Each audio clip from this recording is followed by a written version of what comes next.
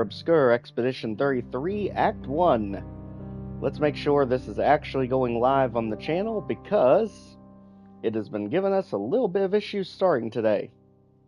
I believe we finally got it. Alright, now this is for the people that may or may not have been following what we've done so far, just to get an idea of what they've potentially been missing in the series. Let's also go ahead and make sure we've got everything just set to default. And begin. Now, hey Luna, how's it going? Great to see you here. You're literally just in time. The broadcast has given us a little bit of trouble getting this thing started, but I can understand why. My goal this time around is not necessarily to get everything. We already have the playlist and the series for that. Main goal is to get through Act 1 just to catch everyone up with where we are in the weekly series.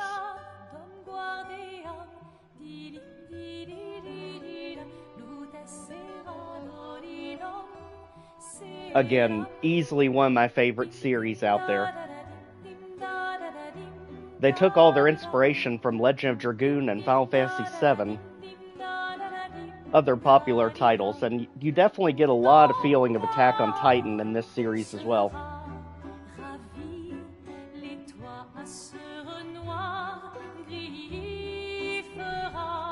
I've never tried to speedrun it before, but I hope so. That is a monumental undertaking. I'll try not to interrupt the cutscenes too much, they're just not talking yet. Because story is everything in this game.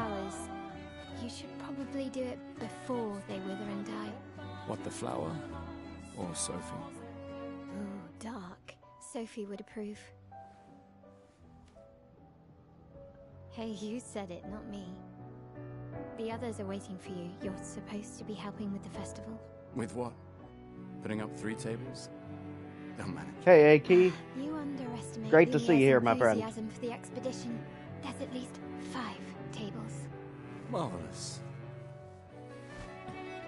Have you tried throwing with your other arm instead? If you could hit the paintress directly, that would actually be useful. You know, hobbies don't always have to be useful.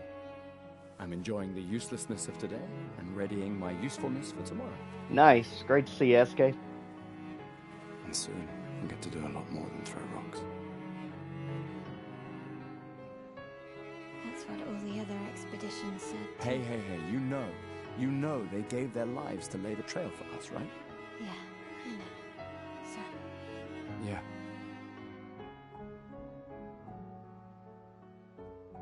you still got a flower to give, no? Yes. Just...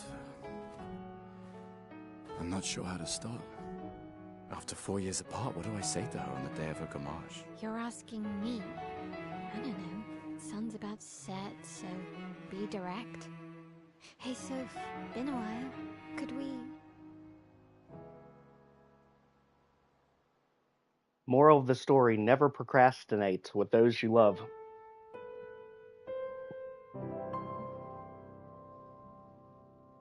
And for some reason, I always forget to pick up this flower every time I start the tutorial.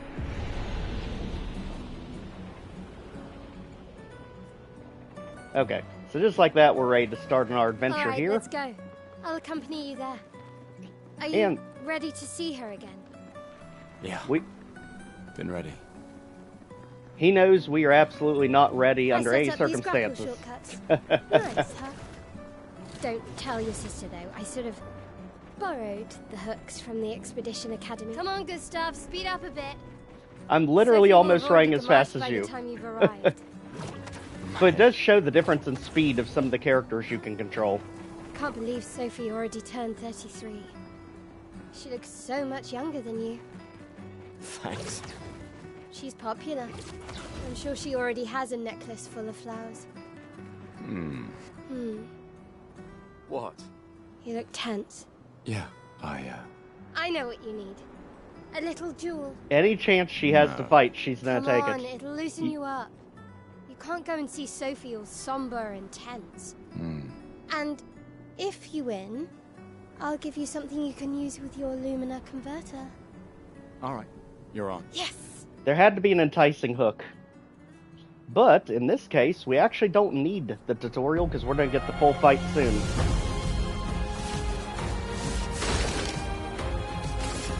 So, let's go ahead. At this point, we don't have much to work with. Let's go ahead and do our Lumiere Assault. And completely miss everything.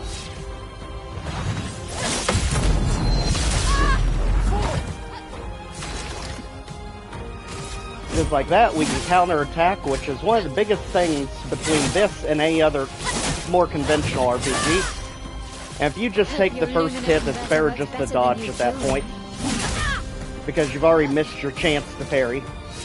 So this one's a little easier. No shame losing to a superior.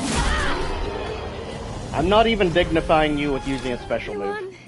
Now, don't you feel better? All right, now. Let's go find Sophie. I saw her near the red and white tree. Yeah. Alright, fair enough. Now, the plaza is lively. I'm telling you, there's so much dialogue in the opening tutorial. It can be a little maddening, but the good thing is, we know the quick way through it. I've always found it beautiful. I don't really understand. You and Sophie broke up so long ago. But clearly you never got over her. Never did. Why'd you wait until today to say something? Because we tend to wait till the last minute to do things. Apparently, Gustav. Seriously, I really wish she was on our team.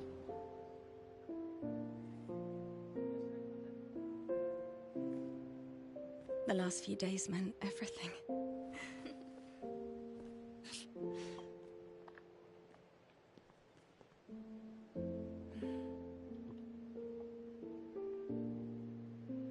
Can we talk? Gustav. I love you all.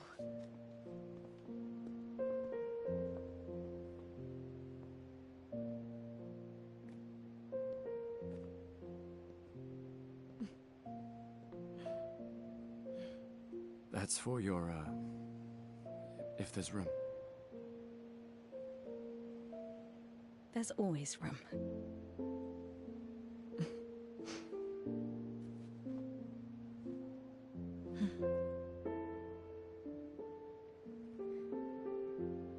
You know, I'm sorry that... I miss you. Don't need to... And yes, the series gets quite emotional for those who don't know. You know how I feel? I wish things had been... You know, I often think... Another path, you know, another future. Still can't finish your sentences, can you? Yep, that hasn't changed.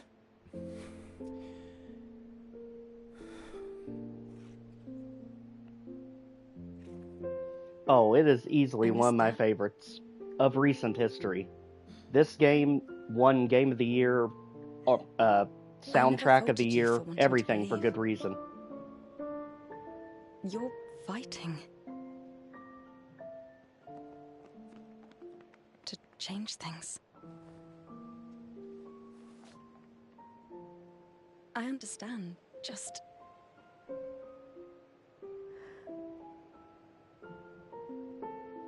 in a different world, right?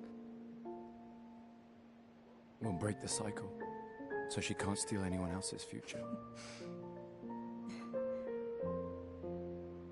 Stubborn people change the world, and you are the most stubborn person I know.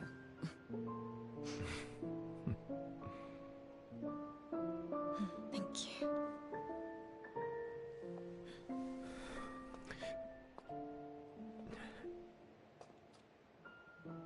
Walk me to the harbor? Yes.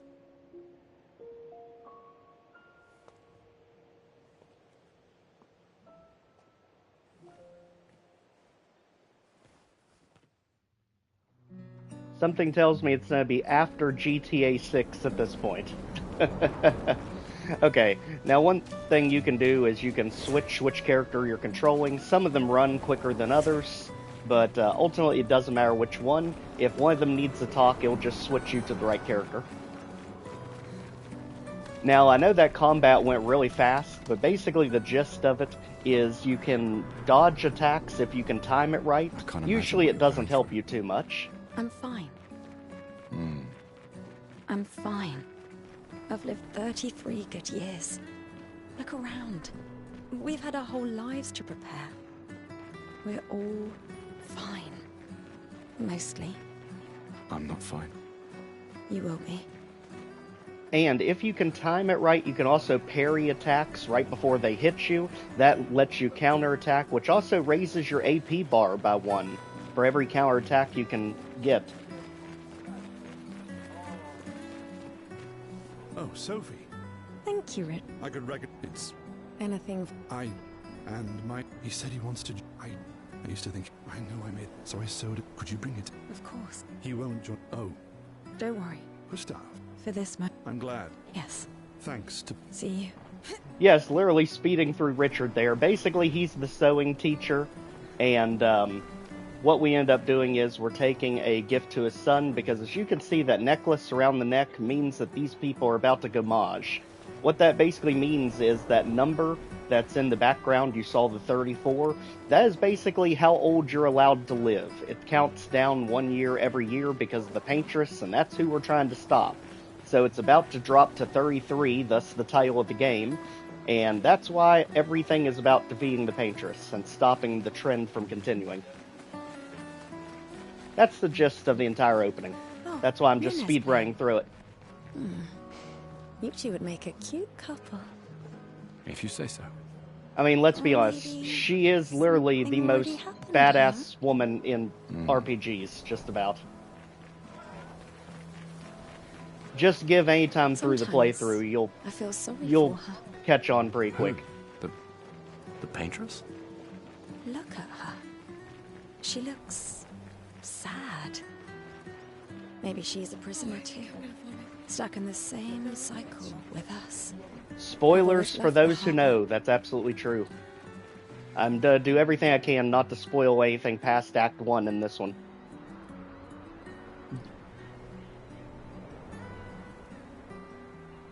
Okay, for anyone watching the cutscenes, you may want to get some tissues handy if you don't know what happens. And yes, I intentionally didn't go after the mime to get the music record, because I'm not worrying about 100% completion I in see your this. apprentices. Gustav! What? Here, Sophie asked us to bring you your coat. We sewed up the sleeves so you don't have to keep rolling it up.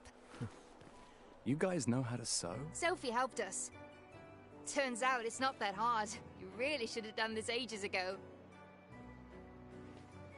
You did this? Gentlemen, that was supposed to be between us, yeah? I wanted to do something for you. Soph. Thanks, guys. This is great. Thank you. See you at the festival? Don't leave without saying goodbye. Yeah, of course not.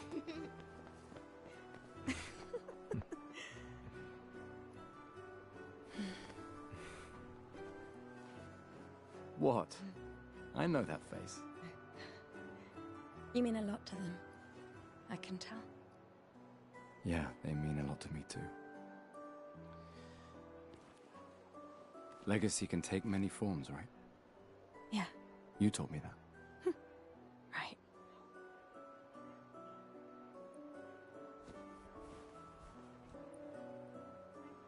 Why?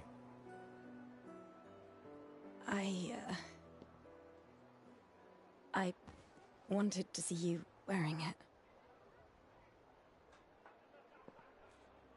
Oh, you like uniforms now?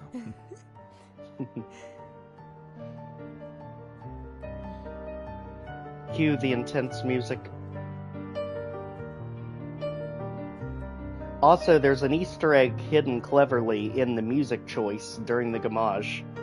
For those who know what the music soundtracks are, pay close attention to music that plays right before it happens. This too is your legacy.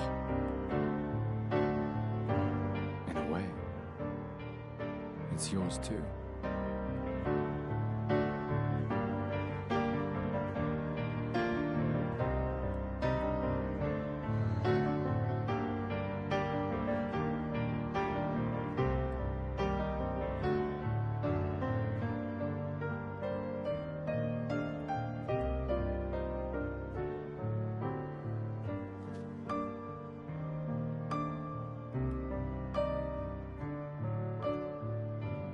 And the entire thing that messed up their relationship was the idea of him wanting kids.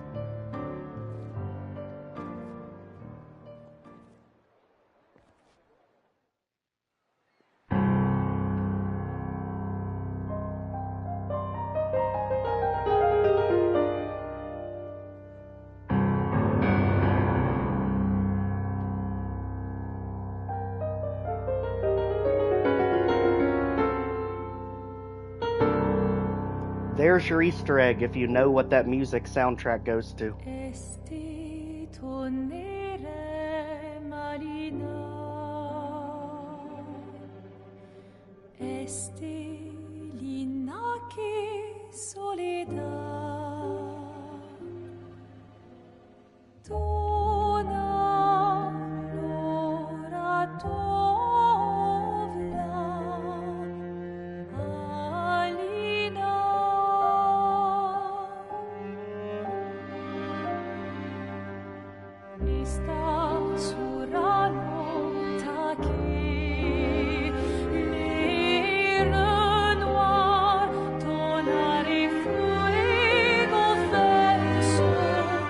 Now awakes the Paintress.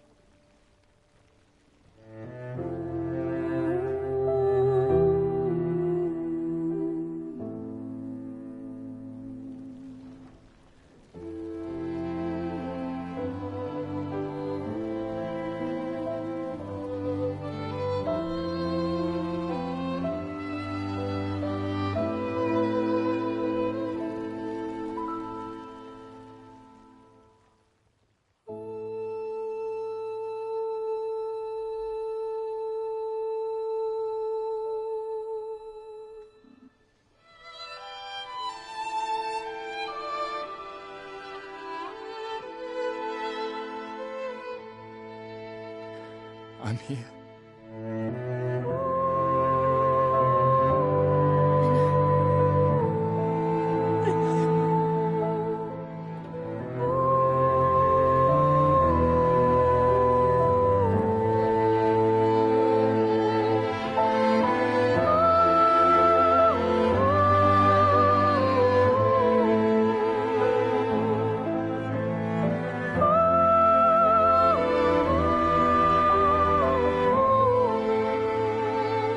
Dog meat all the way.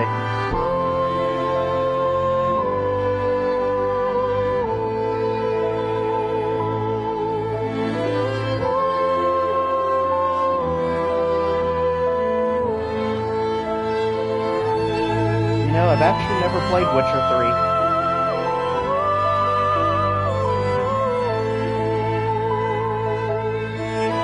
But I know it was huge.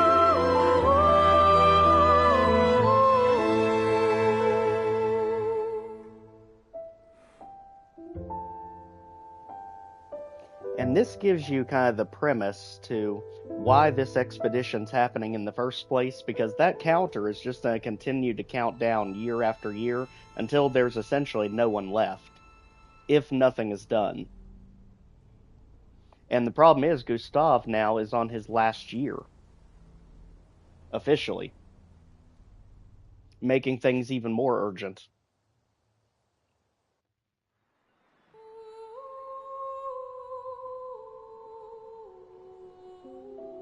Literally one of the best stories, especially all the way through Act 3.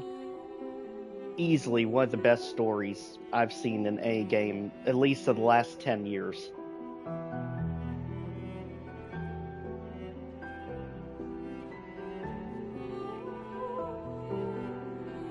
Because I'll tell you, if we get all the way through the end of Act 1 today, let's just say the twist will leave you breathless.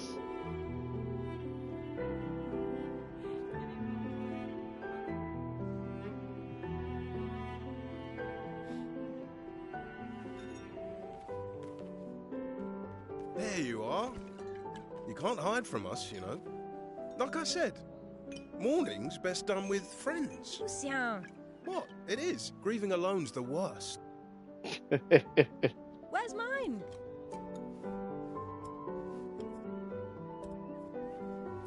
Santé, les amis. Santé. Yeah, no, I could use a drink. Santé, but mine's green tea over here. 5 tables this year. You see that? Told you we'd beat the 34s. Even my Elle showed up, and she hates these things. Wanna go take a look? I don't... Maybe later. I'll catch up. I'm okay. I'm okay. You go. Yeah. Time for a refill anyway. There's an excess of wine, again. Thank your sister for her generosity. Oh, and try to enjoy yourself. Don't drink alone, you weirdo. Yeah, right. Enjoy myself. Also, very reminiscent for those Attack on Titan fans of the time just before they all got drafted. Oh, absolutely. And the good thing is the tutorial's just about done. We're about to go on the actual expedition. My apprentices. So I'm going to get the 3 items. We have, as you can see, 3 vendors here. There's 3 items we can get, which will help us in the future. And to short run them, go to Antoine first. You want a rematch, don't you? Well, it's my last chance, isn't it? After tomorrow, you'll be the undisputed expert on expedition history. That's tomorrow. What about today? All right, let's do it. Who am I to deny you? Fire away. How many years ago was the fracture? You're kidding. This is your question. Yes. When did our world break apart and our luminous city get thrown into the middle of the ocean? When was the fracture? I love that the game literally teaches you the story by giving you a quiz on it. So, technically, it was 100 years ago when this whole thing started. We're down to 33 at this point. 67 years ago. Brilliant. I concede. You are the undisputed expert on Lumiere history. What are you talking about? Every child knows this. The monolith's essentially a reverse calendar, counting down since the fracture happened in year 100. Alright, fine. Another one. It's the regular PlayStation 5, the one that allows CDs. First expedition to depart. This is what gets screwy. It was actually Expedition 100, if I remember. Expedition 100. Or it might have been 0. Nope. It was 0. Got it backwards. Expedition 0. Because it goes opposite of what you think. Correct. That still annoys me. They left in year 100. They should be called Expedition 100. Exactly. It seemed like a retcon there. Alright, last one. Get it right and maybe I'll give you a token. What is Illumina? Oh, come on. It's literally the main thing you use in the game. Let's just say it's easier to explain it as we go. Abilities you internalize by using a Pictos in battle after enough times. Well done. Well done. Not really. I mean, I created the Lumina converter, so... I hereby officially end our feud. With your departure, Lumiere loses a brilliant light. And a good friend. You big softy. Alright. Here's a token. Go and spend it on something. Now, the only one I'm really majorly concerned about spending it on is this one, since it will give us a Pictos in the future. Looks a bit rough. Sure it works? I've been working on this for months. It's my personal masterpiece. Your personal masterpiece seems a little... unorthodox? AK, it don't work, Tom. Useful, trust me. Come on, give it a whirl. Sure, why not? I'll trade it for 1 token. Because you couldn't just give it for free, considering it doesn't work. Morbid curiosity it is. Morbid curiosity. Here, your token. You won't regret it. Probably. Probably. Alright, so there's the weird Pictos that doesn't actually work, and we also want the key Hello from here. there, Gustave. Perhaps one of these artifacts may prove useful to your mission. Colette, you've been holding out on us. What are these? Relics from before the fracture, passed down through the generations. The Council deemed them trinkets, but I think otherwise. That's kind of you to share. I may not be able to join the expedition, but I'd still like to help. 1 token is all I ask. Ah, I should have known. Absolutely. So, let's go ahead and use our other one here. Take good care of it. Godspeed. And those are 2 quest items that you can use later down the road. Now, a third one just gives you a hairdo, which again, this is not a 100% run. You get that by fighting Mael again, but we don't really need to. Let's go ahead and turn the jacket in here to get ourselves the air outfit. So many expeditioners. So cool. That's... You made that overnight, Dad. Yeah, because they literally had a fight right before he got gommaged out of here. Now I feel stupid for fighting with him. Oh, Dad. You take it. What? I'm not sure I'll ever use it. Maybe I'll go blind like my father, or maybe another expedition will succeed. I want to support the expedition now. Take it. It may be useful to you. It's okay. I don't need the uniform to know my dad's with me. Thanks. Alright, just like that, we did go ahead and get ourselves the uniform. Now, in the menu, just to give you an idea of what we can do, which is not much of anything right now, I actually have no idea what that might be. I'm guessing the Fallout series on Amazon Prime is probably not correct. Maybe one of the animes? Let's see, wardrobe, and here you go to wardrobe to switch your outfits as you collect them throughout the game. One Piece, awesome anime series. My gosh, how long that has run is absolutely mind-boggling. And then go here to basically end the tutorial. I got something for you. Because they give us the journal we need for when we get the various expedition journals around the world. For your field notes. So, when you come back, you can tell us everything. They'll definitely want that for the museum. The complete record of the expedition that destroyed the Paintress. Oh, and if you find journals from the other expeditions, make sure you save them for us. I shall faithfully record all our adventures, every strange and wondrous thing. And Nevrons. I can do that. Nevrons are basically In return, the monsters. Do you solemnly promise to take care of the shield dome while I'm gone? I promise. Promise. Adrien? I'll use everything you taught us, Monsieur G. I should check on Maya. She's probably alone, as usual. Oh, they actually do make you fight her. I thought it was optional, but apparently not, so let's do it. This is an actual serious fight. You can lose this one. There's a good chance we will as we get ourselves warmed up to combat here. I knew I'd find you. Having second thoughts about the expedition? Please. I'm more ready to go than you are. She's also the most attack-heavy character you get in the entire game. She's literally the most overpowered thing in the game. But as your guardian, I need to say this one more time.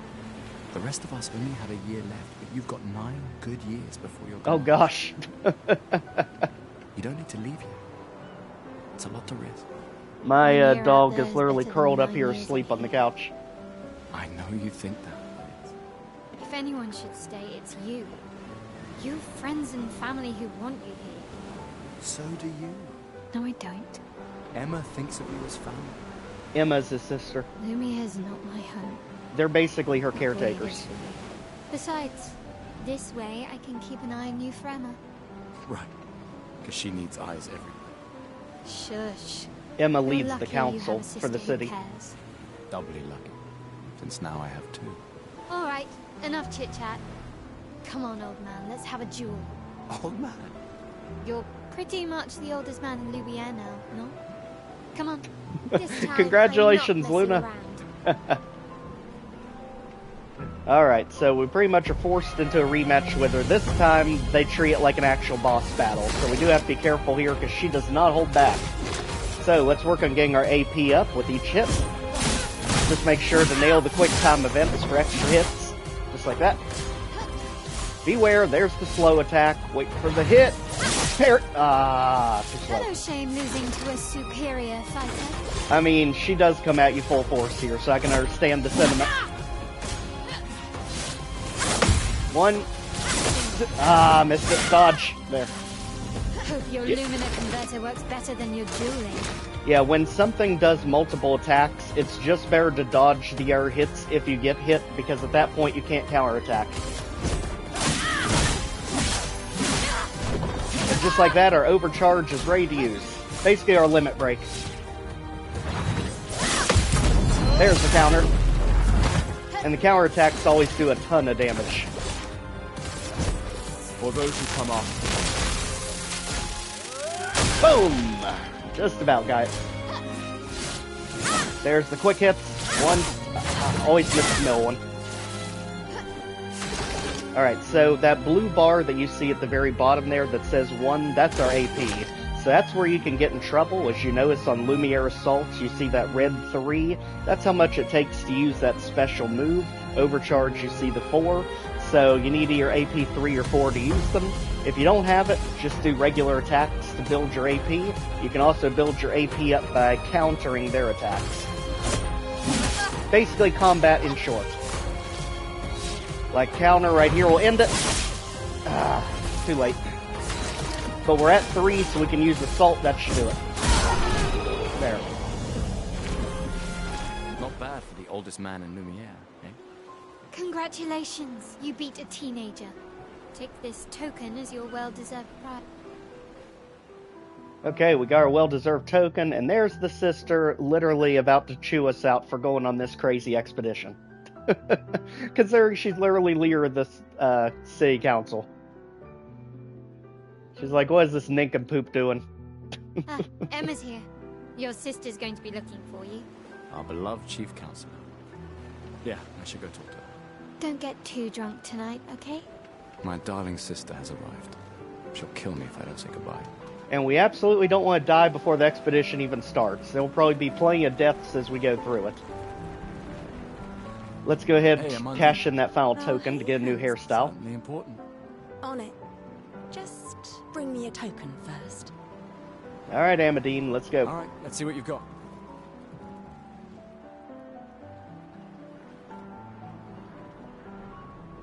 There we go, slicked back, ready for combat. Very fine indeed. You'll die with a gorgeous head of hair.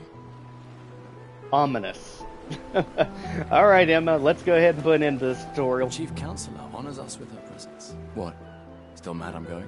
This is the definition of a fool's quest. My brother's not usually a fool. I've heard you say otherwise. You and I both know the political complexities that necessitate the expedition. It's vital for morale, but it's a bloodless guillotine is what it is. You should put that in your speech. Very motivating. They might just find a guillotine for you too. There are so many things you can contribute to here in Lumiere that'll have a real impact. Em, you're doing great work, really. Getting things ready for the last generation. You've got it well in hand here. Let me do my part, out there, and win us a chance to live. We're never going to see each other again. I mean, you're so busy anyway. I barely see you. Just take care of Mael, okay? Can't believe you're letting her go with you. Me? You're her guardian too. You stop her. We're her guardians, not her jailers. Hopefully all the way through Act 1. You mean the one you so kindly wrote for me? Just suggestions. I thought it might help you understand. I do. Understand? I just... Anyway. Yeah, time for my speech. Put it there, put it this way, it absolutely can't be all night, because I've literally got to suffer my way through God Machine for hopefully any chance to get it released tomorrow night. I have a very good chance that won't happen. Especially already seeing just how ridiculous it is. For those who haven't been following our Sunlust series, the finale is supposed to be tomorrow. I severely doubt that's happening. It will probably be closer to Friday or Saturday. Because that is notoriously one of the most difficult maps ever created for Doom.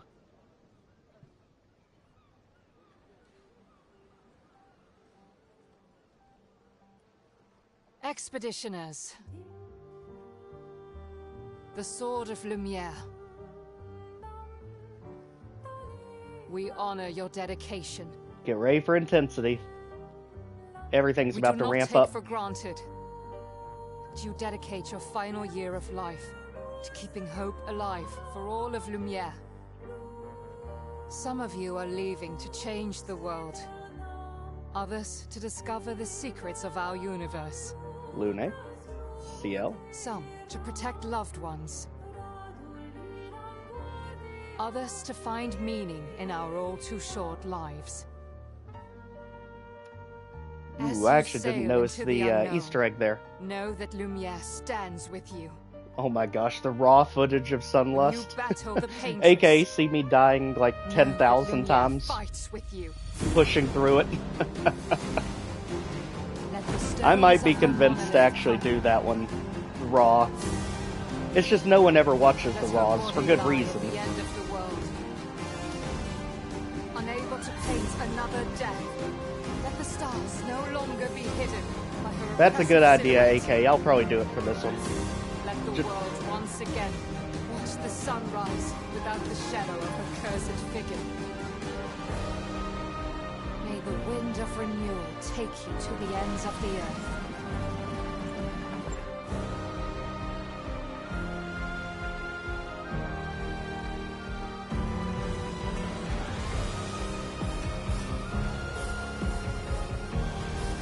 So, how you all think this expedition's gonna go, now that we journey to new lands?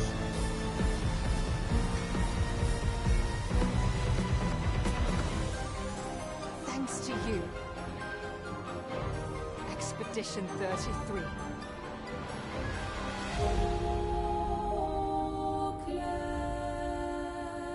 Oh, you mean the show that has now become 3 hours of waiting for 4 matches to happen? How in the world Monday Night Raw ever turned into that, I have no idea. Because I love wrestling.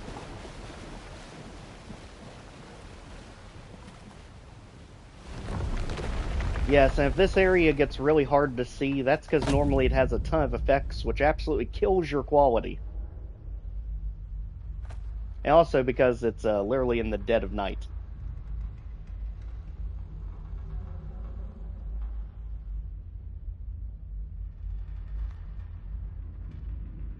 But I notice this is the only place in the game that actually does this, because it's so resource taxive.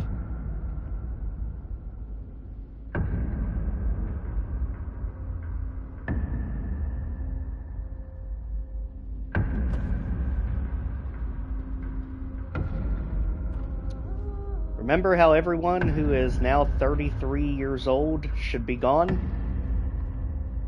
How do you place this man?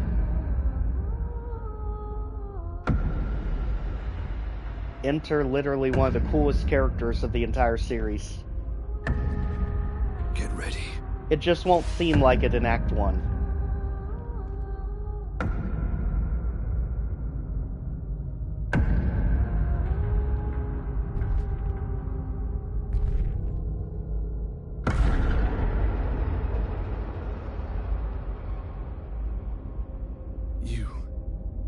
You're old.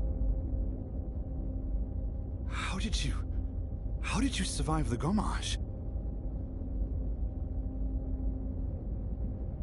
Which expedition are you from?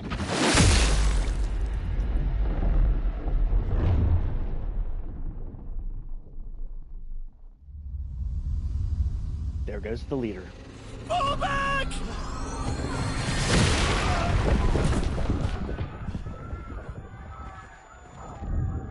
Also, Easter egg on who grabs Mael here.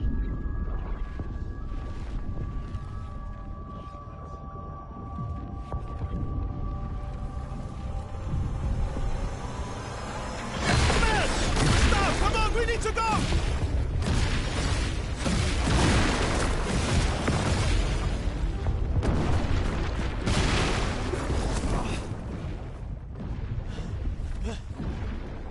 He's not following. Mutan! What the fuck? Who the fuck was that? Merde! What do we do now? Regroup at the rally point. The indigo tree.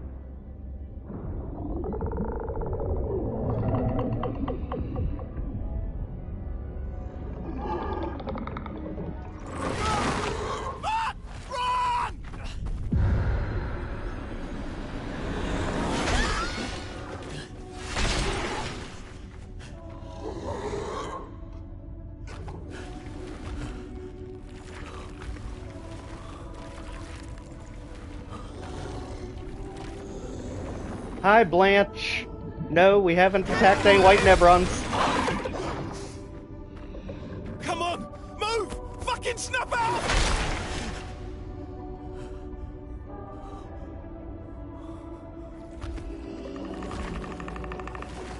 Yeah, we knew that wasn't gonna take you out.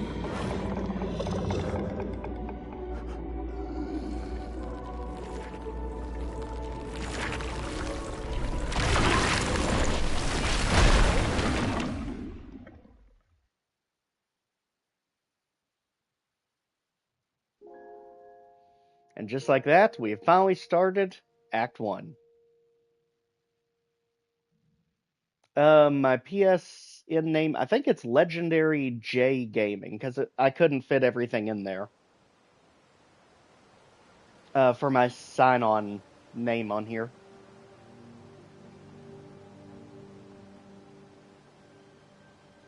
They give you a word cap, unfortunately.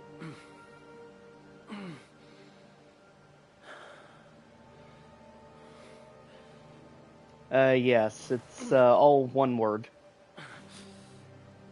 A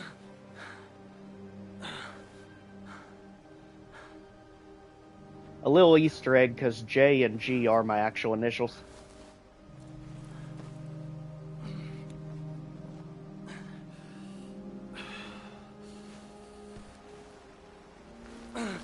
Alright, and now our story officially begins. Now that the beach landing went about as good as any other beach landing on France has gone. For those who know.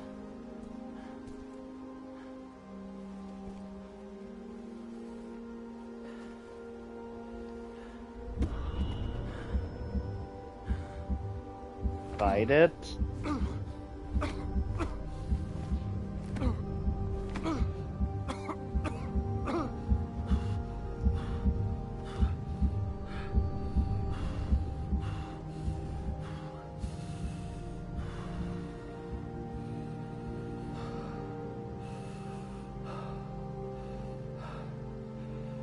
So now we have our marching orders. Essentially, we've got to meet any survivors at the Indigo Tree right from the beginning, and ultimately our search is to see if Maëlle survived somehow. And anyone who's watched any of the episodes, we all know she survived. She's literally the strongest character you get in the game. If used right. Alright, so Spring Meadows, here we go. Let's go ahead and grab the item that's right behind where we start. Because I swear to goodness, games always love to do this. Doom is notorious for it.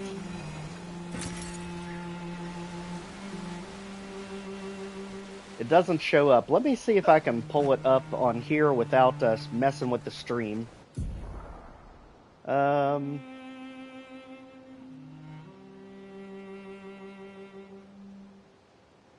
almost afraid to press this.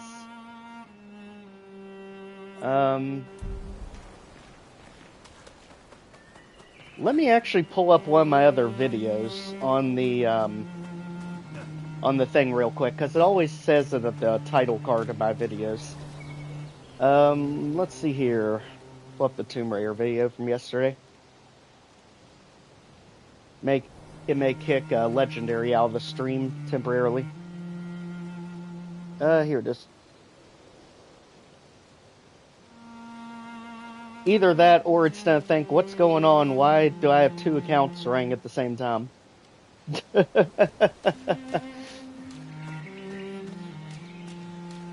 Okay, here it is.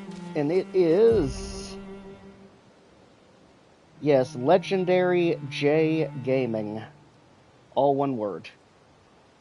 And basically what this is telling you about is you do have a status screen here, as long as I can get rid of all these. There we go. where you can use items to heal your entire party if you're not near a flag, which will do it already for you. So, let's go ahead and run forward. Now we get our first actual bell.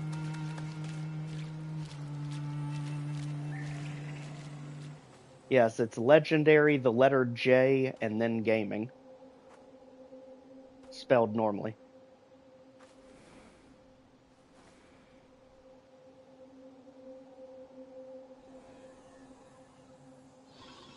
There, now I'm back in. So this is a Neveron. Basically, the monsters can look like anything, they can attack like anything, and that's what makes it so interesting. Every monster has its own unique style of attacking and its own unique character to it. It's not just here's an enemy, here's a red version of it that's a little bit stronger. All have their own unique personalities. Also, we have more than just a regular attack. We also have a gun. Basically everyone does, that you can use to shoot weak points to do massive damage. Yes, I don't know if it'll let me accept it during the live stream, but I definitely will once it's done.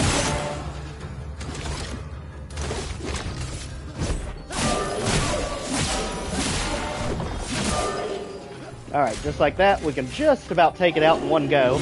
Also, it has a very slow attack that's easy to counter. So, just like that, easy.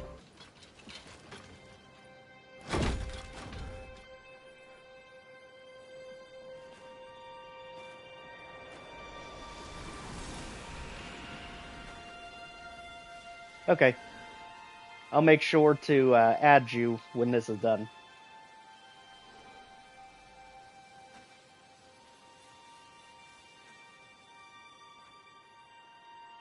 So just to show, a lot of times these fights, when it comes to Expedition 33, go pretty quickly. That's what I love, is just the speed of the combat in this series, and the ability to pretty much counter anything they do. Essentially, you could take out the final boss right from the beginning of the game, if you just perfectly counter everything, without fail. Meaning skill requirement is everything to survive in this series. And also, the beautiful worlds and all the exploration you can do is just unbelievable.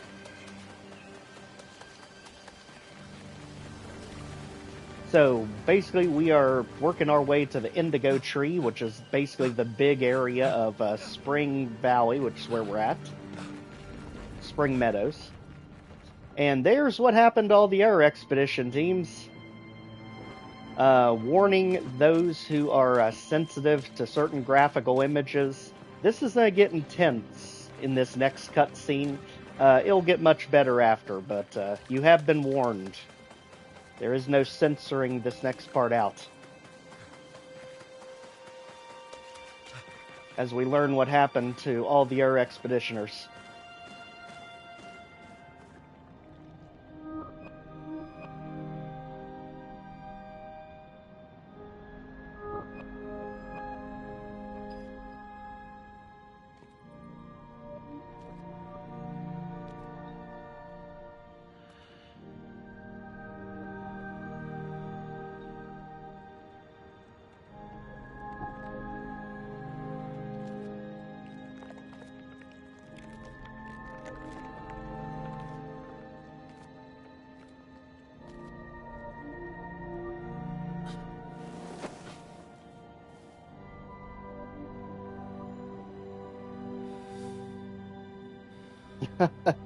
Nice.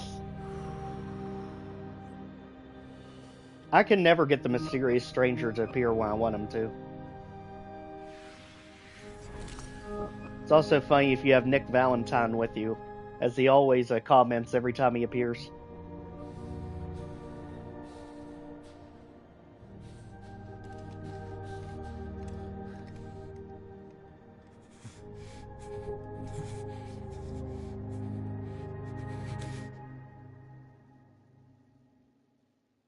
You do that, we both die. Q, easily my favorite character.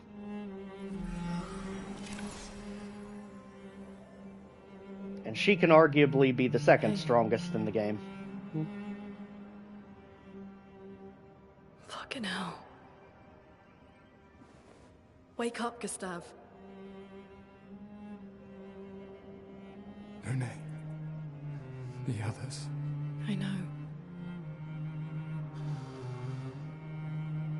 We're the only ones left. You don't get to die.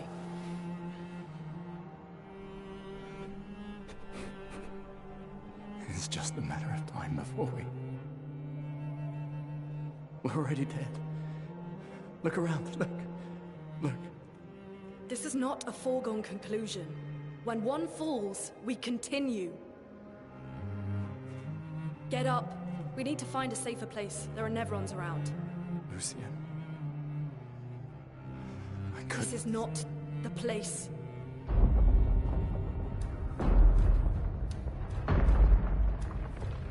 Especially not with this thing barging in on us. The Lumina converter seems intact. It's about time we test it in real conditions. Sorry, Gustave, you don't get to die. Get your butt up. Putain.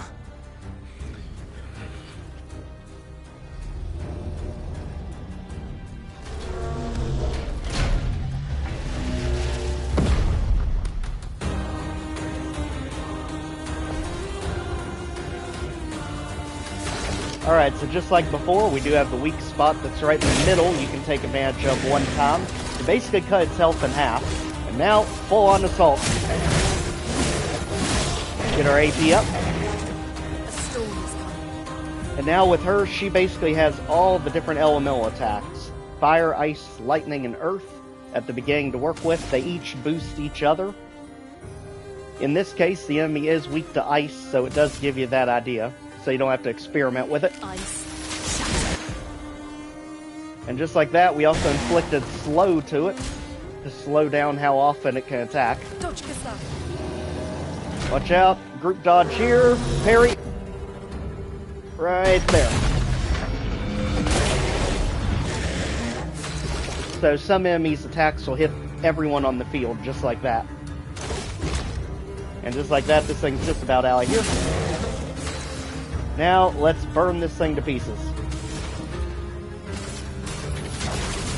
And out of here with the burn, hopefully. Yep, it got burned. Done.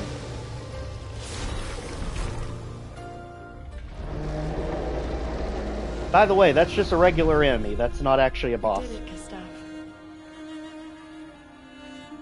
Let's see if your invention lives up to its reputation, shall we?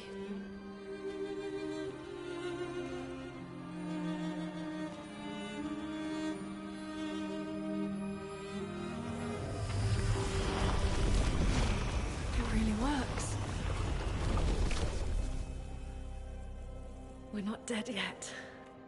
Yeah. Come on. There might be other survivors at the Indigo Tree.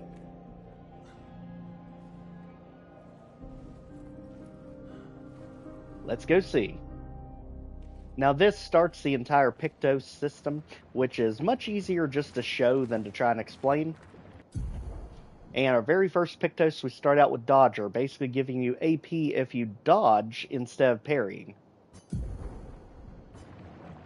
So in this case, let's go ahead and equip it. Now we have both characters. So you can put it on anyone, as you see the 3 slots here for a Pictos.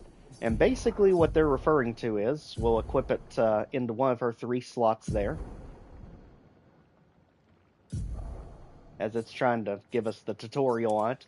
Basically what it means is, whenever you go into 4 battles having that Pictos equipped, it then, you then learn it permanently, so that any character that you have can use these Lumina points over here to have it equipped without you needing to take up one of those 3 slots. So again, it'll make more sense as we do it.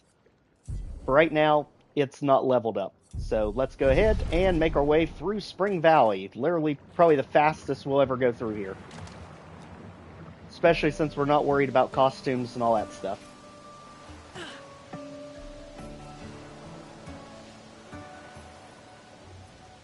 Wrong way out of the cave. Again, just like in Lumiere, you can switch characters whenever you want.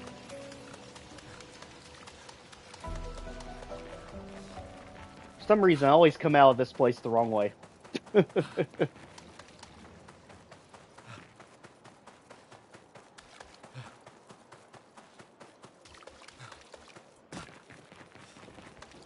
You know, I say that, and I literally had the right way to begin with. What in the world? Now I'm second-guessing myself here all of a sudden. Sorry, Lune, you were on the right track. As we just climb over the mountain of bodies. There we go. The music should have been a clue we were going the right way.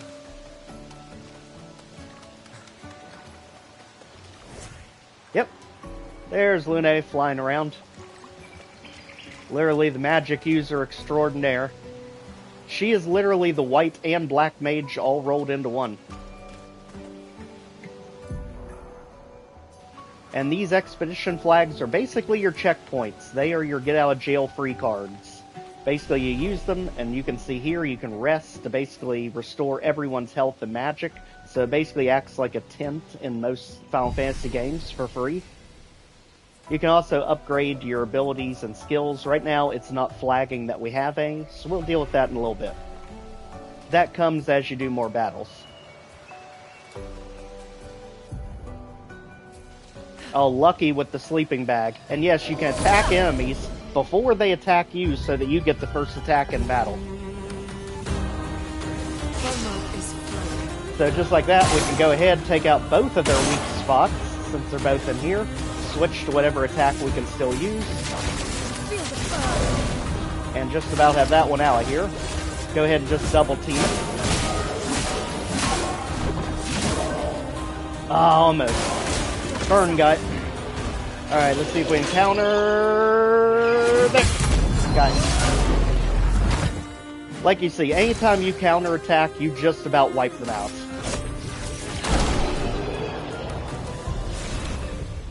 And just like that, we got ourselves a brand new weapon for Gustav. So, go back to your menu, and we can change it here.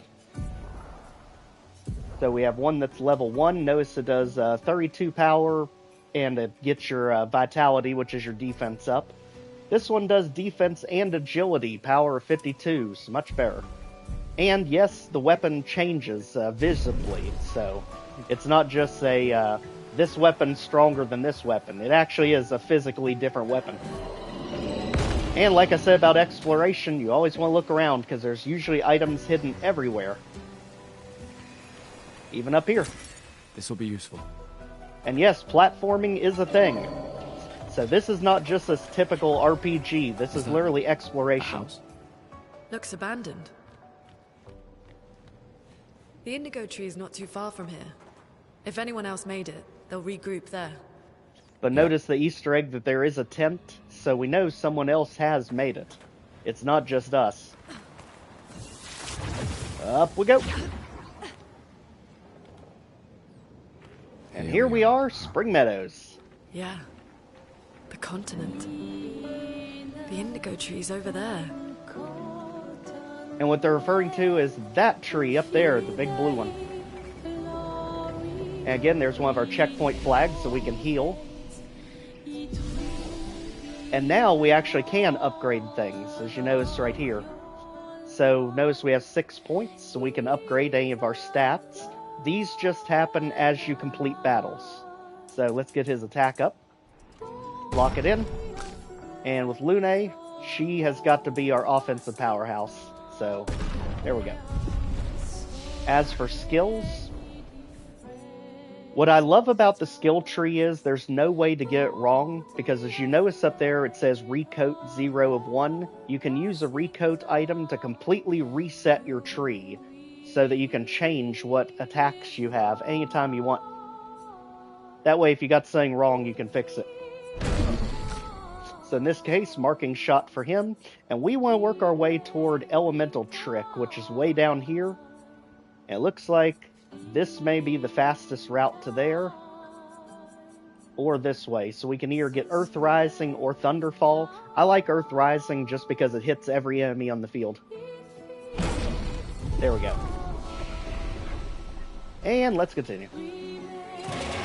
Notice how I said that guy wasn't a boss? Well, here he is.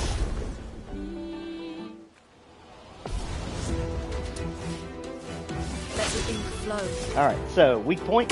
Boom. Then let's go ahead and use our new attack. And boom! Also with him, we've already got overcharged Ray, might as well use it. And notice we broke him, so basically this is just like paralysis in any of the other RPG games. So there's a chance he could end up skipping his turn once or twice. Just like that, basically giving us the easy win. Just kick him out of here. Beat it.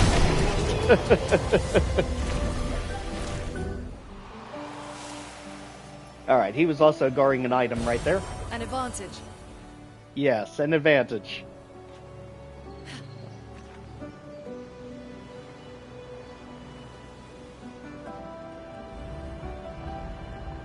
Now we're making our way up to the trees and get ready for probably the most annoying enemies in the game. I have never come to like these things, but I understand why they're here. These are the flying enemies. Basically, the only way you can hit them is to either counterattack or shoot them, because they don't touch the ground. Any other attack fails. Brace yourself. Also, they're notoriously hard to parry because they have a delayed attack. But if you can wipe them out just like that. So again, the only way to take them out if you don't counter is just to shoot them out of here. Like that. As you can see, any attack just isn't going to work.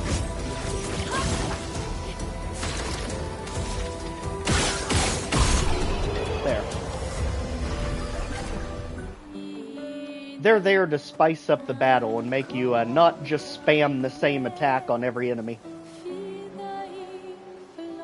Like a lot of people can do with these type of games, where they just get one super ultimate attack and just abuse it for everything they run across. Now that is a secret boss, however it is guarding one of our important items. They do warn us about how dangerous it is, and I honestly don't think we're ready for it. But we will give it a try, because if you fail, you basically just get to retry the battle. We'll give it at least one shot.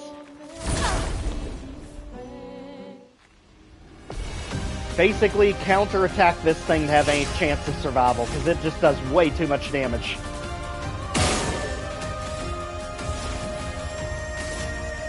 Alright, Earth attack first. Boom. Now we have an Earth 10. Let's go.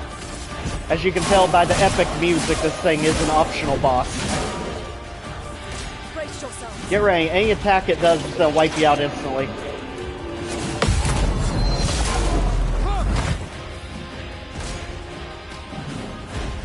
And now it goes again. Thank goodness. I'm telling you, it's stressful, because if it hits you, you're done. Alright, luckily we got it burned, so that way you'll take extra damage. And let's go ahead and mark it, which basically means the next attack on it will be a critical hit.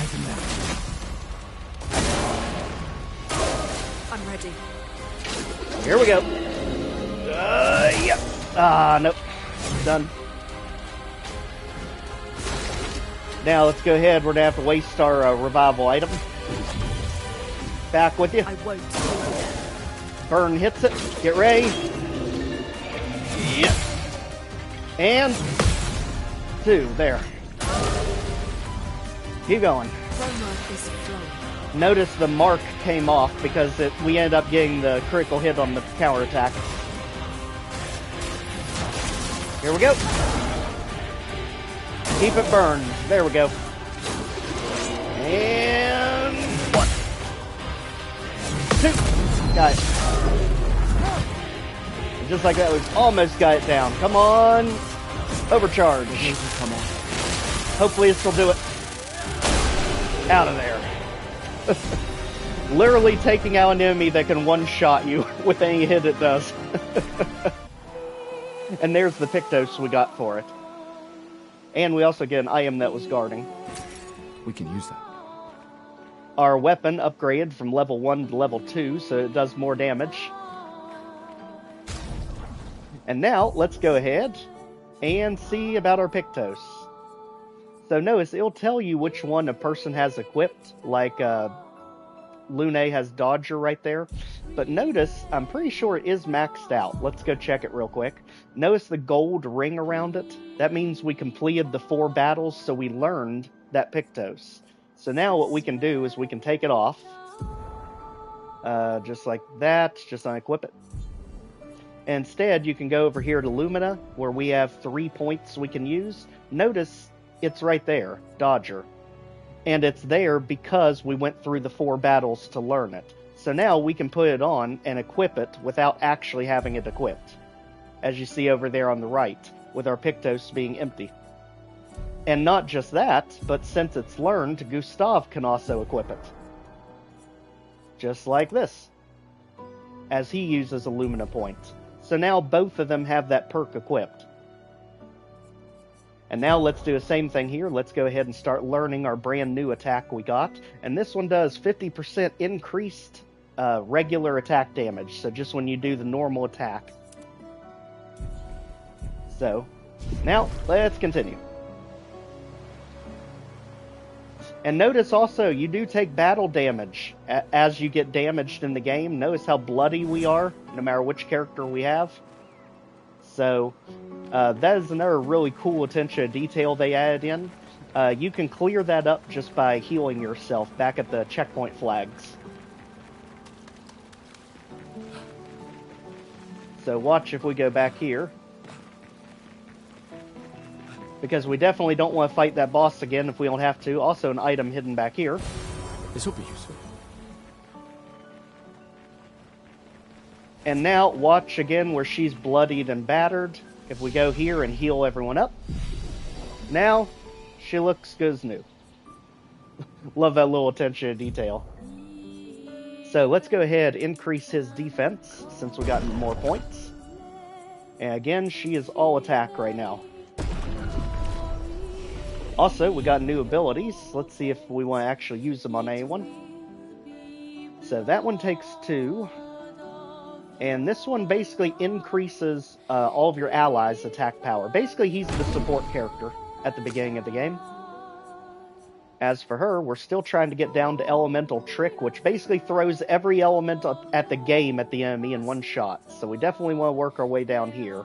So we'll wait for that one. Now, let's get on to the actual boss of this area. Because the next world that we get into is literally one of my favorite worlds of Act 1.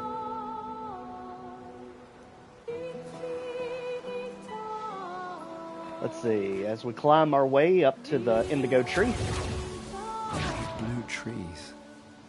Something's disrupting the chroma around here. Be careful.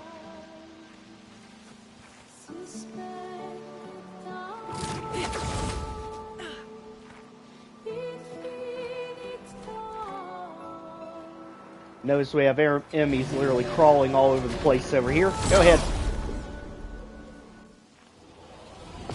And the problem is you never know how many enemies there will actually be in the fight. Like that, even though it was just one guy, it ended up being 3 different enemies in one battle. So be careful, take out the weak spots. As we keep missing. There we go. And now you're down to just regular attack. Notice how much more damage he does with that Pictos equipped. Almost 200 damage per regular attack now. Damage just flies off the Richter scale in this series.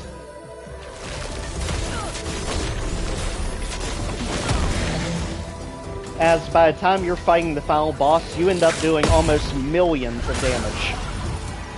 Get ready.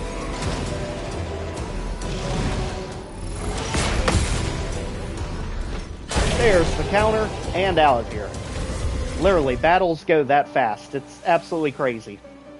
for any type of RPG game of any type. Nice. Alright, let's get our item and keep going.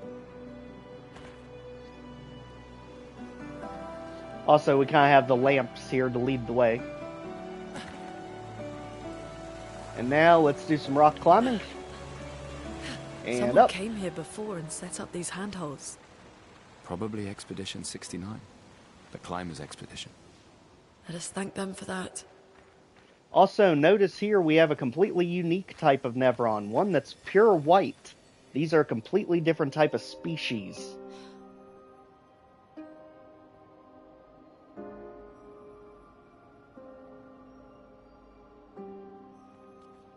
Yeah, massive similarities between the two. And keep in mind, this is Sandfall Studios' very first game they ever released. And they took basically every award you could take at the end of the year last year. Why isn't it attacking us? Well, it certainly attacked them. No, it didn't. An expedition journal. Now these are journals you can find along the way to learn about what happened to the people that were here in front of you. It's a good way to basically clue you in on what's going on in the area. Came before. And lay the trail for the ones you come after. So let's learn what happened to Expedition 81. Keep in mind, we're 33, so this happened a long time ago. Expedition 81, René. Huge discovery. This is the first Nevron with whom we've been able to communicate. It seems stuck in this cave. Gregoire is, as usual, deeply suspicious, but this could change our entire understanding of Nevrons and the Paintress. Well, something attacked them literally while they were recording it. But it wasn't this one. They communicated with a Nevron. The dead here don't disappear like in Lumiere. Their chroma stays inside their bodies. On the beach, some did disappear. He wasn't a Nevron. Yeah, the old man. Something about the way Nevrons kill seems to affect our chroma. Perhaps your friend here can enlighten us.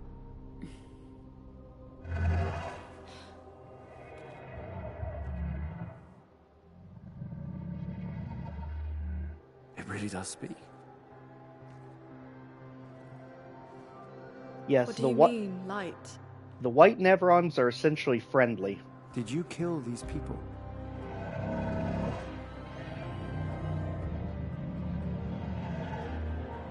Keep in mind, there's actually a spoiler right there. Painted?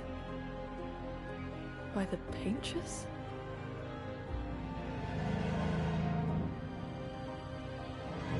And this goes over a lot of people's heads, but keep in mind, it does admit the Paintress painted it.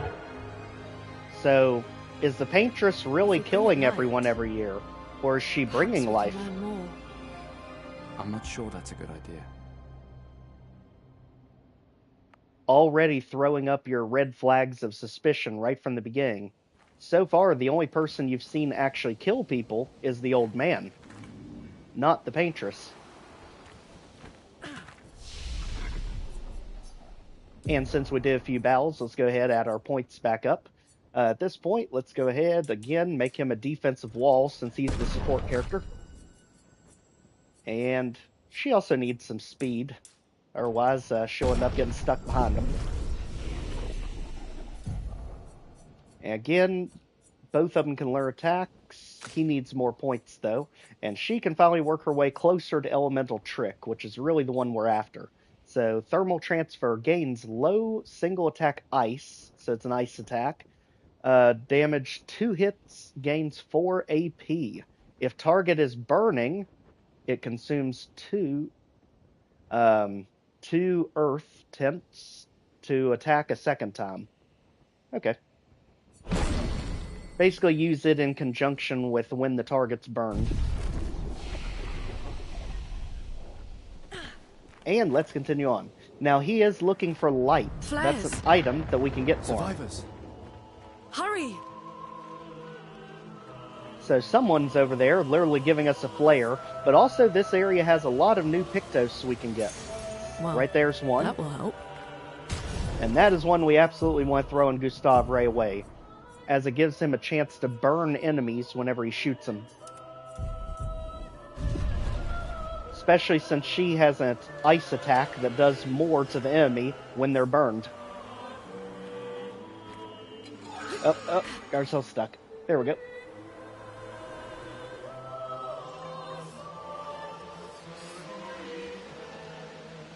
Also, cue the epic Elden Ring style music here. You kind of know we're coming to the big boss of the area. We can use that. And this is one you want on Lune, since she's the power attacker of the two. Basically, this Pictos ends up giving you 3 AP anytime you wipe out an enemy. So if you got a big group up, and just take one out and get your AP restored. It's basically like that Grim Reaper perk in Fallout, where you get more action points when you take out an enemy with that. Now the item we're looking for is down here near the bridge. Nice. Somewhere down here. It's actually hidden behind some boxes you can destroy. Because anytime you have a white Nevron like that, you have an item that it's wanting. And if you give it the item, it'll give you something nice. And also, it'll always give you a chance to attack the white Nevrons. Never do that, because that will come back to haunt you later in like Act 2 or 3. So destroy the bramble there, which we can do just by shooing it out of the way. And there's our item, the resin. Get ready. Alright, quick eye attack. And out of here. Get ready. Anyone else have any ideas? Ow. As we get skewered in the spine. Alright, now he does have the burning shots. There's a chance he could burn them as we shoot him. Unfortunately, we didn't burn either one of them. Great job, Gustav. Whoops. Alright, so there's the thermal transfer, which only really works when they're burned. And now they're burned, it'll take them out for us. Easy. We also got a brand new weapon for her. So go ahead, equip the new one. And notice this weapon is actually elemental. So notice this one does fire damage. Also increases her defense and agility when it's equipped. So that way her basic attacks are now doing fire damage. Right there's our flag to checkpoint. And we need to get back to the White Nevron to deliver its item. As this is going to start the boss fight. Let's stay away from the flag there for a second.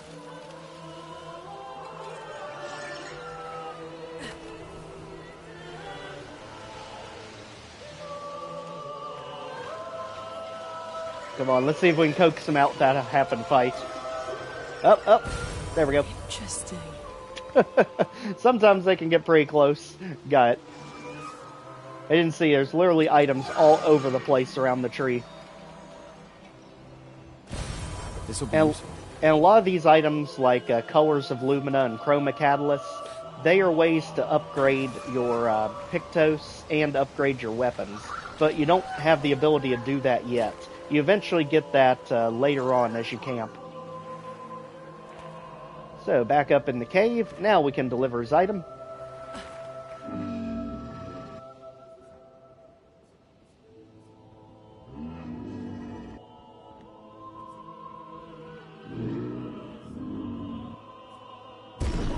Okay, so just like that, we delivered the resin, which was the item it needed.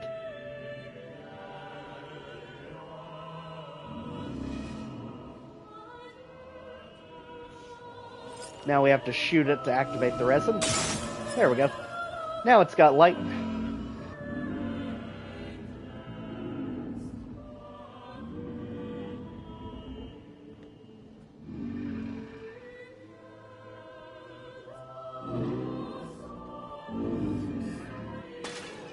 Unfortunately, the light went back out, but at least it was able to see what it needed to before it died on it.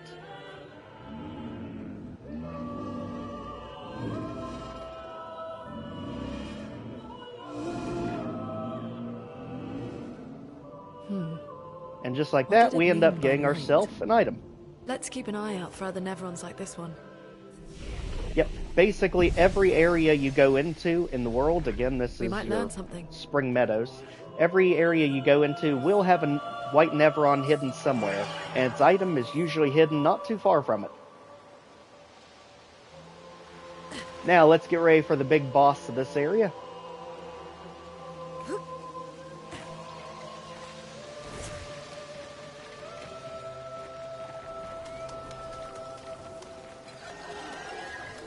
And finding our way back up to a tree is the real challenge here. So many of these paths look similar to each other as we literally go rolling down the mountainside. Here we go, I think we got it now. Yep, there's our flag. Alright, get ready. Because this is officially our first actual boss of the series. Not optional.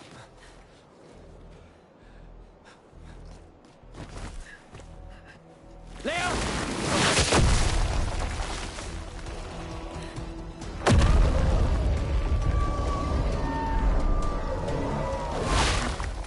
Fuck. It's big. Fall back!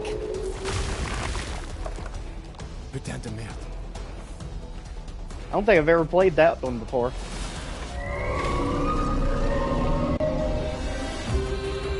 Cue our first Eldritch boss. This is Evik, aka Bishop.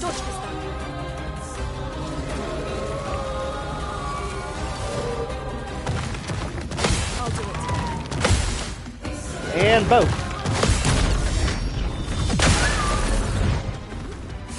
Now notice the shields it has over its health.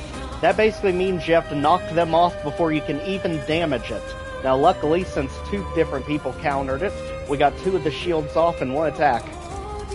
So right away, let's go ahead and use the attack that hits him multiple times so we can actually start doing something to it.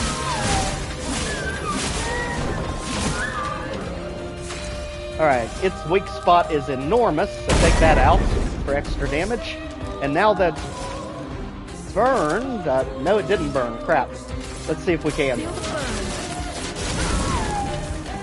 There we go, now it's burned. Get ready. And 1, 2, 3, 1, 2, 3, and 1, 2, 3. Got it.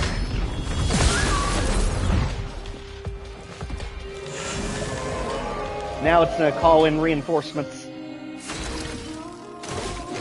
Luckily, they haven't arrived yet.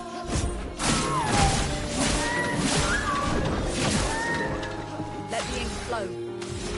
Now that's burned, let's go ahead and use our ice attack, which now does extra damage.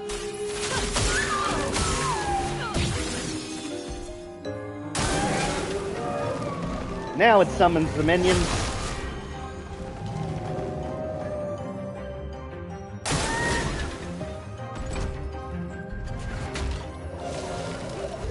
Wait for it. There. A lot of times the biggest challenge is not jumping early on those attacks. Let's quickly get you 2 knuckleheads out of here.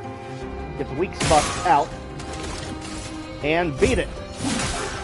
Now's our chance. I'm ready. Gray. 1, 2, 3. Ah, missed it. Lunde, watch out!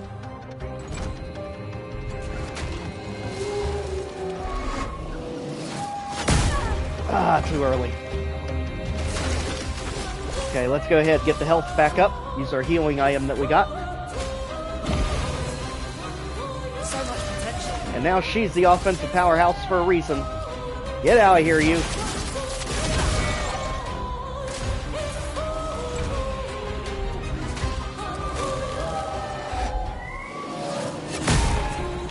It's always the delayed attacks that get me. Alright, overcharge. For those who come up. And got it paralyzed. Perfect. As it's getting ready to charge its ultimate attack. Luckily, we're not giving it the time. And out of here.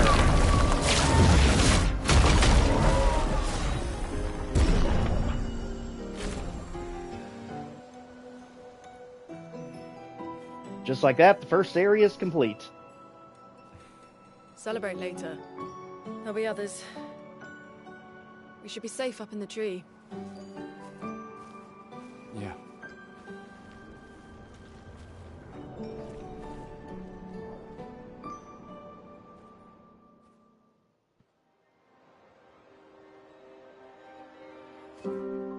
Putain, nobody. Wait, there's a message on the wall. Took Mile to the weird corals, Head north, look for a door inside a hut. Oh, yeah. So she is This doesn't alive. make sense. Who would have written this? It sounds like an expeditioner, but everyone knows to sign their messages. Yeah, but they might have been in a hurry. I don't know. Doesn't sound like anyone on the team.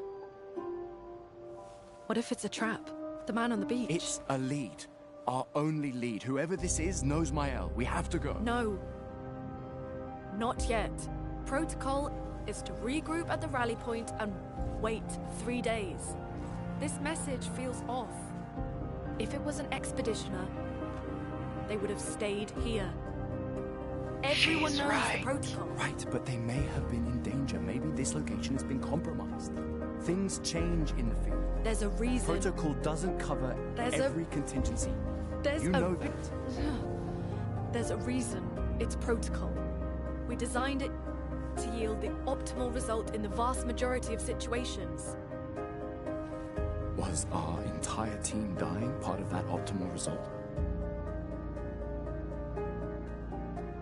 Look, I'm going after Maya.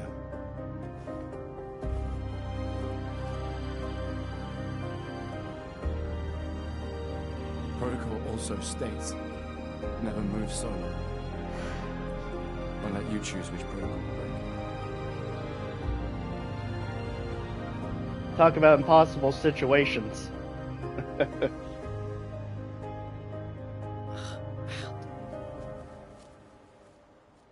Let's just say, when this backfires horribly, she tried to tell him.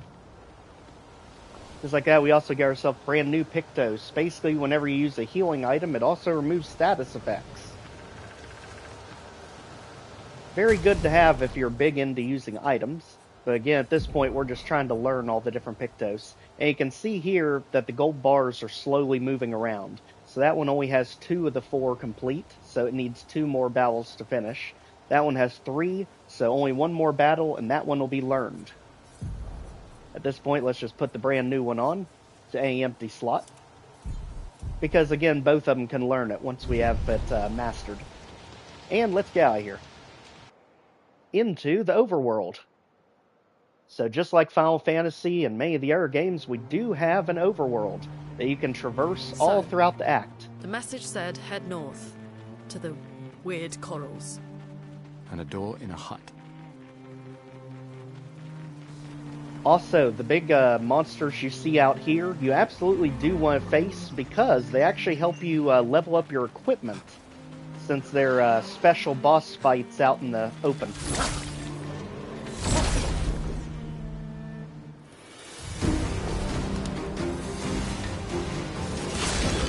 One of the rare times that actually did show us who all was part of this fight. Almost got the flying one out.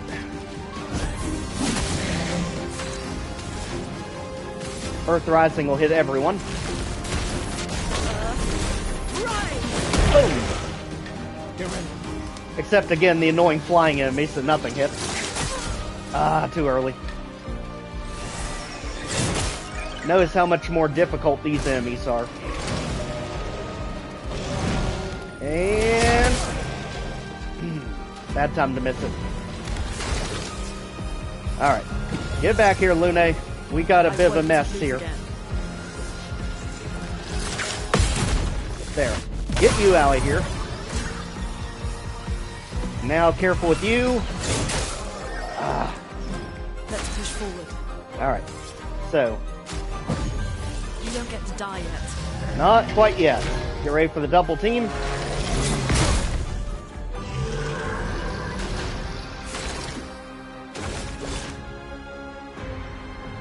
Ooh, we really have a mess going on here.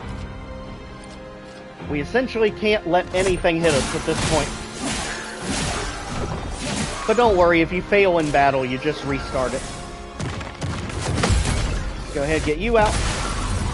Almost.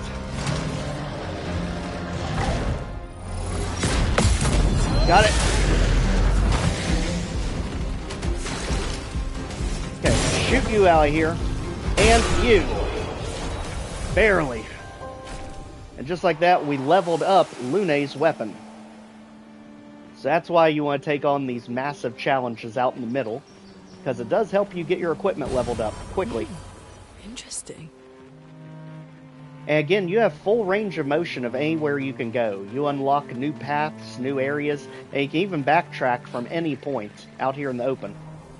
So let's go ahead, use our elixir to fully heal everyone. So that's why you always want to find one of those chroma elixirs wandering around. And I actually did a special episode one day on fighting this thing. Believe me, you want to be almost level 15 or 20 before you even think of attempting it, because it one-shots everything and has outrageously high HP. Alright, you two, come here, because we are headed to my favorite world of Act 1. And we'd like to go in with our weapons in good shape. Come on, can we get... Alright. You're the one I'm least worried about, because you're the easiest one to counter, so let's just hit everyone.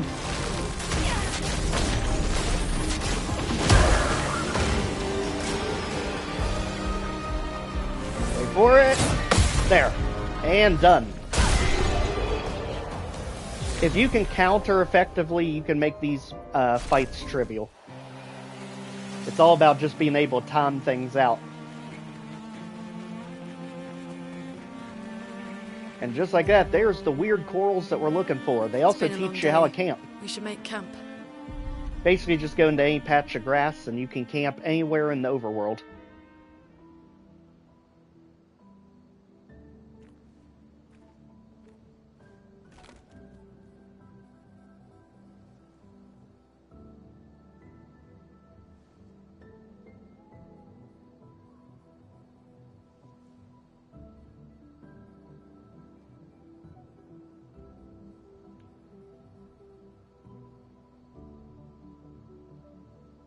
I'm sorry about earlier. The beach was not your fault.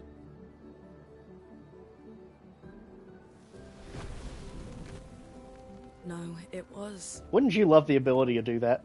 I convinced Alan to land there.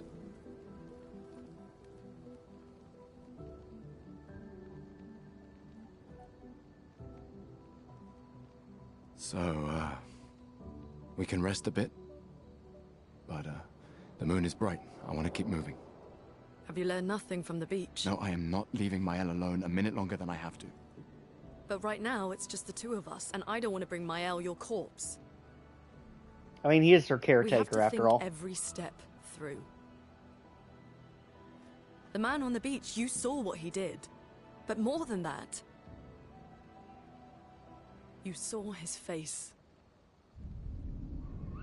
And again, for those that didn't know and don't know the story, just know he's one of my favorite characters. Although he seems absolutely evil from the beginning.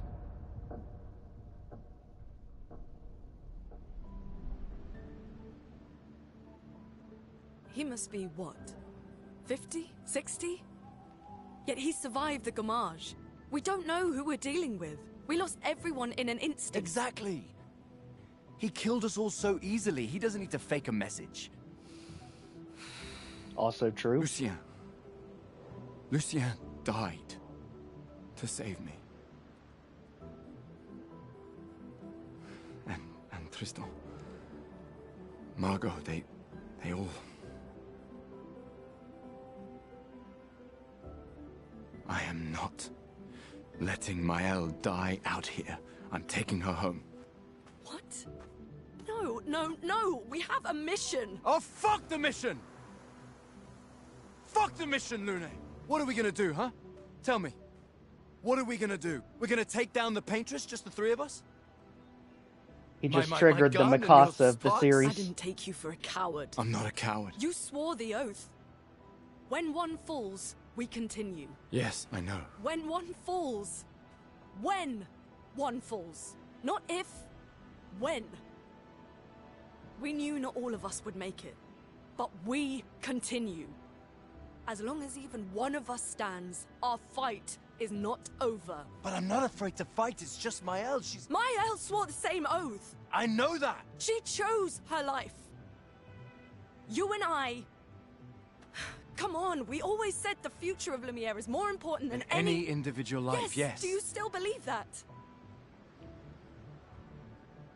Do you still believe that?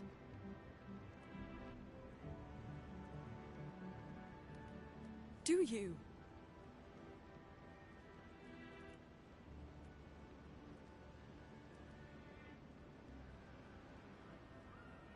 I hope I do. I hope you do as well. Especially considering what happens this act.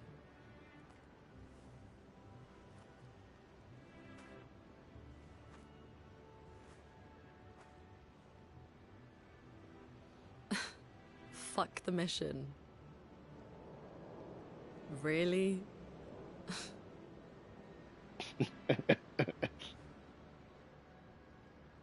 Got him.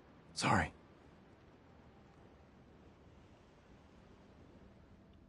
As the monolith is slowly getting closer. Alright, so you can do all kinds of things here at camp. This is basically where you're going to upgrade everything, talk to people. If you do have any of the music soundtracks, you can play it in the background. Very cozy. And great way to heal yourself up anytime you're exploring out in the wild. So let's go ahead, update our points here as we get him into the defensive wall he's becoming. And her into the absolutely unstoppable powerhouse. Now, as for him, we can add 2 more attacks. Recovery is going to be the big one, because he's got to have a way to heal himself or someone else. At this point, she's just waiting to finally get down to Elemental Trick, so she is 2 away from having a really good move. Rest so we're healed. And let's get back to it, into literally one of my favorite areas early game.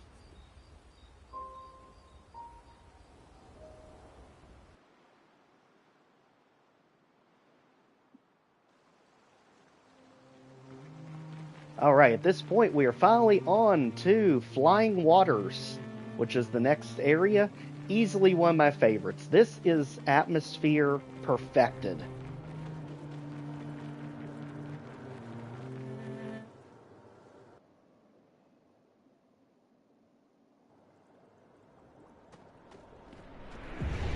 Notice the remains of a ship way up there above us.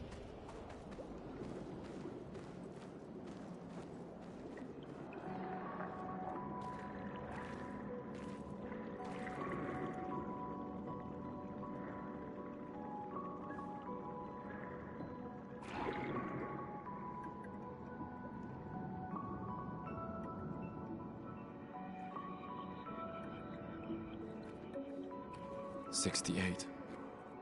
Elodie's expedition. You know the commanders of every expedition. He is the historian. Expedition 68. Their boat was blown into the air by a storm. Lumiere lost sight of it, but assumed they crashed on the continent. And they survived. The storm, at least. Alright, let's keep moving. We found the weird corals. Mael must be close by.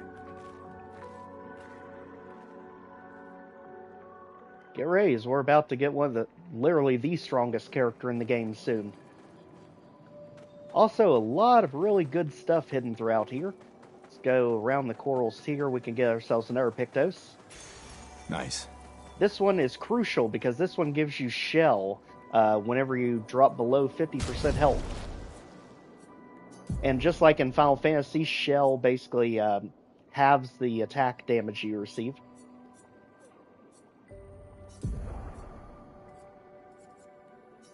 Let's go ahead and throw that one on.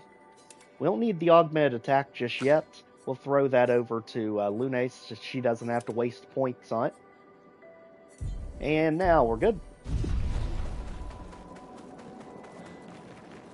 Alright, now there's going to be another new concept here. Paint cages. Basically, if you see these, the only way to open them is to shoot 3 targets that's usually hidden nearby. They look like glitches in reality. So there would be one of them. I think there's one like on the tail of the whale here. And there's one more up on this cliff. Right there. Once all 3 are gone, the cage bursts open. Poof. giving you the item. This will be useful. Usually there's one of those in each of the main areas also. This will be useful. And now we get to see the enemies of this area, and they are psychotic. Doesn't matter. Literally psychotic. They kind of look like the enemies out of Outlaw Star. Here it comes. So hard to dodge. There. But if you can, you do massive damage to them. Also, headshot. Beat it.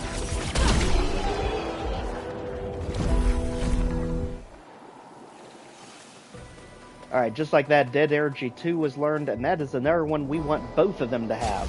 So let's go ahead, go over here, and we want to use our Lumina points on it since it was learned. So as you can see, Gustav can equip it as well now. And Lune's already got it equipped. There we go.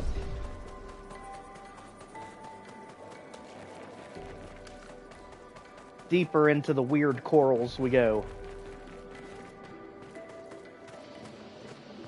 Oh, this area is absolutely beautiful. I love how atmospheric they made this place. Especially since you've literally got the giant creatures floating right above you.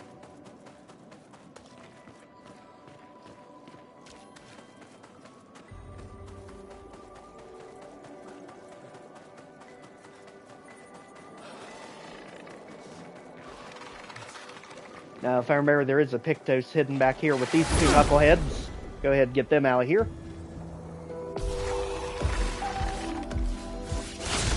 And luckily we got first strike, so headshots for everyone.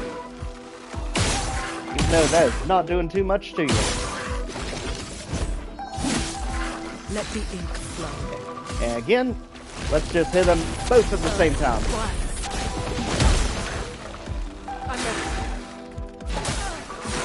And go! And go! Ah, missed everything there. I'll do it. Jeez. So fast. There. Alright, got him out of here. Beat it.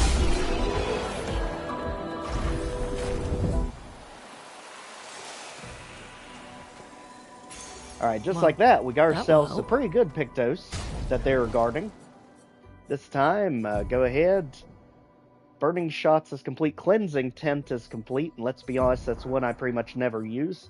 So let's go ahead and add Marking Shots, which gives the ability to mark the enemy, aka letting the next attack be a critical hit with any shots you do. Let's continue, because the manor is up ahead, the first of many times we're going to see it. As we now have floating bombs. Be careful.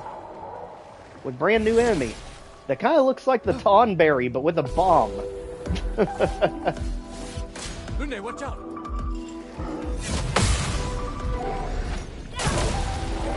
Can at you. They're the flying enemies of this area. So quick counterattack and they're no problem. Nice. Go ahead, grab ourselves an item. And let's head down the minefield.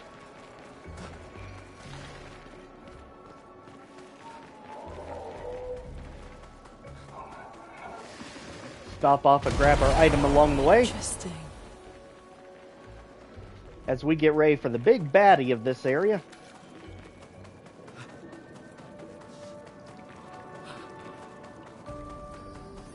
Over there.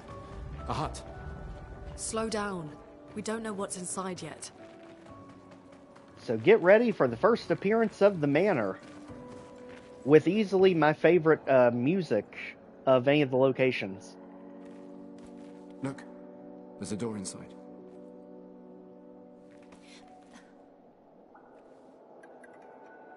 Seems empty. Let's go.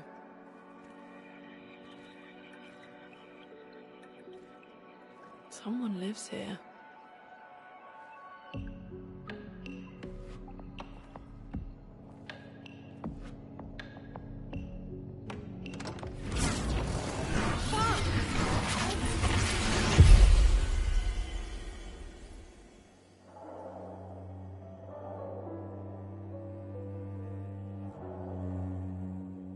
as the ominous person looks on from the background.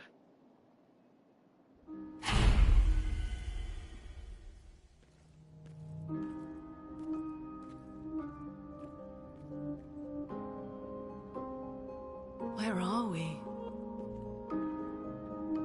This is...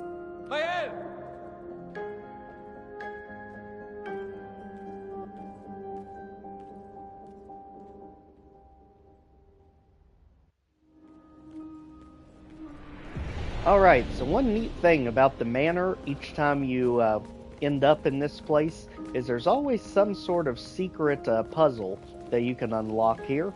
So let's go ahead to our flag, update our abilities. In this case, get that attack up a little more. And speed. Now we got attack and speed back up.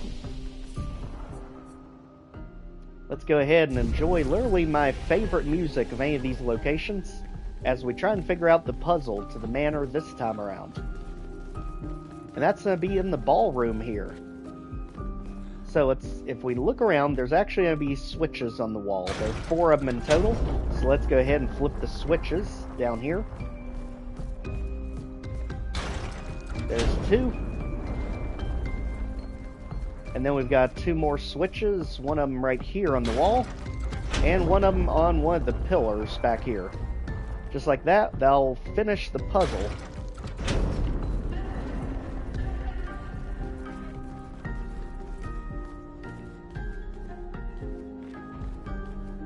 Oh, hey.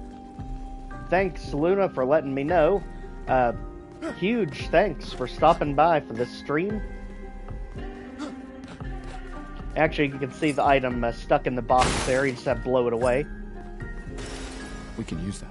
And just like that, we actually get one of our music records that we can use at camp. Again, thanks a ton for your support, Luna. It helps the channel immensely.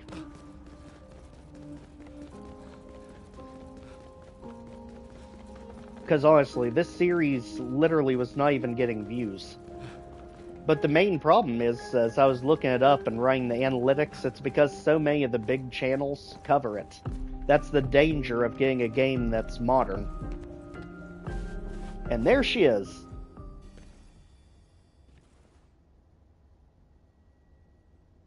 My head? From adoptive father to daughter.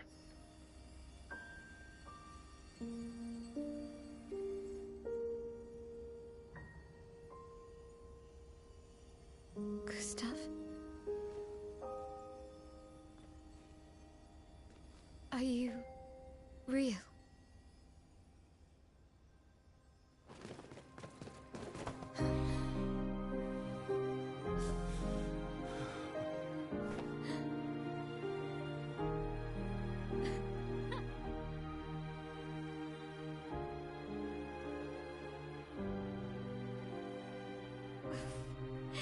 Well, you sure smell real enough. No, I don't. I'm sorry. I thought that you... On the beach, I saw you and I couldn't, I'm sorry. I'm so sorry. I should have, I should have come for you, and It's okay. It's okay. I was worried. Made it.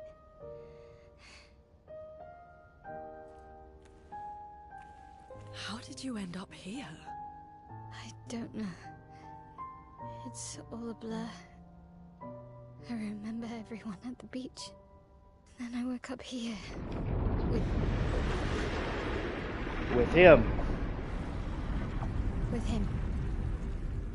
He's been helping me a lot. He reinforced all my pictos. What is he? I'm not sure. He doesn't really talk. Let's just say if you really knew later in the story who this is, you'd realize the significance of this moment. It's quite different from the Nevrons. Not even close.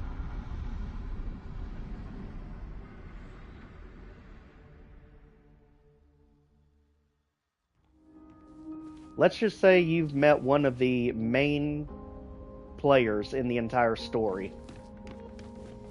And yes, Mael moves much faster than all your characters. The Indigo Tree. Do you know who left it? She's like a speed demon running around the world map. Maybe. No. Alright, Curator. Since that's what we're calling you right now. He's also to introduce us to a brand new fighting mechanic. Alright. But this time I have backup. He basically acts as the gatekeeper for us to leave this section of the game, introducing us to the new ground attacks. So there are certain attacks you get warned about that you have to jump over to counter. Just like that when you see that marker, jump. And counter.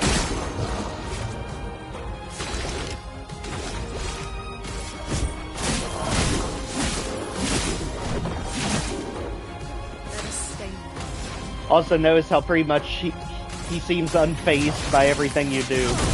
Another telltale sign of just the role he'll play later. Now, her attacks are all about switching forms. You basically want her to be in virtuous form. Offensive, defensive, they're not that important. So this is going to teach you how to switch forms with her. Offensive makes her do more attack, but also makes her take more damage, so be careful with that one. Jump, counter, easy. Then we can go ahead and get him marked up for a critical hit. And she'll be the one to do the honors.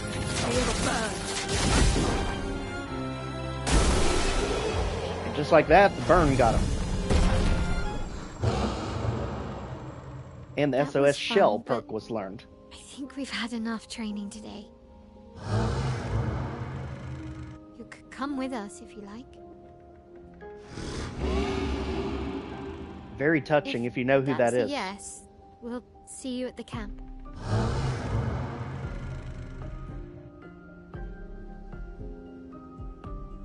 And he's the one that uses all those items for us, those catalysts and the colors Illumina to upgrade our stuff.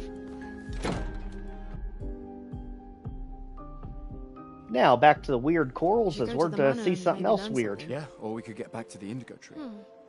Noko's usually here. I wonder where... Hey, Noko! Enter comedy relief.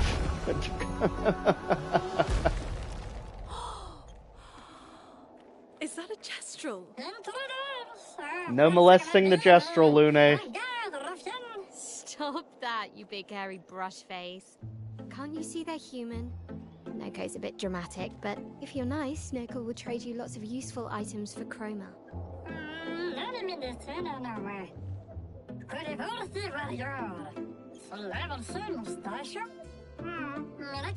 Mustache man.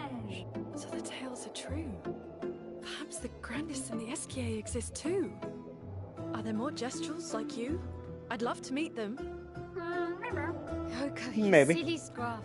Their village is not far from here. Oh, really? Lune. I know. Don't have time for detours. Yeah, we need to get to the Paintress.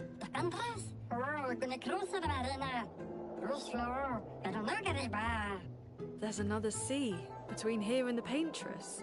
You knew there had to be. Noko, as the best Jestrel merchant ever, I bet you know a solution, yeah? Come on, you broomhead, I know you know.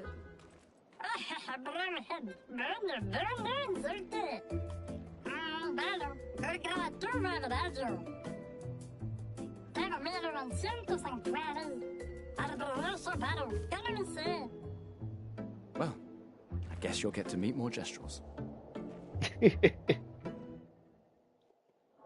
Alright, so just like that, that gives us the plan for the big area you're going to next, which is the Jestrel village. But he also acts as your merchant. Now, if you defeat him in battle, you get to get a unique item, which in this case, it literally tells you right there, fight the merchant. And the merchants are typically an easy fight. So you can pretty much use anyone, have an easy time of it. But since she is the offensive powerhouse of the team, let's go.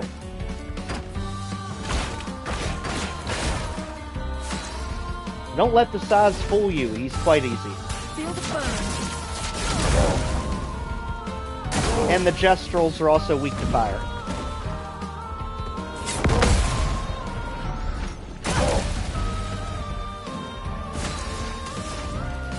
I don't even have to switch elements. We know your weakness. Get out of here, you. Hang ready for it. Yep. Get out of here.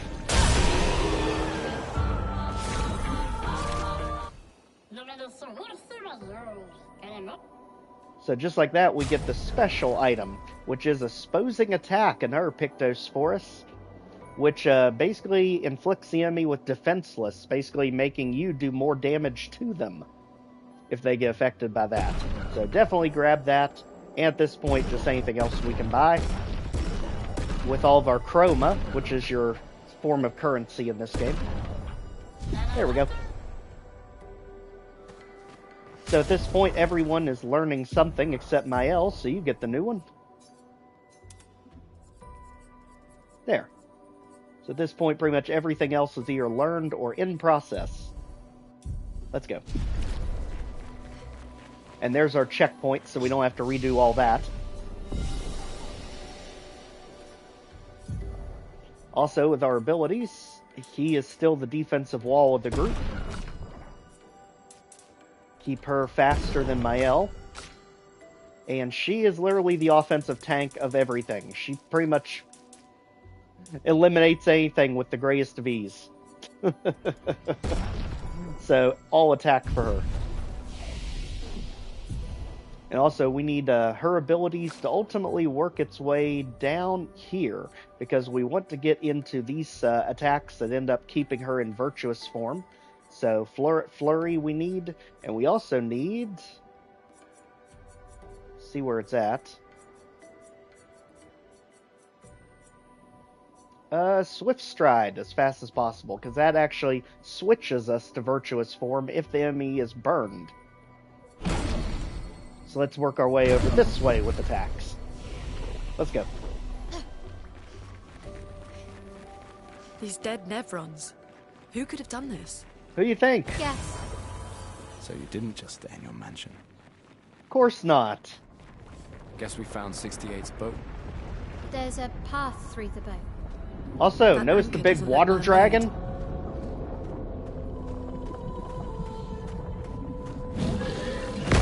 Again, this place is just atmospheric to heck and back. I love it. It also adds in some of our platforming puzzles, which you're going to get right here. Nice. There's the recoat we can use to redistribute attacks to people if we messed up. And then just climb up here. And then we can launch ourselves across. And keep climbing. Because way up here is going to be another Pictos. Right there. Nice. Increasing the damage that the free aim attack does. And considering he's mainly our shooter, that is the one we absolutely want.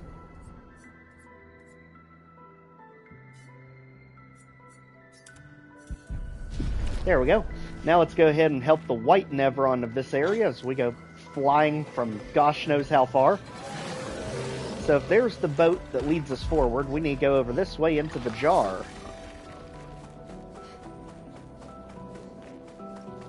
So just like we had the white Nevron the first time that we had to get the flammable material for, this guy's missing his bomb. Again, never attack the white Nevrons. It will come back to haunt you. Alright, so we need to get its bomb. Their items are always close by, so we just have to platform for this one. Yep. Everyone knows my ability with platforming when it comes to Doom. Luckily, it's a little bit better with Expedition 33.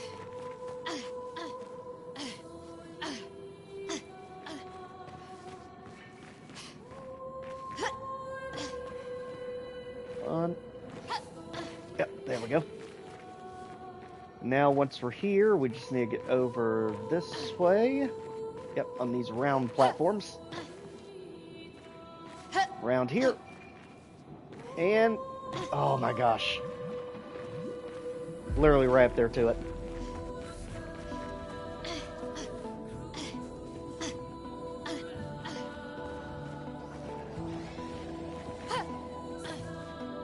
As we hear random enemies off in the distance, screeching as.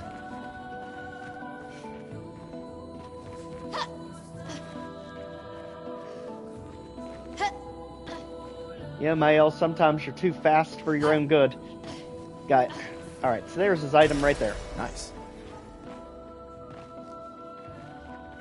Now we can make it back and get this White Neveron dealt with. Oh yeah, and Fallout's crazy for trying to add it in. Alright, here you go. Take a mine. Literally arming our enemies. Just like that, we'll get the item for this area. Which is a brand new weapon for Lune. This time dealing lightning damage instead of fire. There we go. And now let's move on, as we're not too far from the boss of this area.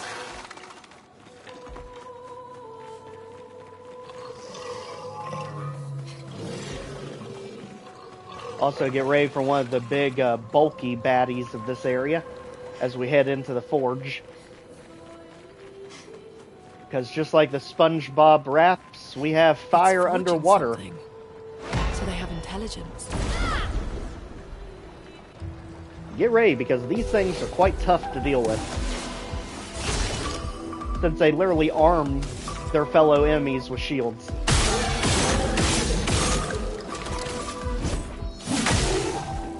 Go ahead and get one of them off of them. This one will hit both enemies to get the other one off.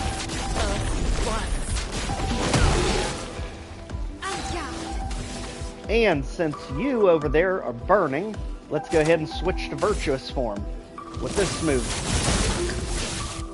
There. Welcome back, Luna. We are past the mansion, just about done with the flying waters. Boom! Get you out of here. Danger. Alright, get ready. Jump. Counter. Alright, go ahead. Mark him for critical hit. Let the ink flow. So anything we hit him with now is going to do critical damage, so burn it. And now that she's in virtuous mode, she does 200% damage. This is why she's the most overpowered thing in the game. So get ready.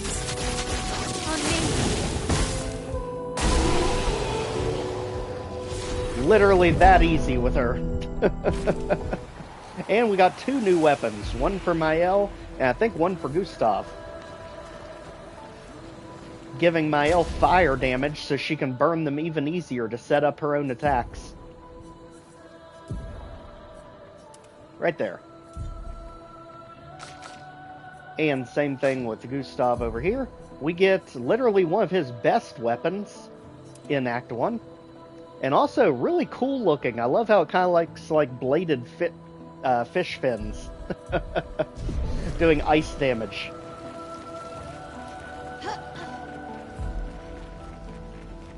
There's our checkpoint right after all that.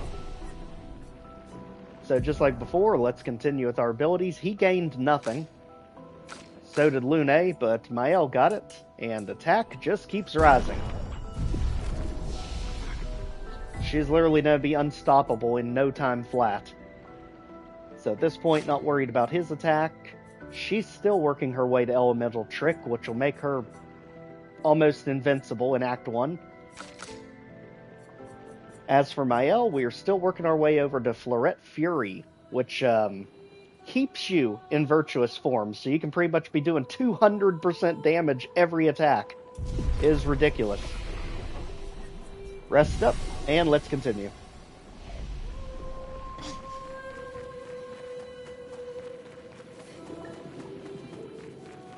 Also, get ready to feel very tiny soon, as we just completely nope our way out of that battle. And get ready for the Expedition Journal coming up. Well, that will help. As that one tries to pin us in, but failed. because we are speeding through this for a reason. There's ourselves another item, chroma in this case, to buy things with. And there's the flag, go to the right of it. That way we get another new Pictos. Increasing break damage. We don't really have anything to take advantage of this yet, but we will in the future, so for now, you get it.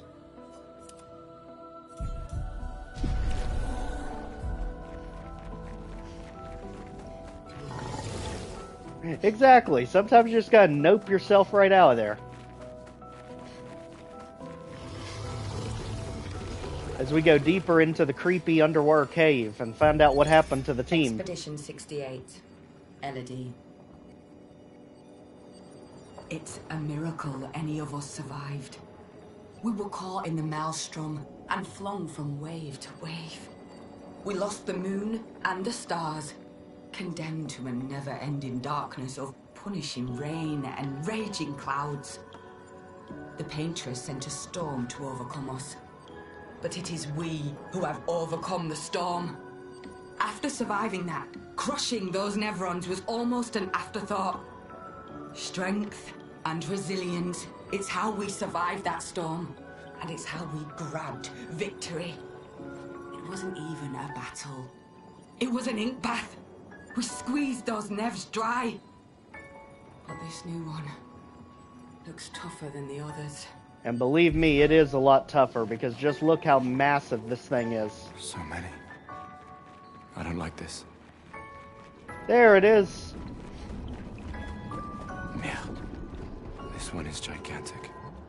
Avoid those at all costs. Except the problem is we actually do have to face one of them to be able to satisfy a white Neveron out in the continent. So get ready, it's actually one of my favorite bosses to fight. Just because of the uniqueness of its attacks. It's got like 10 different attacks it switches between. And it's hidden here in the corals. There it is. Let's go ahead to our first Bergen fight. Which basically translates to bud. It's a giant plant. This thing is the very definition of a bullet sponge, so get ready. We want to keep this thing burned as long as possible. And Virtuous Smoke. And get ready, because it's going to remove one of the characters from battle immediately. Basically making you have to take it out with two. And if you take too long, it'll knock you down to one character, so be careful. You can get them back if you stun it. Let's up our power even more. So now she's doing 200% damage, and she's got a power boost on top of it. This is gonna do a lot. Almost 1,000 damage, and burn. Let's start. Let's start. Here we go. He's out of AP, so that's a bad situation to be in. Just attack for now.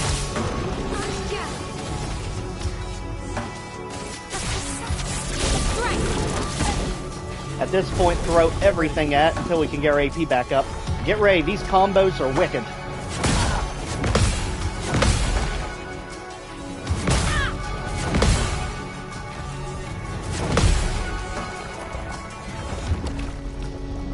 Woo! Told you, these things are a hoot to fight.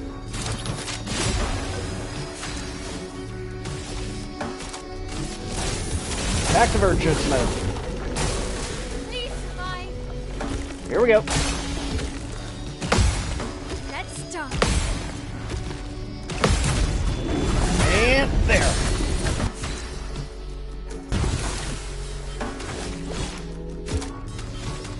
She's exhausted, which is going to make this fight a lot harder, because now she's not gaining AP. A status effect you typically don't want to run into.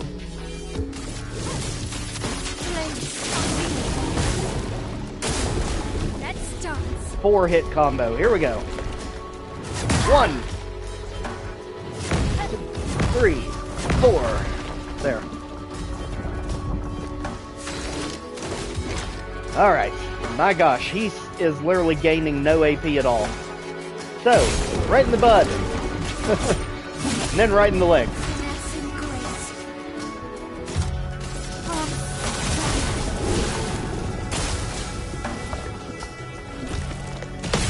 Get ready. We don't want to take too much longer because he's about to remove another character if we're not careful. He basically acts like Ruby Weapon from Final Fantasy VII, where he'll knock you down to one character if you take too long.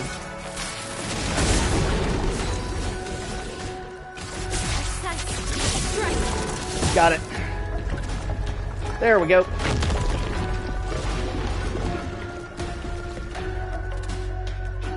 Absolutely love that thing. Easily one of my favorite monsters to fight in the game. And they are always difficult when you encounter them. But just look at all the stuff he gives you, too.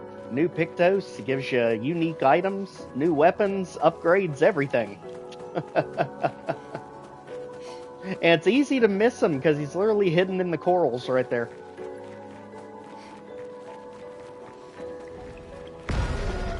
Also, there's the boss, kind of mean-mugging you before you get to him. Oh wait, no, not fast travel. Even though it is an option. We need everyone's attack up because the boss is relentless in this area. It is like a wild orangutan coming after you. It is intense. So at this point, we kind of want Shatter. We'll just hold off on that. She still doesn't have enough points. And Lune finally moving one step closer to finally having Elemental Trick.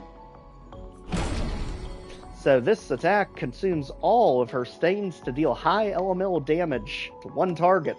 It can also break the enemy, so it can also paralyze the enemy if 4 stains are consumed. A good setup to her ultimate attack. And also, let's get ready to dodge a lot of other enemies, because there's a lot of items here we can get just dodging things. Beauty. A lone outpost of humanity. Over here, buddy. We'll go this way. And go over here. Our resident cynic is now a poet. Wouldn't expect a Cartesian engineer to understand beauty. Up here, yet another Pictos. After free aim hit, base attack damage is increased. So this one's pretty much invented for Gustav. And luckily, we've got just the solution.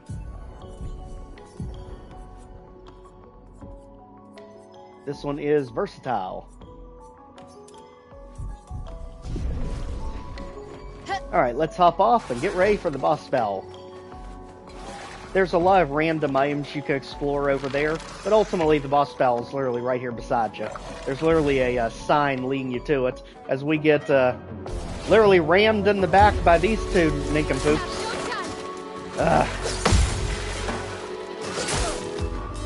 Wouldn't let it go, could you two? Here we go. Jeez. I swear, they're so fast.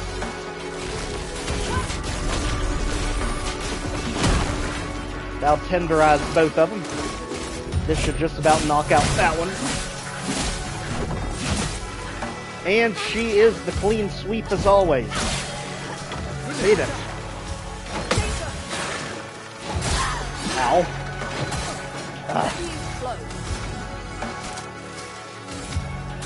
Alright, freeze, buddy.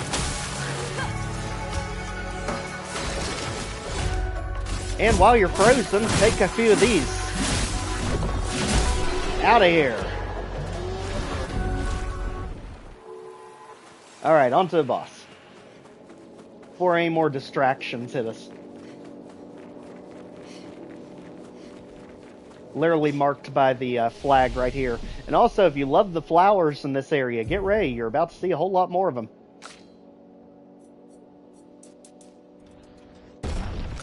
As she literally just has ultimate attack power at this point.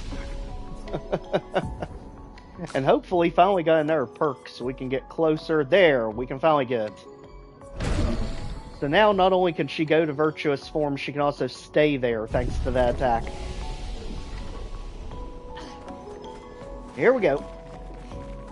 On to one of the most intense boss battles ever, and probably the one where we'll first take our loss.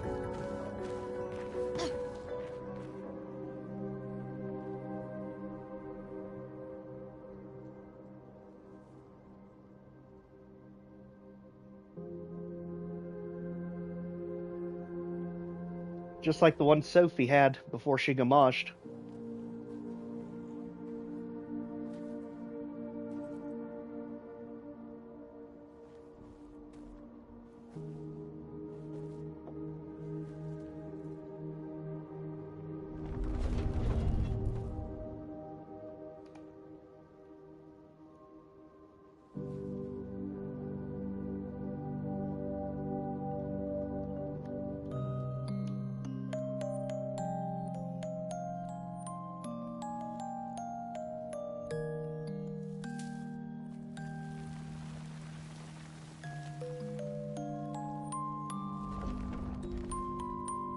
Yeah, you should probably keep an eye on the big thing watching you.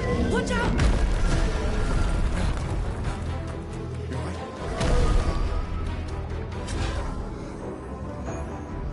He didn't like that we were messing with his flower. It's coming.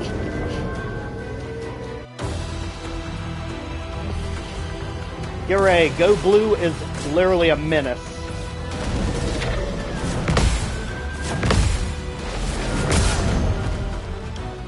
Here we go. Alright. Go ahead and start up with our Earth Temp. Break one of the shields it has. This will break the other one.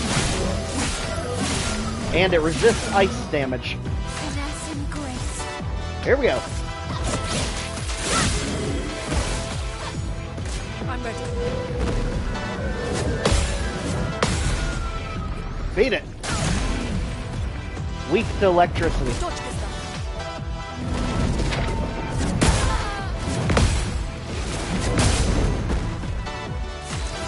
And just like that, Mael is gone just that easily.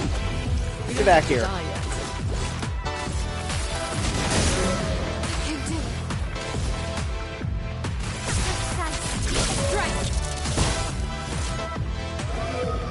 And here come the flowers.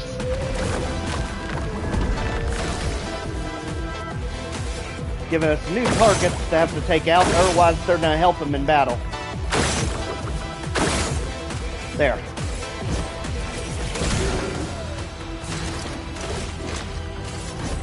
You don't like electric attacks, you're going to hate this.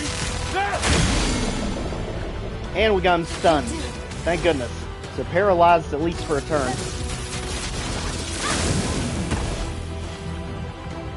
And he's no longer stunned, just that fast.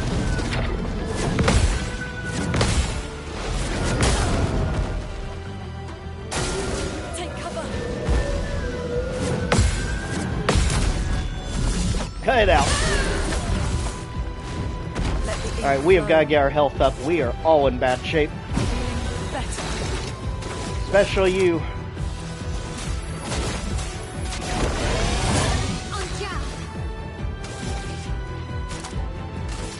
Since you're burned, back to Virtuous mode. And now the flowers are coming back.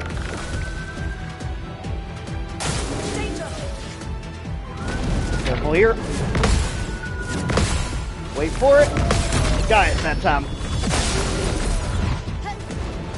elements dance. Keep that thing burned so we can keep Virtuous form going. And let's get her healed up.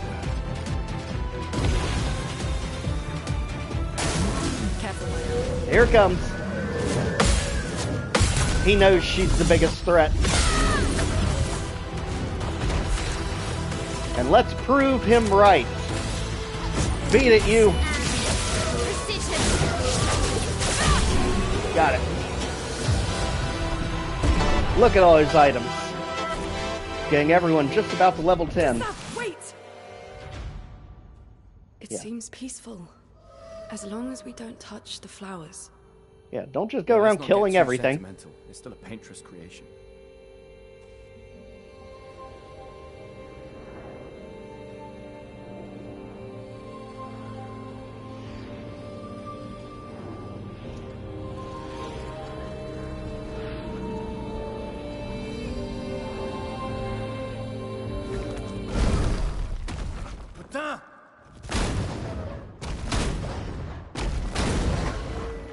Damn, Maya, what was that?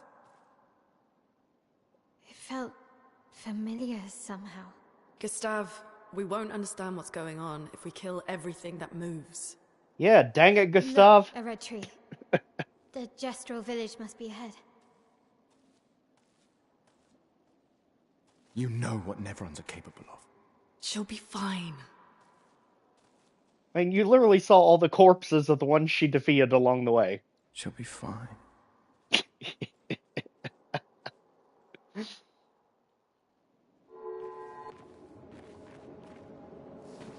Covered in the blood of her enemies. Let's go, Mael.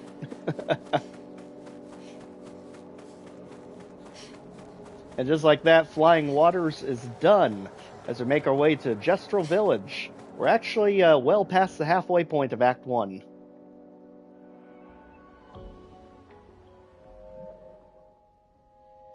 These are also very spoiler heavy. If you know what to look for.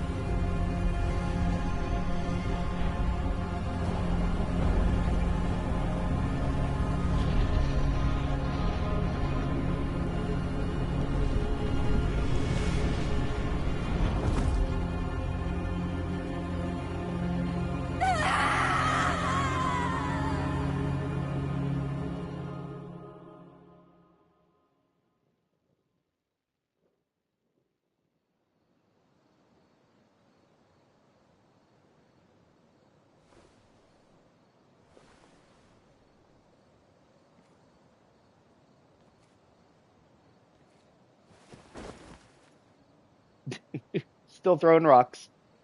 Still too far.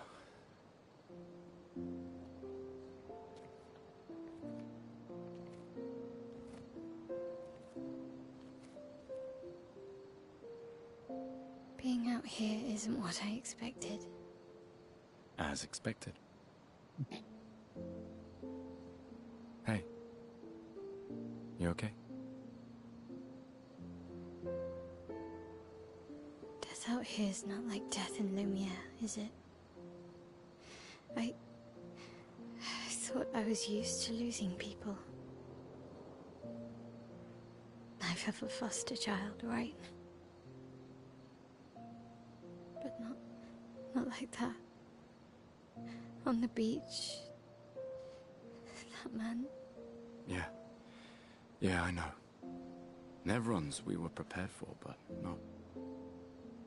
And now we've finally found other survivors, and it's... You're in a very good position, SK. That's the insidious thing about the Gamage. It's predictable, almost gentle. I always have a hard time leveling him up. Complacent and accepting, but the Gamage is equally violent than death. Death is just as final. Spoken like a true philosopher. I've been having nightmares. Yeah, me too. Look, if death approaches, I want you to run. No, promise me. Run. Especially if we meet the man from the beach. We can't face him. You see him, you run. Foreshadowing. Only if you do the same. Oh, I'm running as soon as I see a strand of white hair, trust me. You won't even see me, I'm running so fast. Oh, please, you're an old man. I can outrun you any day. Yeah, right. Literally, she's like 10 times faster. There was a time when 30 was young, you know? Sure. Fourth wall broken, and there is the curator. We are expecting him back at our camp. Again, if you know who he really is, this has a lot of significance with him following you around.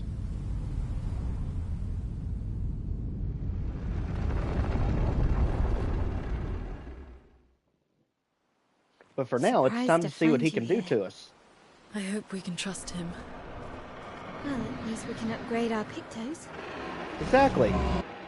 So basically, we can upgrade your weapons and your resources with him anytime you're at camp. So this is what you use those unique items that we've been gathering all throughout the playthrough. So, for instance, the Chroma Catalyst, as you can see right there. For Gustav, we can level up any of his weapons.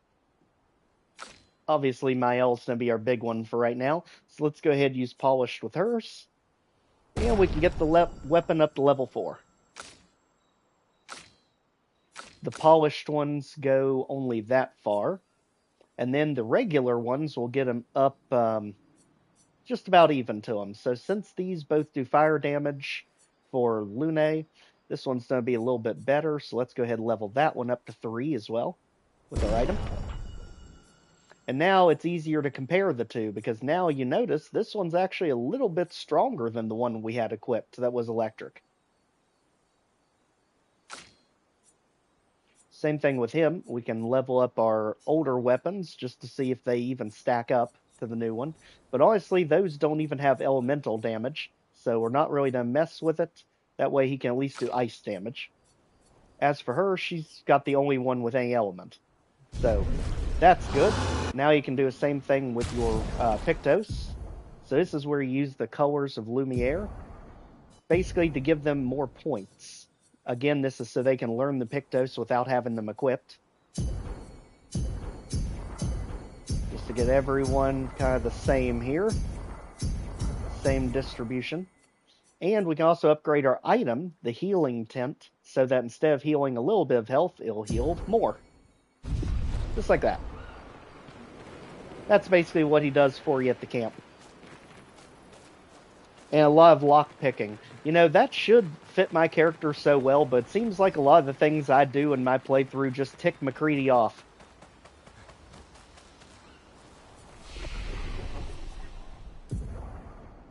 Also, let's upgrade our tributes, finally giving Gustav some attack to work with.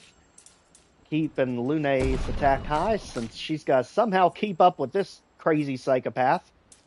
We should probably also get her speed up a little bit. As for skills, anything important, we have the fire attack. We're still waiting for this one, so I can wait. As for Lune, everything is hinging on Elemental Trick right now, so we're locked out for a little bit with her. No one else has anything really useful, except Lune does have the healing spell, which probably should give her.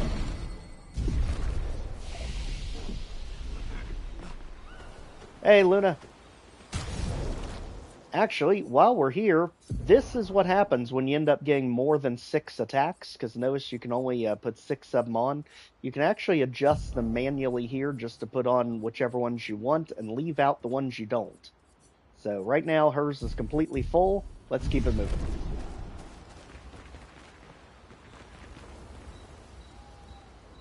I've not gotten out of stream yet, but I am going to, as soon as the stream is over.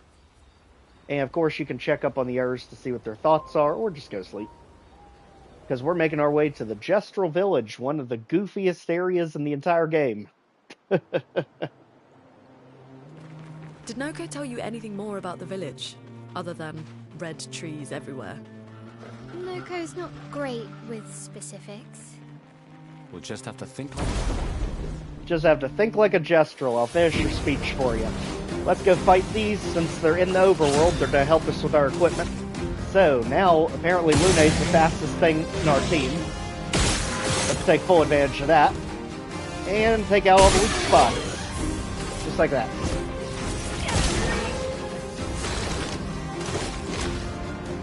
As for you, mark the big guy. And now that he's marked, you get the critical hit and somehow have no AP. What in the world happened?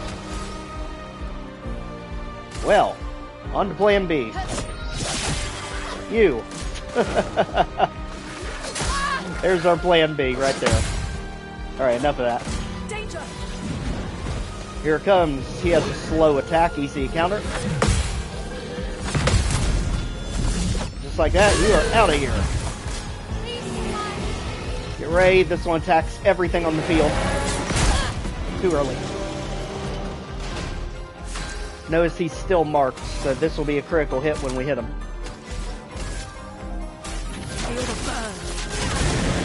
There we go. And he's burned. Perfect. Let's go ahead and mark up the other one.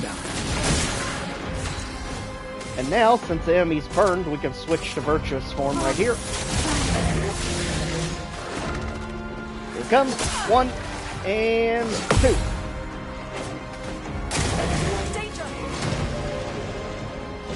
comes, jump, and dodge.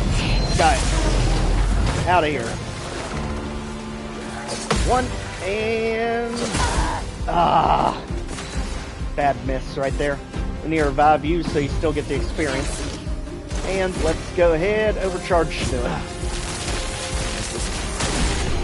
There. Just like that, everyone got leveled up. Let's continue on to the Red Forest.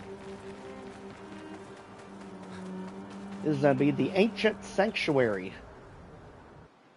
Really cool place. Easy to get lost, though.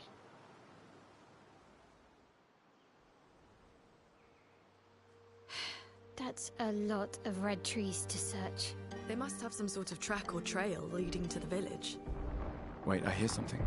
It might be Nevrons. Be careful, okay?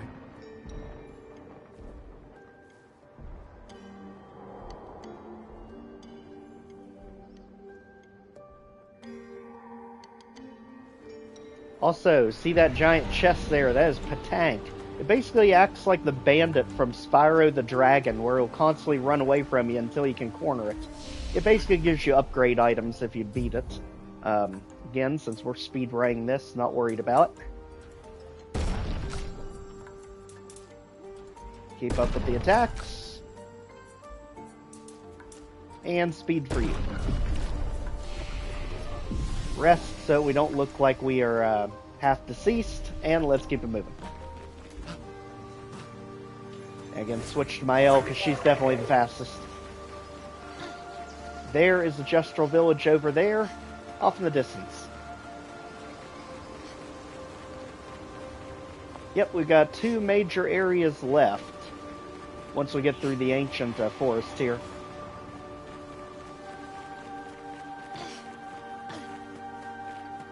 And here is kind of a pseudo-boss fight. It's basically an introduction to the weird enemies you face in this area. Who did?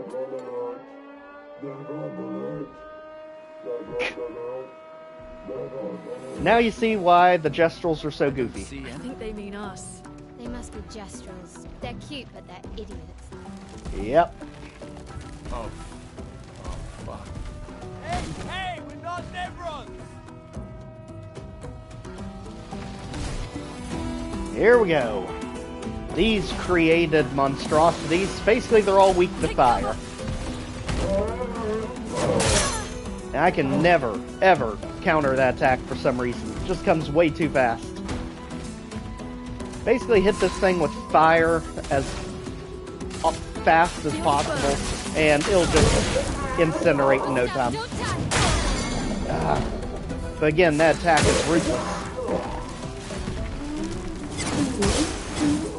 And there is actually our first time down, because we went into it with pretty much no health. But again, if you fall, it just restarts the battle.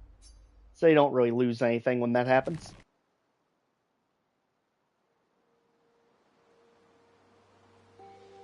And if you're in a cutscene, you can skip them just by doing that. There we go, right back to it. Get Ray. Got it that time. And the shields are gone. Here we go.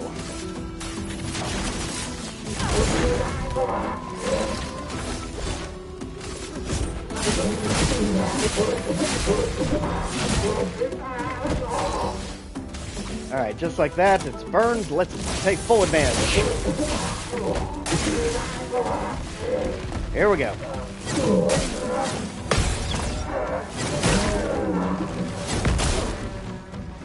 I'm telling you, it has such a wicked combo to have to parry. Oh yeah, because you know the game is not taking it seriously right now. This is the Jestrals are literally the comic relief of the series. Giving you a bit of lightheartedness before they shatter your soul with the finale of Act 1.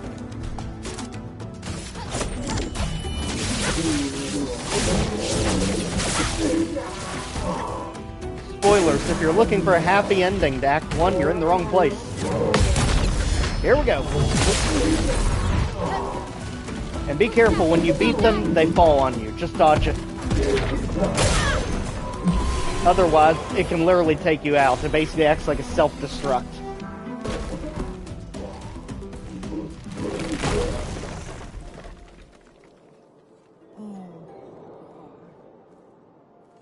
And that's why they look so goofy. There's a gestural hidden inside them. Noko sent us.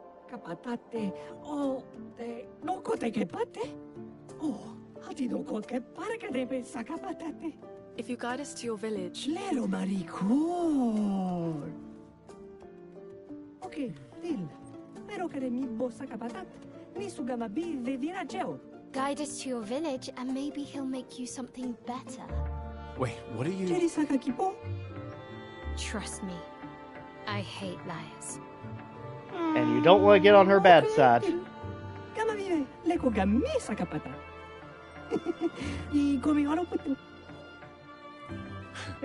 You're better with gestrals than humans.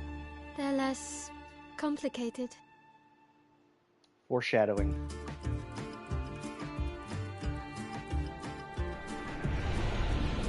Alright, just like that, we got ourselves another new weapon for Gustav. Let's see if it's any stronger than what we've been using. At this point, we've got 109 versus 100 with no effect. Oh, there's the new one. So 121, still no effect though, but does increase agility and luck. I think we're okay. Luckily, they give us a checkpoint right here so we can heal up and not have to deal with that thing again.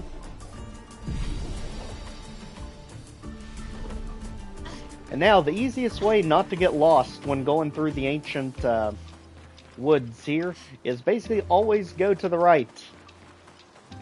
That'll get you the most items the quickest. And try to dodge all those encounters, because they are very taxing on your sanity.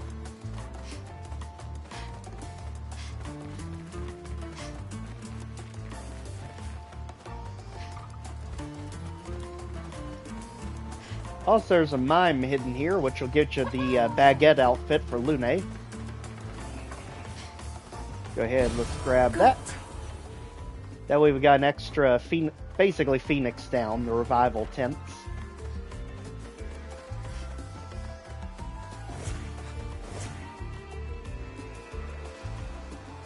Alright, keep going to the right. Then we'll see a brand new enemy in here as well. Go ahead and grab the money first. An advantage. And we're looking for a cave that's hidden behind them. You're right. Ah, missed the preemptive strike. Here we go. 2-on-1 this time. Again, trying to counter these things is ridiculous. Here we go.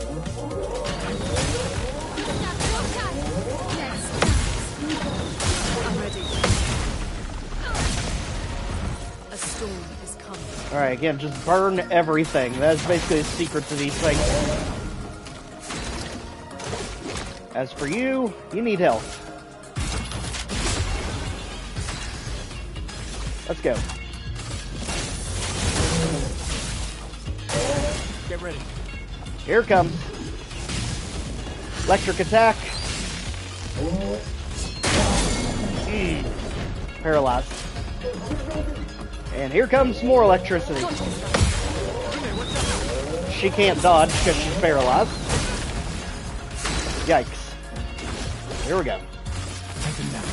That's the critical hit. And let's try to get you out of here. There. Just be careful of it blowing up on us here.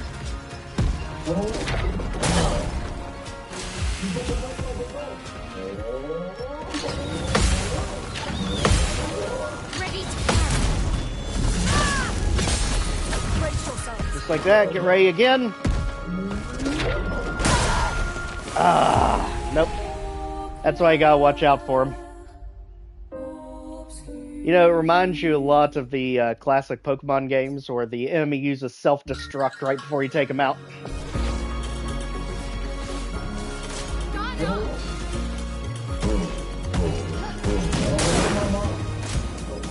Again, the fact that pretty much all these enemies do attacks that hit pretty much everyone on the field, very tough to get past. Let the ink flow. Let the ink flow and fire burn.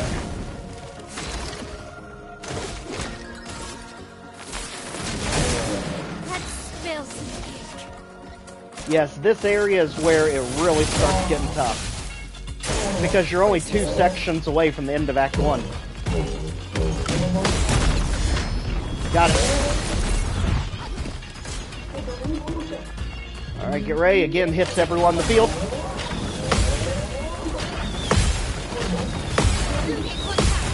Got it. Alright, we have to be careful here because this one's about to self-destruct when we pop it like a balloon. There. Here it comes. Just dodge. Don't even try to parry. There. Now for you.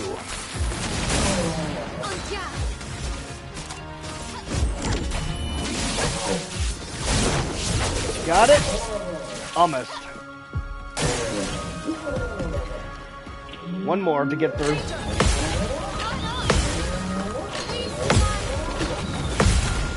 Got the catapult. Burn. Actually, we'll get it right here. Beat it. Just dodge the self-destruct. And... at least we survived it. There. And just like that, brand new weapon for Lune. Literally, Mayus worked for that one. Right here. That'll give us electric damage going forward. Even though the enemies in this area is really weak to fire, but she hopefully shouldn't have to do too many bear attacks. We also want to make sure everyone's healed up before going in the cave, because there's a Pictos to get, and enemies in tight spaces here. Go ahead and pull it out.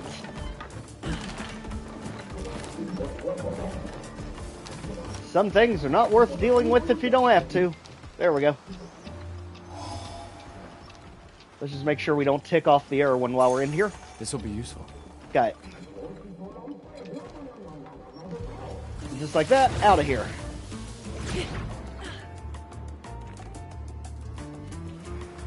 And there's the 2 items you can snag from here. Basically dropping you right back from where you came into this area at, because there's the Patank right there. Get our checkpoint flag, so we don't have to deal with that again. And now, let's keep it going. Next stop, Jestral Village.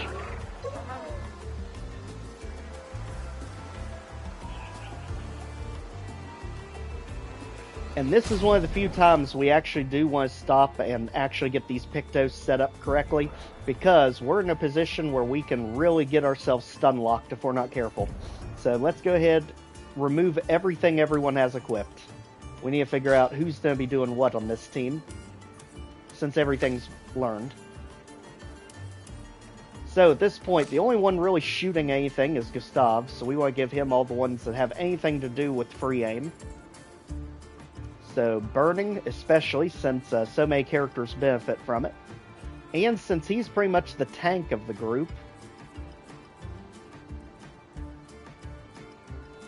we won't give him lifesteal. We'll give him chance to mark as well. That way he can burn or mark the enemy. And then give him versatile, so that if he does have to attack, he'll do more damage. As for Lune, she needs to stay in the fight as long as possible, so give her the shell to help her defense. As for this, she does a lot of the counter attacks, so do that so it does more damage. And then, dead energy, so she constantly has AP to work with. As far as Mael, everything is attack with her, so steal health when she attacks. Potentially stagger enemies when she attacks. And what else? Why not? Make them defenseless when she attacks too. Just go complete overkill here. And then go ahead to your Lumina points. Again, this is all the ones that were learned, you'll notice the perks that you have equipped shows up in red. So the ones you don't have equipped, you can use your points to equip as well. So Dead Energy, that drops us to what, 12 points left. Basically just give her all the good ones. So Dodger, Shell, down to 6 points. Make that so you remove status effects if we need to. Good. On to Gustav. Basically the same treatment. Everyone needs the shell, so they take less damage. And as far as this goes, 6 points left to work with. Stagger, aim. There we go. As for Lune, she's got the red ones equipped, so we just need ones that are going to help, like this. Applying Defenseless. And in case she does have to do regular attacks, she can stagger the enemies. Let's go. Now everyone's going to be considerably stronger, now that we have all their perks set up.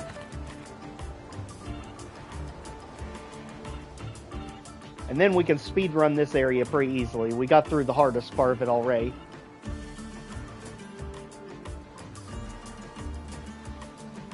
And the Gestrel Village is literally a friendly area, so there's nothing you have to worry about too much there. We actually end up picking up a brand new crew member when we get there. Okay, so this time we want to go left, since we went right all the other times. And let's get ready for the big boss of this area, since we're pretty much to ignore everything. These things are fascinating. How do they even stand? Not very elegantly, I'll tell you that, Lune. Ugh, this place is confusing.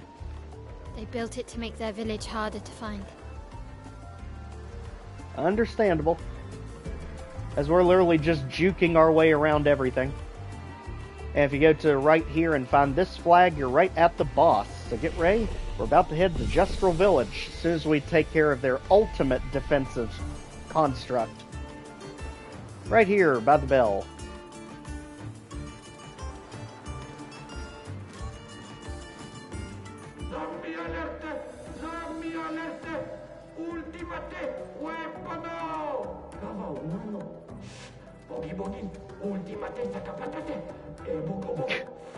But they're human. Who cares? Send it.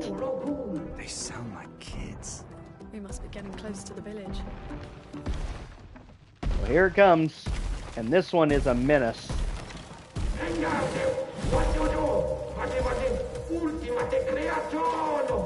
Kinda looks the same as all the others.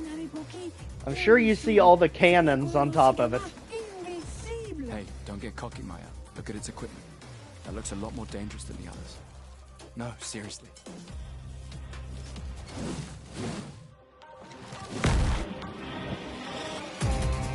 Here we go. Dodge yourself.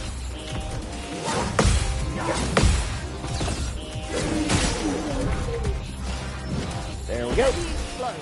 Alright. And just like all the others, it is weak to fire, which you can pretty much just burn the puppet. And virtuous, right off the bat. As for you, let's take pot shots at your weak spot, cleverly hidden on the shoulder there. There's the burn.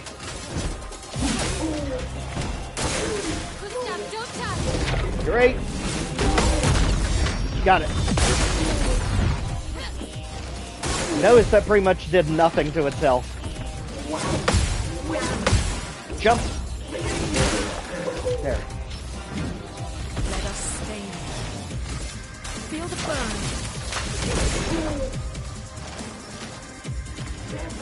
Alright, now it's going into defensive mode and we need to be worried.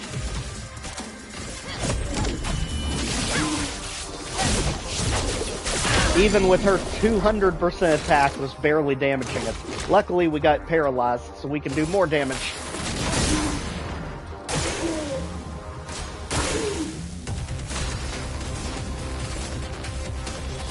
And since it's burned, this one will do more.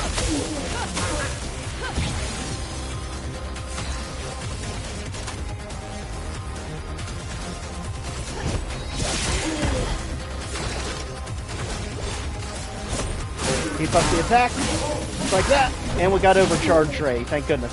Unfortunately, they are resistant to electricity.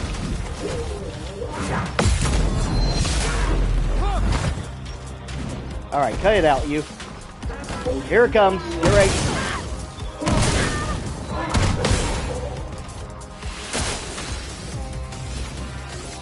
Feel the burn. Let's spill some ink. Yeah, less. Literally, the attacks are doing pretty much nothing to it now that it's in defense mode. Until you get her in Virtuous mode, then it just cheeses everything. Got it. Here we go.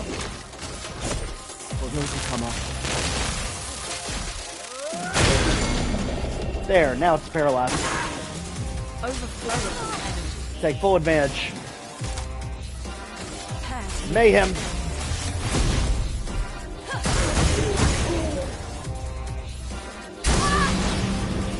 And let's take full advantage of it.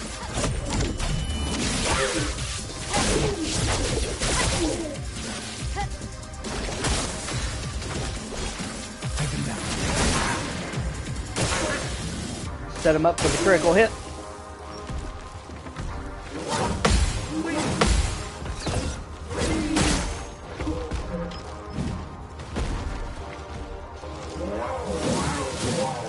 Here it comes.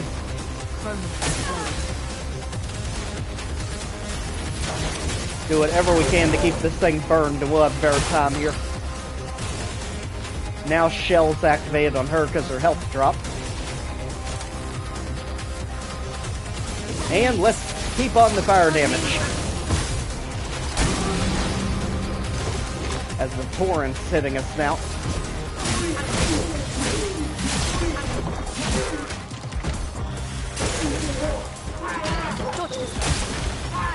Ready to revenge. And here it comes. One more. I'm telling you, this thing turns ruthless the closer you get to having it down.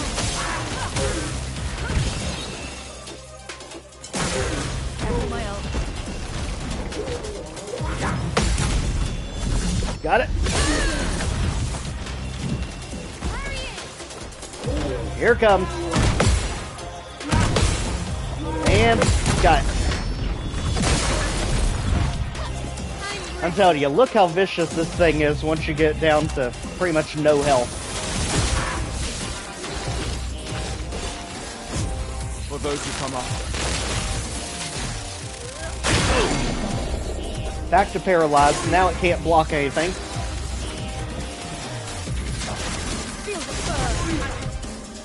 Now Mael can finish it off in style. Get out of here, you. Got it.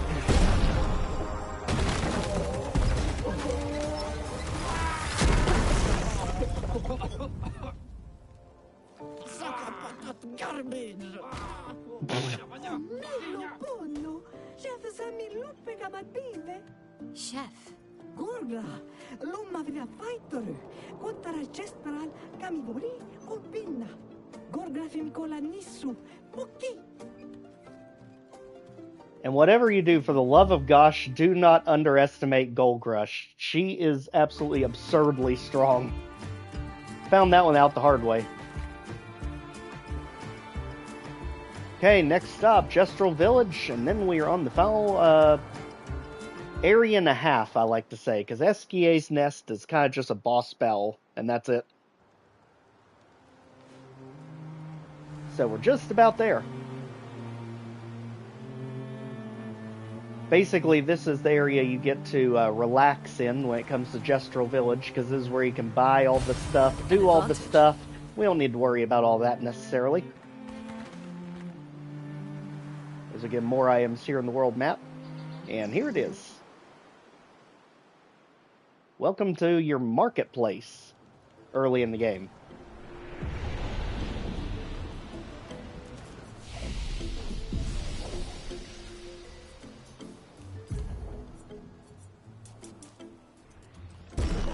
Basically just making him a defensive powerhouse. Her an offensive war machine. And, I mean, she just breaks the game, so... Not much we have to worry about there. And here we are, Jestral Village. The most peaceful place in this half of the game. It's really a village of Jestrals.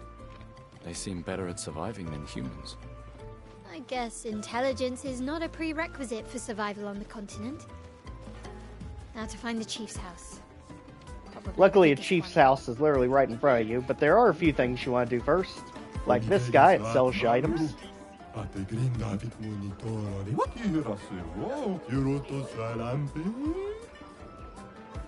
Yeah, get out of here. We want to sell with him.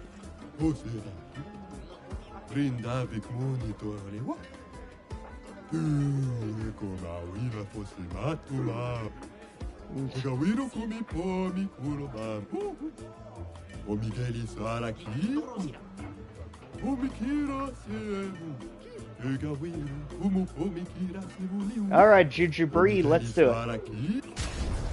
Alright, so just like that, you can fight the merchant to get yourselves another Pictos. Big thing here, critical moment. 50% critical hit chance if the health is critical. Definitely a good one to have. All this stuff is just weapon upgrade things, not that important. Also, you can give the weird Pictos to him that we got in the very beginning of the game. And now he upgrades it for you. Basically upgrading augmented aim all the way to level 5. So that's the one that Gustav has equipped. Also, there's another merchant that'll sell you outfits here, if I remember. Yep, the Saka Patat outfits. So you too can look like those crazy abominations. Also, his kid is literally stuck up on a pillar. You can rescue it by going in the back here, kind of curling around by the arena. There's a scaffolding back here that you can climb up.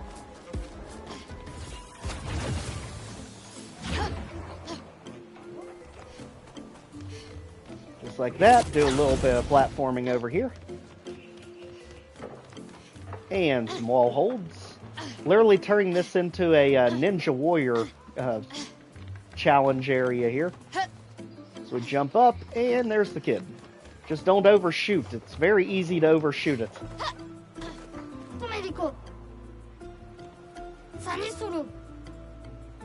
Well, that doesn't work for us, kid. It's because he didn't ask us to save it yet. That's okay. But that's how you do it anyway. You just get an outfit for Lune, if I remember. Now, there's the arena, which is really the main stake of why we're here. But again, this area is huge, with a ton of things to see, do, and buy. The arena right there. You can pretty much go in any direction to find all sorts of cool stuff here. This guy needs you to do literally 9,999 damage in one single hit. It is extremely hard to do. Let's just put it that way. A lot of things have to go right.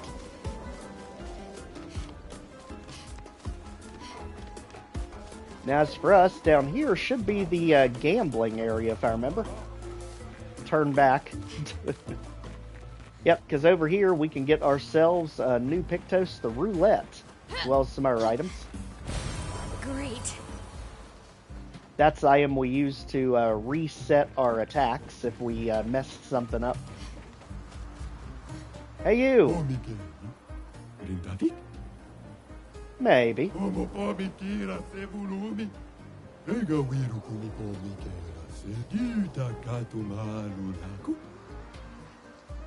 Literally just say I don't care. It really doesn't matter. And he'll give you the roulette, which can literally make your life 1,000 times easier or harder. Gives you a 50% chance of doing double damage or half damage. You never know. It's just that kind of unpredictability.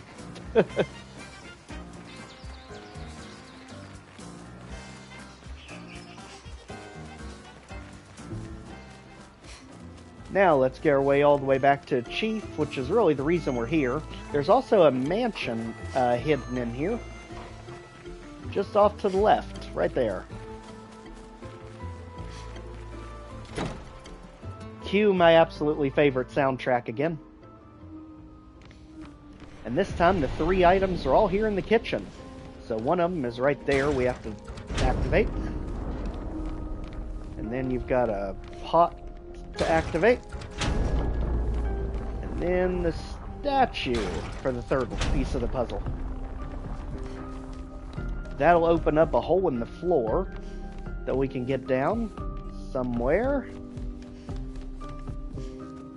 Right here. Very well hidden in the corner there, as Gestrel definitely ate too much.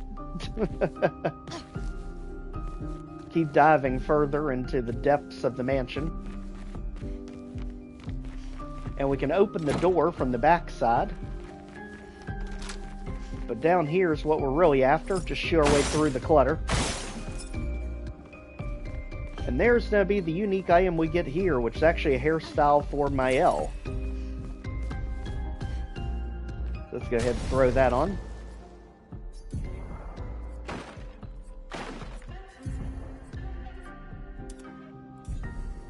Making her look almost completely like a different person. And let's head back.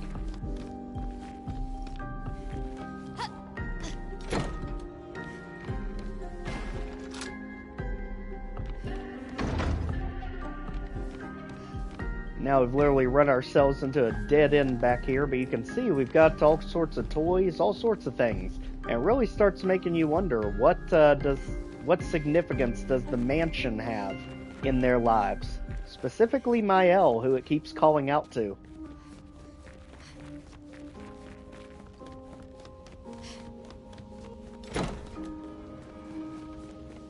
And notice, that was the way we came in, but suddenly we find ourselves back in the mansion. Coming back through there. Let's go this way instead. Head right back out the front. And now right back to Gestrel Village. So we just need to meet up with the chief, or chef as they call him. Her.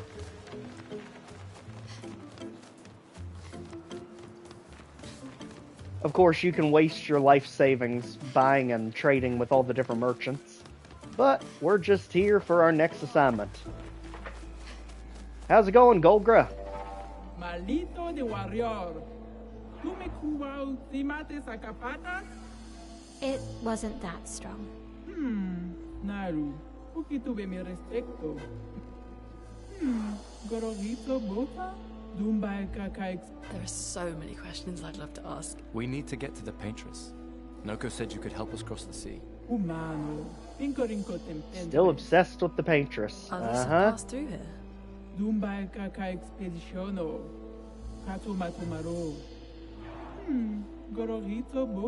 Right there, spoilers that we're not the only ones from our team that's made it this far. A white-haired man destroyed it. You know him?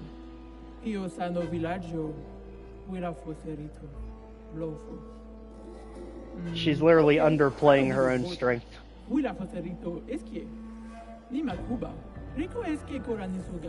So SKA exists?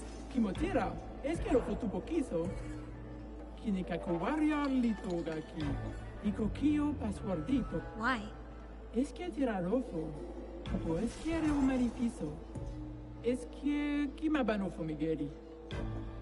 Huge understatement. We already defeated your ultimate Sakapatat. Not good enough.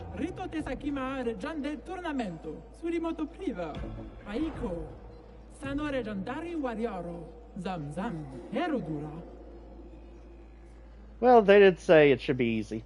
Let's do it. The stranger?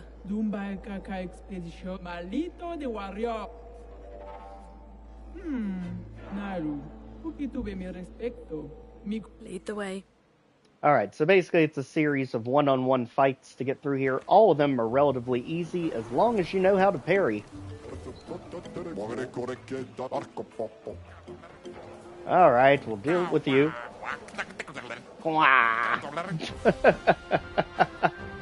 Alright, let's do it. So the easiest one will be up first. Let's do our weakest character. Gustav, you get the easiest.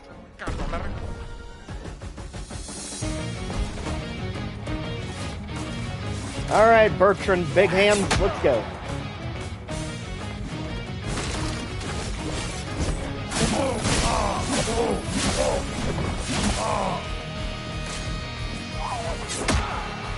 Just be careful, he has literally one mean right hook there. Take him down.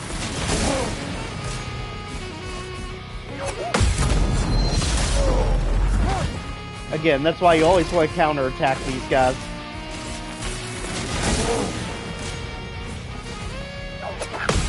And got him. With a stylish finish this time around. Ooh, almost. There it is. Boom. Alright, big hands down. Next up, Dominic. Lune, you get it. Next up, we got Dominic Big Feet. Here we go. Or giant feet. Whoa, get ready for the punch. Yeah. Boom. It just shows how much more overpowered Lune is than Gustav whenever she enters these fights.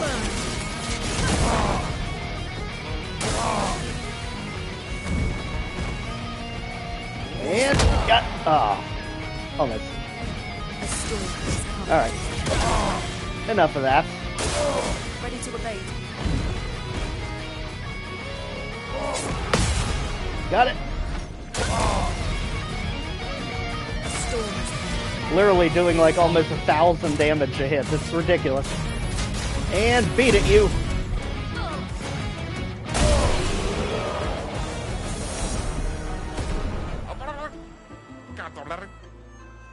Alright, the hardest one Mael gets, since she's easily the strongest.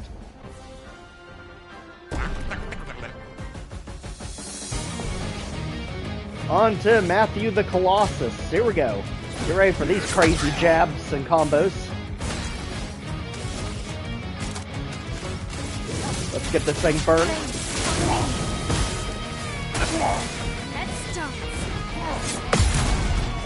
Not so fast. Now switch ourselves to Virtuous Mode. Now we do 200% damage. Hope we get that block right there. Ow! Literally that easy. Alright, now we get the final opponent. And we want to do Mael to actually shortcut ourselves to her ultimate weapon.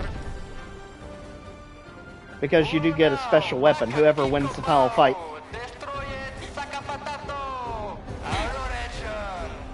See if she looks familiar from the beginning of the game.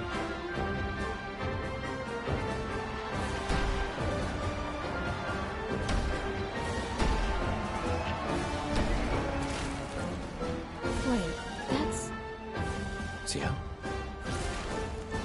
Well, Ciel made it this far. What?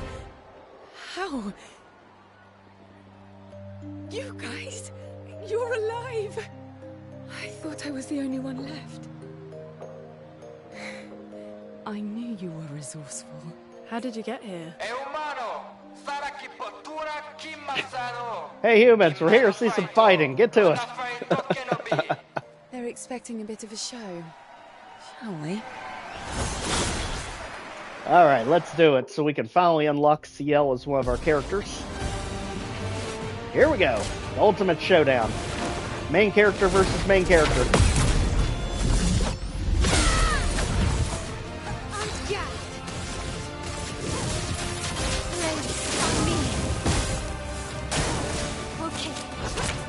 Right, here come the card tricks. Increasing her own speed. Ah. And she got us marked. That's a bad sign. So she's about to do a crit on us with this one. Ah. Quickly, before we lose the form, let's get her out of here. That was a close one.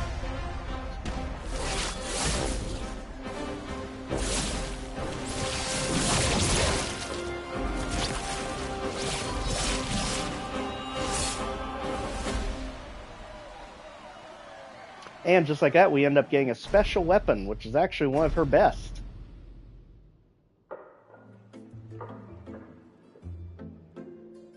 Well, that wasn't so bad. Yeah, it really just felt like beating old people. So it wasn't so bad. Am I one of those old people? One day, I hope. Hey, how'd you end up here? Oh, after the beach, I ended up in an odd yellow forest, not too far from here. Had to dodge a few Nevrons, but luckily I met a Gestrel who guided me here. What about you? Uh-oh. Well, I woke up. Don't give in to it. Next to a waterfall, and... We can talk later. Thanks, Lune. Let's get back to Golga. Good save. No time to lose.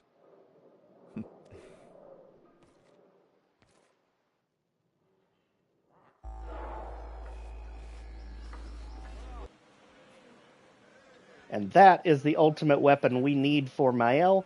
We don't need the tutorial with CL because we know how she works. Now, one thing you can do to switch out characters is go to your menu here, because you can only have 3 in the party, and they're lit up with little flags. So you can remove everyone from the party, except for 1, and then just add CL in. That way we have the trio of power attackers here. And we definitely want that weapon on Mael because it is broken as heck. And that is the Medallium here. And you see why, because it says at level 10 in Virtuous Stance, every burn applied is doubled. And once you get to level 20 in Virtuous Stance, burn deals double damage. Literally every turn. On top of supporting Virtuous Stance. Since it's already level 4, you can see right there, she actually starts in it now. So here we go. Where are we going, Golgra? Get out my way! There's the password. Get out of my way. The password is get out of my way. Very Gestrelish. Very.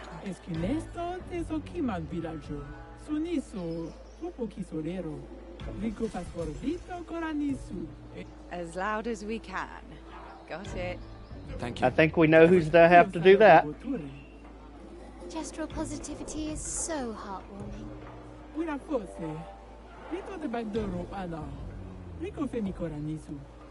Thanks, Chef. Alright, let's go.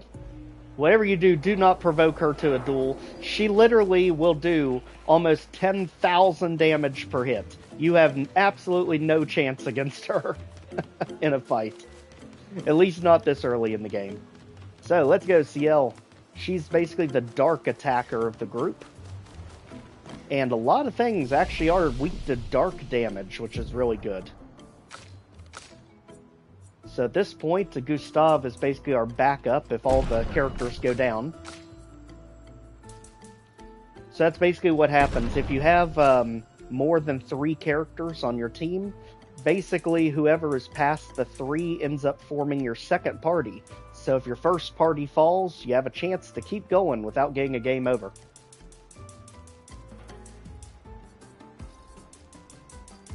She is also lightning quick, which is good to have. And again, Mael just beats down everything. So, as for her, there are 2 really big things you want to be shooting for. And that's going to be Dark Cleansing and Dark Wave. Those are 2 really big attacks you want. The others are ultimately pretty good. This is probably the better path to take than going down.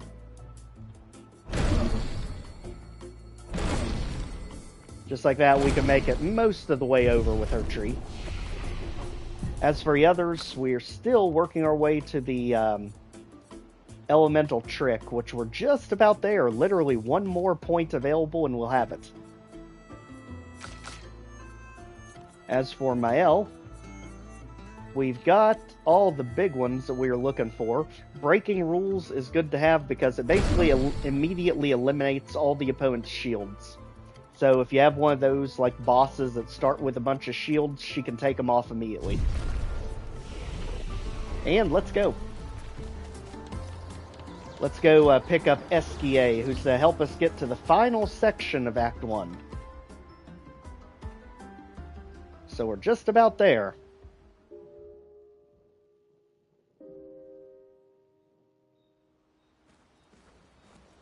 Also, there's a lot of story shenanigans that's going to happen here at camp. So, get ready. This is going to be big once we start getting into the nightmares as we try to rest.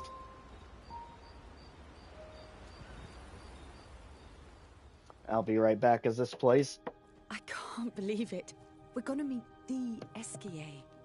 The Gestrals and Esquier. The tales are true. Do you feel something?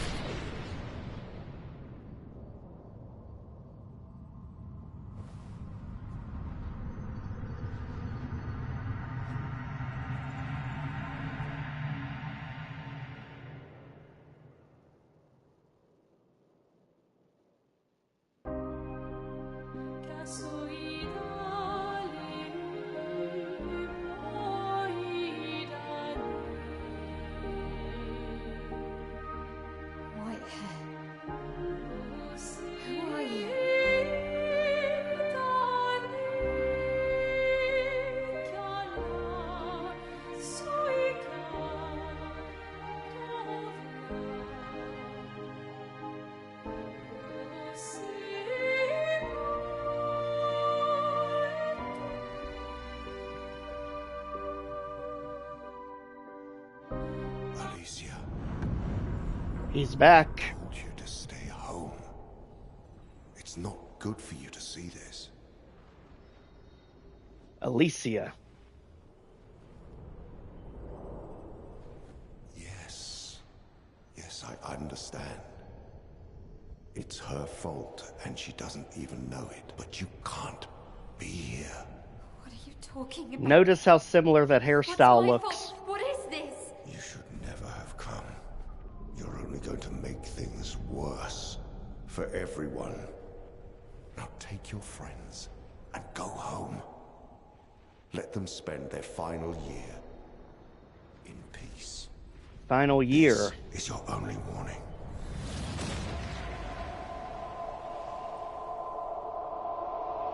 I can't wait to see.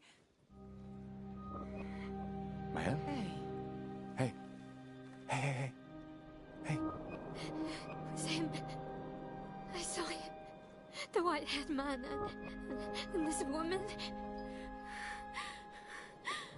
What did you see? This Maya, woman who has the please, same hairstyle as slow you. down. What did you see? Think carefully. Every detail could be important. He said we need to go home and that it's my fault. And that I'm gonna make things worse for everyone. You were all frozen. I couldn't. It was like a waking nightmare. It's okay. What else? You said there was a woman. Lune, maybe later. She had a mask, and I know this is hard, but I need you to focus, okay? While the details are fresh. Luna, ask her tomorrow. Hey, breathe. Listen to me. You're safe, do you understand? Okay? It's over.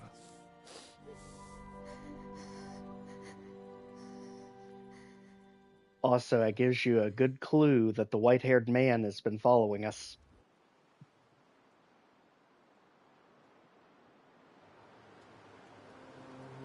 Get ready, because things are about to get very intense. We can debrief along the way. Let's head east to Esquier's nest. So in this case, they did open the back door for us, which is going to be right here. That way we have a shortcut out of here each time and don't have to go through that every time. So, Esquia's Nest, literally the giant purple place, as we get ready for one of the most comical parts of the entire game. Also, there's a lost Gestrel, which you can save. Basically, you get items for doing it. I think there's 6 or 9 of them in total. And he'll go back to camp. Here we go. Only one area to get through after this, and Act 1 is complete. This area is basically just a boss battle, so this area is pretty quick.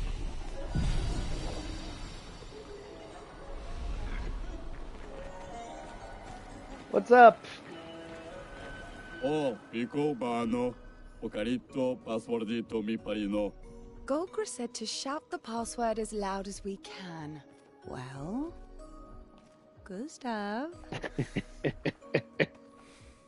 You're the loudest. Really? Yeah, we've got one area left after this, and Act 1 will be done. Hey.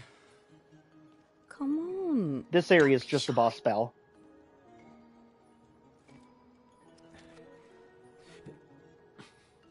Get out of my way! Jeez. Upakima ba parino. No. It's just it's the password. Rico femicola, gorgranda baribomino, passwordito. Gomiku rapito sava.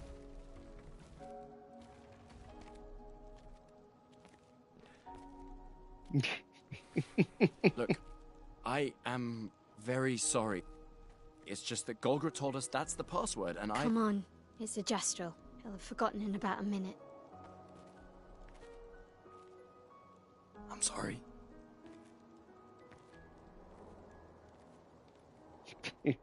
Gestural logic at its finest. Okay, so this one has not too many items because there's not really much here in this area. So luckily we can get through this pretty quick. Oh, lovely. Money hiding in the back. And now with CL on our team, let's get moving. Now there's a tank on the left of the bridge. There's also a mime on the right. Those are good for collectibles, but again, we're speed running it, so we're not really worried about them. Interesting decor. So you can see it down there. There's the tank. And over here, there's the mime. Are you okay, Maya? I don't know. Getting a bit of deja vu again. The light here. It feels a little... I don't know. Yeah. Feels a little purple and blue. Let's get ready to see Escae for ourselves.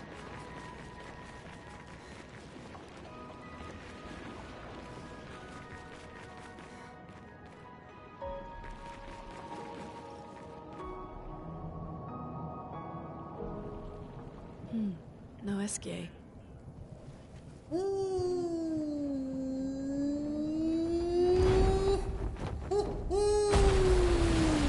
Flash. Mes amis. Hey, bonjour, Bonjour. mon ami. Ciel. Odd. I don't know. He seems nice. Oh, it's you. Hello again, my terrible swimmer friend. You finally come to learn Spoilers. to swim? No. I'm not that fond of water. Actually, that's sort of why we're here. We need to cross the sea. Golgra said you could help. Mon ami.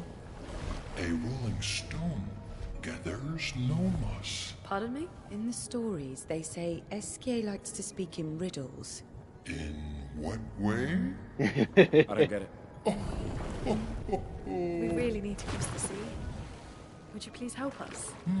There's a lot of you to carry. I'm strong, but I'm not that strong. I will need Flory, Who's Flory? one of my rocks. Rocks. See? Flory helps me swim. But Flory was stolen by my arch nemesis. One whose every step shakes the foundation of the world. The one known as... Francois. Okay. Let me guess. Francois is located deep in Nevron-infested territory, right? Oh no. He's right next door. Over there. Oh. It's literally right Francois there. is my neighbor. Okay. Well, I guess we could take a look. Fantastic. Good luck, mes amis. Please, bring Florrie back to me. You seem to know me. Yes. How? I don't understand. Men trip not on mountains. They stumble upon stones. Okay. Well, there's your riddle. So clearly he had a part in saving her from the beach landing. So literally we just have to head right next door, as mentioned. One of the coolest gimmicks that they're able to break the stereotype a lot of these games fall into. The more information we get, the more questions I have. You okay, Sia? Yeah. Esquier is surprising. That is an understatement. Now let's get ready for literally the funniest boss battle in the entire game. At least in Act 1. Let's go meet the dastardly Francois.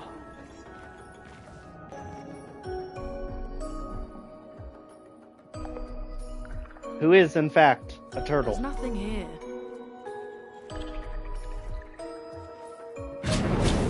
And a British turtle at that. Who dares enter my lair? You can't just walk into someone's home without knocking. That is incredibly rude. Is that... Are you Francois? He's just a talking rock. Wait, I thought Florrie was the rock. A rock? I am not a rock. Do you have rocks for eyes? You certainly have rocks for brains. I am clearly a turtle. Esquier! Stop sending hooligans over here! Stop being a meanie. They're nice humans. Then keep them on your side of the caves! Now get off my lawn! It's okay. We'll leave. We're just here for Florrie. So, not only are you intruding, you're here to steal? Oh my word! Humans! Well, over my dead body! Get ready, everyone. Because oddly enough, it is no joke. It basically has one attack, and that one attack's an instant kill, so be careful. We need to do multiple hits this thing to break all those shields. Here's your card. There's one. Get ready, here comes the ice attack. Literally a one-hit kill if it hits you. That's what we're dealing with.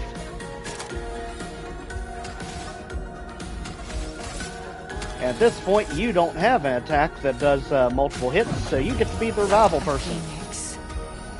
Luckily, she starts in her virtuous form, so we can just about do the multi-hits. Let's at least get burned. I saw your teacher. Here we go. Ready to evade. Get ready for another one. It's always that double pump that fakes me out on that attack. But luckily, since you're burned, back virtuous. And now you're out of shield. Lady loves snowing today. As you see, it is weak to dark attacks, which is really good. Every time, without fail. Alright. Let's push forward. Back to it, everyone. The expedition's not over. Here we go. One. There. Dodged it that time. Alright, back to Portel. Let's get some more cards on you. That hurts. And keep you burned.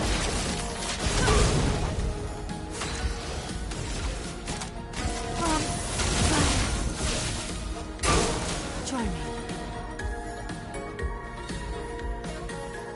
1, 2. Got it. And just like that, we also get the extra attack. Beat it, Francois. Okay, let's put an end to this foolishness. I need to sleep like a turtle. Like a All turtle. this trouble for a tiny rock. Take it and never come back.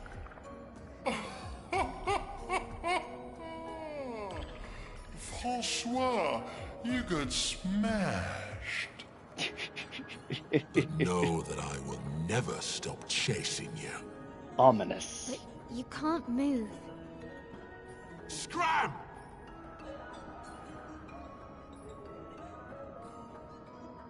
You gotta love the humor just before the big finish of Act 1. Very much needed with how much tension's about to come out of nowhere. Up we go. Francois and Esquier are very different from Jestrels and Nevrons. You think the Paintress created them too? If not, who else? Maybe they came from another world. Or someone's imagination. Wink, wink.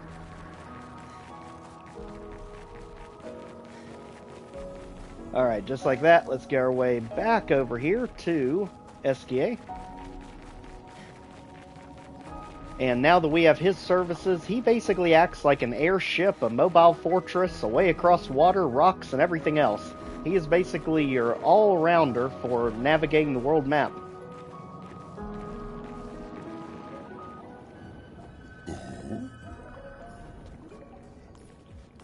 You got Flory. That's not Flory. What do you mean, that's not Flory? Ha! I never had Flory. Your rock is still on the Stone Wave Cliffs. But he got me good. Wait, does this mean you won't help us? If you promise to get me Flory, then we can be buddies. Can't you swim without Flory? We saw you flying just now. Oh, you're much too heavy. I need my rocks. Your rocks? Alas, I've lost them all. I can do much more than swim. I can fly into space. I used to fly all the time with my best friend Verso. We'll help you find your stones. Oh, how lovely of you. Wait, Francois said the Stone Wave Cliffs. Where's that? All the way to the north. Just aim for the big 33. Get ready, because this is where it all goes down for the finale of Act 1.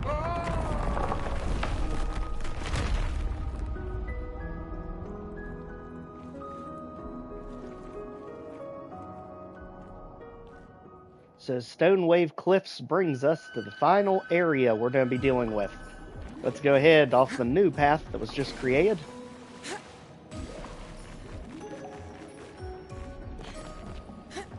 Go on, CL. Let's go. Ah.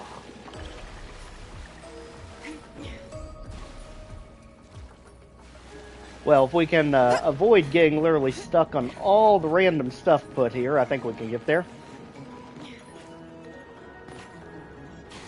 Apparently our navigating is having issues navigating upstairs today. Come on. There we go.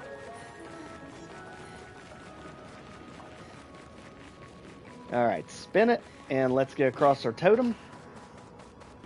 Now let's get. And just like that, Esquier's Nest is done. On to the final area of Act 1.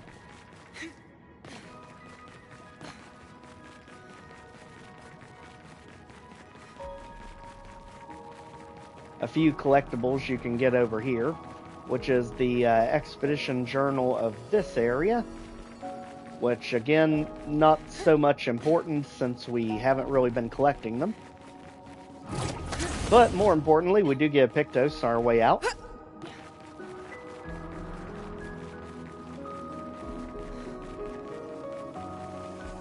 Right there. Great. Basically giving us extra AP at the start of the fight, which is really going to be more important to Mael, especially since she's the one doing all the damage right now. So let's go ahead, upgrade everything. Again, she is a walking monster. No one else got any skill points for that one. And as for attacks, It is taking us everything to learn Elemental Trick. It is unbelievable how long it takes to learn it. As for Mael, nothing important there. But we do need to go ahead and put that perk on her, because she is the one struggling with AP in the fights. So let's see. Base attack applies defenseless. Don't really need that as much. We really need the new one, which gives us more AP.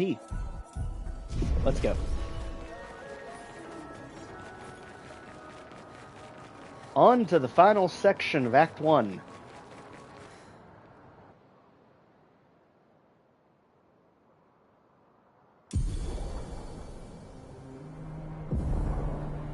Yep, basically he helps you move around the continent easier. So right now, he is basically able to take out any rocks for us. Like these rocky sections we see over here, he can plow through.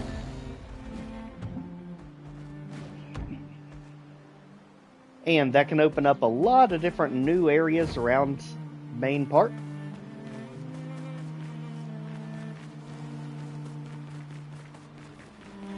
Adding Neon PlayStation 5.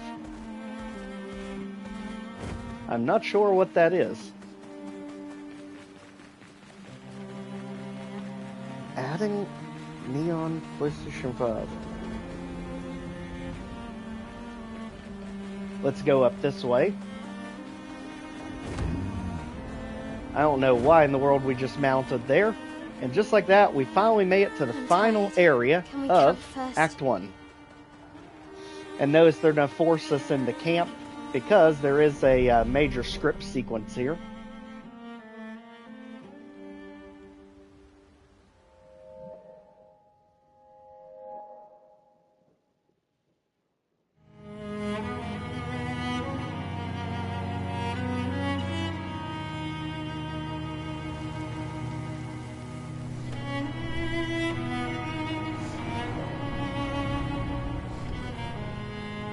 Yeah, I'll get you added. Here it comes, the big finale of Act 1.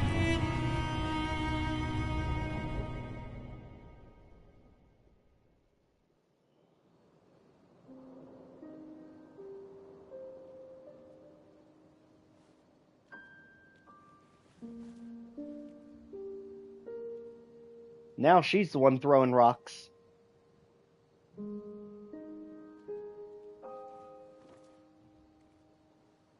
See why you like throwing rocks. You've been quiet since you saw those people. It felt like they knew me. Like, actually knew me. They do. I don't understand what's happening. And I feel like I never understood. Like, I'm always missing something that everyone else just gets. In Lumiere, life never made sense, and I never fit, and now out here, when it was just starting to maybe feel good, then this happens, and... Yeah. I hate it too. Things we don't understand. They just make us feel small and powerless. But it helps, you know, to focus on the things I do understand, on the people I care about and who care about me. And, you know, now I feel a little less lost, because at least we're lost together. What? What? Stop it. Too cheesy? No. Well, if it makes you feel better, I was even more lost when I was 16. I heard that was because you were only thinking about girls. Yep, but guess what? The girls weren't thinking about me at all. I believe that. Yeah. I've actually never heard of that Creation Club piece. We're family. Well, that's what the It might be paperwork there. said, at least. I'll have to look. Well, the paperwork probably says we're dead too, so... Yeah, probably. Ooh, nice one. I know. I told you, don't get cocky. It was okay. Okay. You told me great. Nah. Ah, I see. Not one of the free ones they give you. Okay, just like that, we are finally ready for the finale of Act 1, which is actually going to be the main point highlighted on Friday in much more detail since we're just speedrunning it. But let's get ready because everything is about to come to a head here at the cliffs.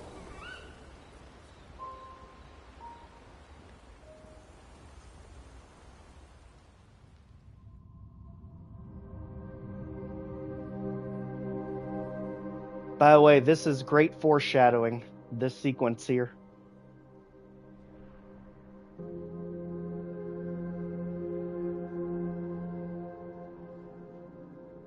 As you notice, the white-haired man cares for this woman that has the same hairstyle as Mael.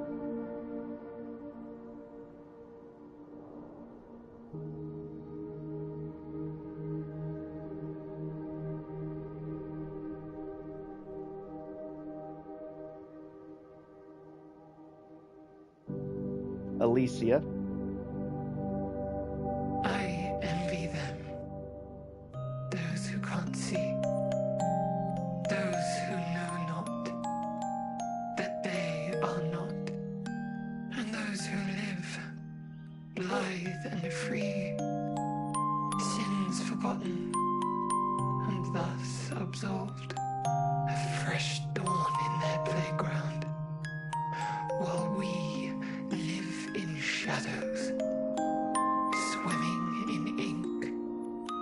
We are but a fragile dream, a singular weed, resisting, ever resisting, that iron dirt, that eternal. See, I haven't messed too much with the mods when it comes to that game. Those who know not that they are not.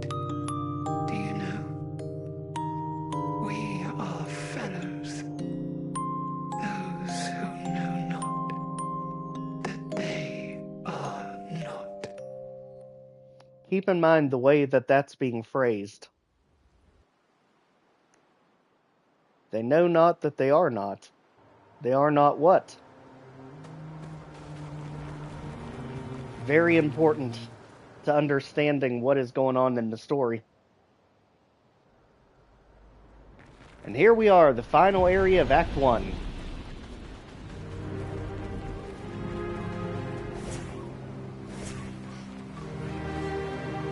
As we have the fallen over Ferris wheel over there.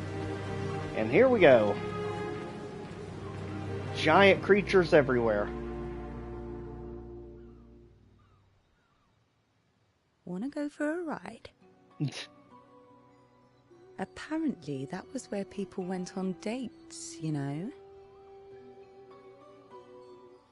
What do you think happened in those cabins? Use your imagination. No, actually, my guess is this was Expedition 50. You see, oh, they ever the created this historian. giant wheel, and they tried to cross the world. Okay, Professor. Mes amis, Florey's close. I See, can he's flying. feel it. Come on, you can fly. Can't you get Flurry yourself? Oh no, too much effort. Okay, lazy. Okay.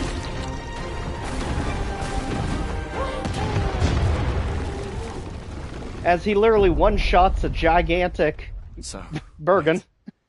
SGA is that powerful? Apparently so. But also lazy. All right, let's go. What a weird creature.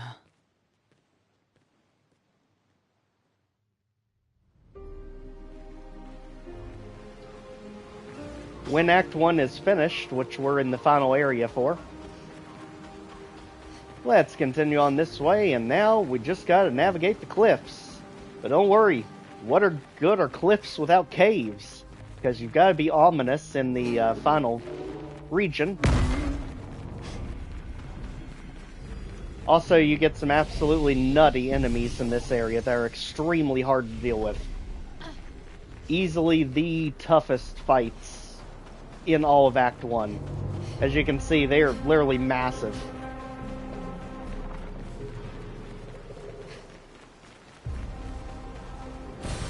Well, that will help. So here it comes, everything we've been building to.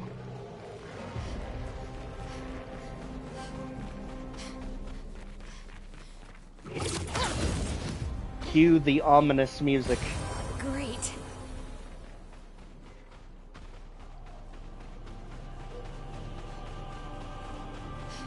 These are the enemies you do not want to be dealing with. They are notorious for putting up about 1,000 shields on you and easily wiping the floor with you in just 2 to 3 hits. So you do not want to fight those things unless you have to. Also, there's the little boy who's been keeping tabs on us our entire journey so far. Very intricate to story. Checkpoint. Keep going. Now you have these things which I could never counter for the life of me. They have such an awkward attack pattern. And, of course, guarding one of our items. Here we go. Careful, my elf. Very awkward attacks. Here we go. 1, 2, delayed. And jumping attack.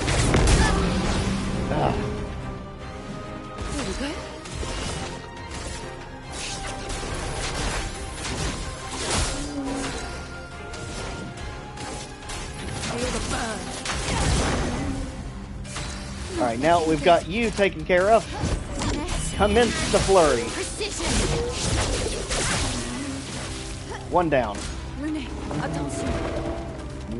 1, 2. Got it. Such a pain in the butt to have to counter.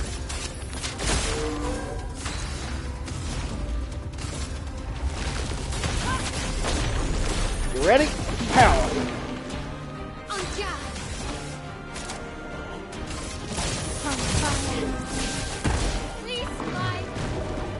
Ready for it? Ah, it's that third one. Sometimes it's hard to tell when they're attacking 2 or 3 times. Lady Luck smart. Got it. In a plume of darkness. We'll get that thing out of here. Get the item. Let's run. Luckily, they literally put the checkpoint flag right by the fight. Just to keep us going. Strong to the finish. Let's go.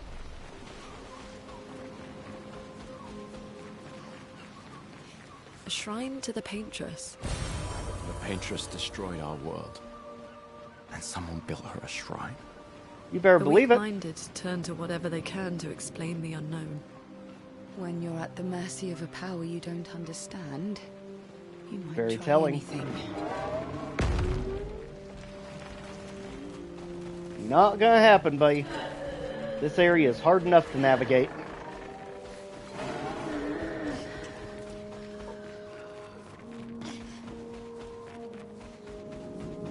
As we dive our way deeper into the caves.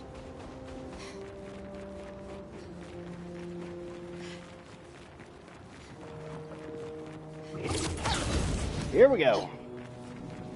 Going up. And checkpoint. As you can tell, this area is huge, is easy to get lost in. Looks like a and farm. Tons of things Like old to see and times, do. eh? So now we've wandered upon the farm. That was here originally. Now in pieces. There's another tank if you need upgrade items. And again, we're trying to avoid the big guy like the plague. Also, there's a paint cage up here, but we're not worried about that. So we can dodge all enemies over on the left.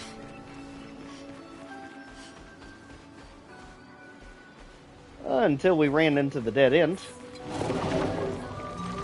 Oh boy. Yep. Navigate around that guy.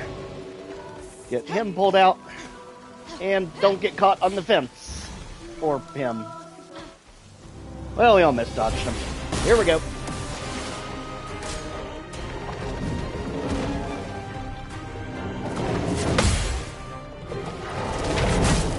Luckily, his attack is super slow. It just packs a punch. Stop that. Okay. 1, 2. Got it. Alright. Phantom Blade you out of existence. Let the ink flow. And now, all up to the big guy, who is completely protected by shields. We need saying it hits multiple times here.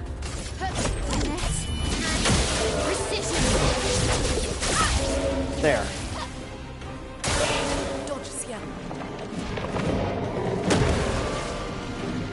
Now it's adding shields back to itself, and here we go.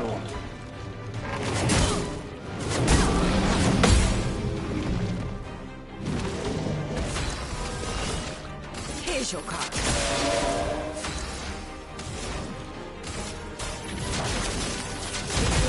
Just like that, we got burned. Let's keep up the pressure.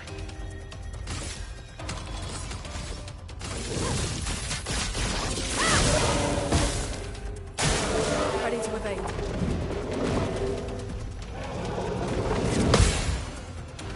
And again. Got it.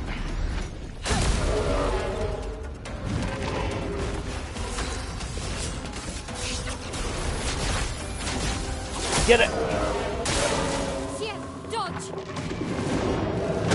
Alright, now it's putting shields back up on itself. Again, such a pain. That got rid of him. Now it's the same target. Take your shot.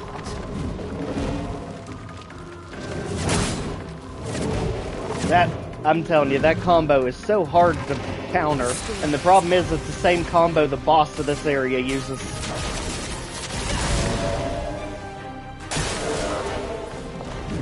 This one's a lot easier.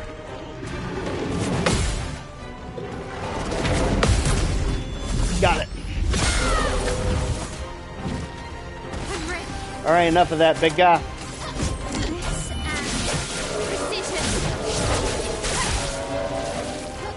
So close. Let's dance. Luckily, it doesn't have any allies left on the field. It's just shielding itself.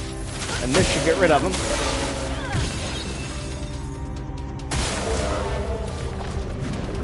Here it comes. So hard to get all three of those. Alright, let's end this one in style. Get out of here, you.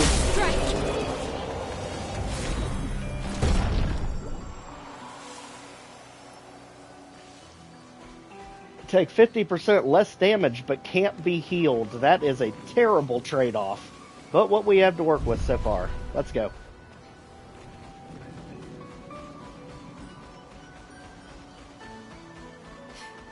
As we get ready to dive deep into the caves to seek out the boss of this area. And finally, bring us to the end of Act 1.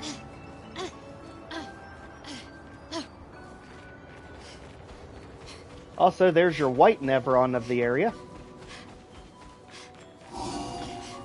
And checkpoint. Get ready, as things are about to get very creepy over here.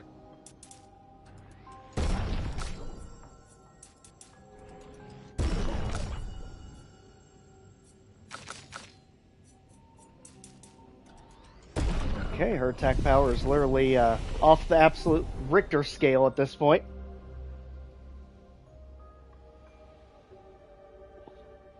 Yeah, that perk is absolutely diabolical.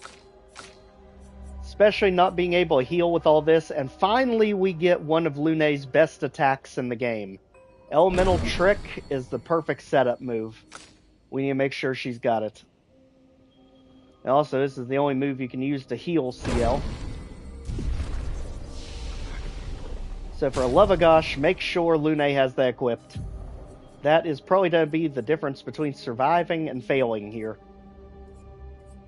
At this point, Earth Rising is not to do us any good. So, Elemental Trick, You're on board. It basically hits the enemy with every elemental attack in a row. Here we go.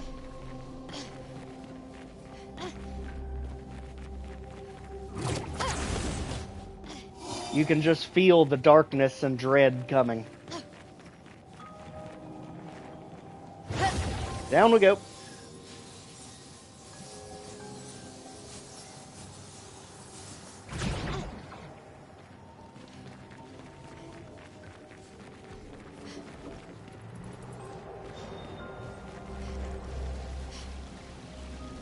Stay the heck away from the big guy. Unless we want to deal with that again. Also, there is a manor hidden down here in the bottom of the cave. So you have to go really far down to get to it. And rather not deal with them if we don't have to. This area is hard enough. What have we here?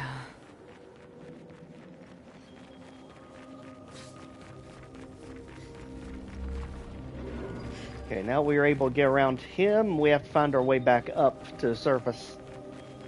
That'll bring us to where the boss is. As you can see, this area is huge.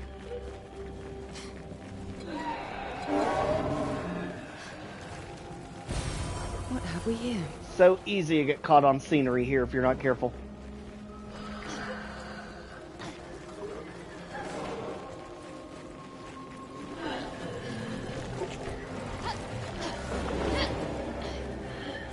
Yeah, let's not even attempt that with those two guarding it. Let's go down the hole. We just have to get around this guy. Yep, you stay there. Thank you. Got it. Going down.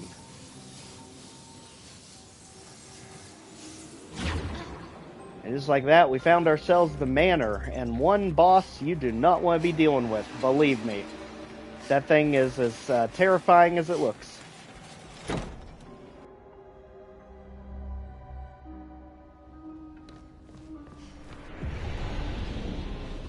As you notice, this time in the manor, we're actually in a bedroom.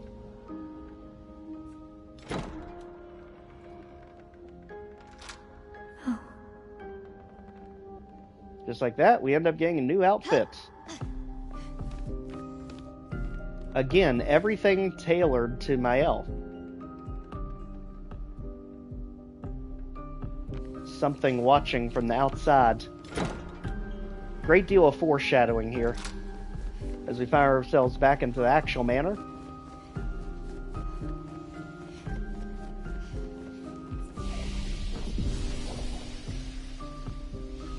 Alright, now we just gotta get ourselves back to the surface, and we will be on to the greatest fight ever.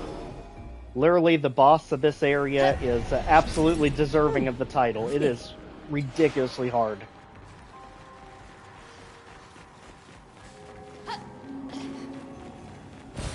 An advantage.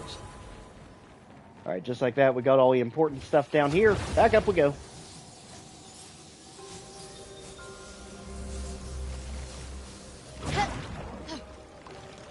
Okay, we made it.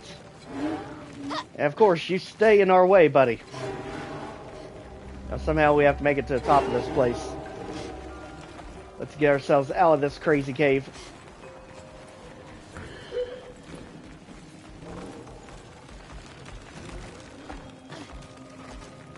We're literally being chased off all of our platforms by these guys.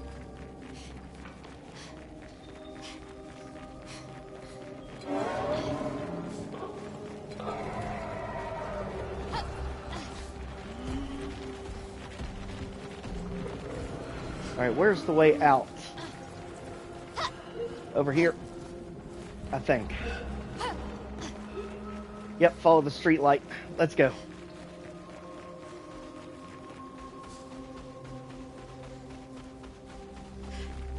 There's our opening.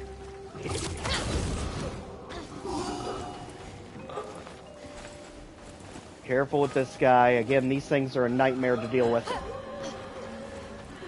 Stop dying. Go, go, go.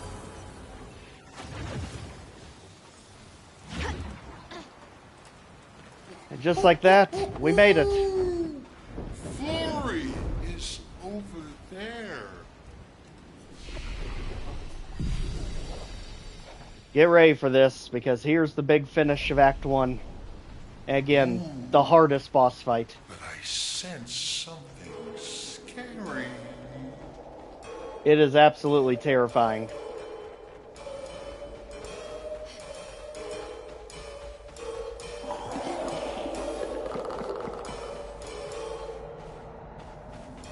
Let's just say the lamps are a clue.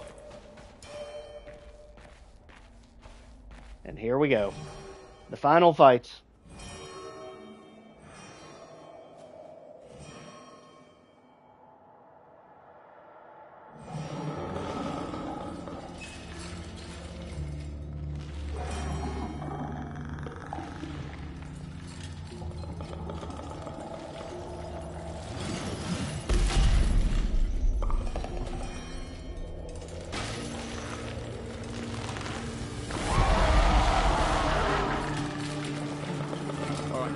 Get rid of it. The rock should be nearby. Easier said than done, Gustav.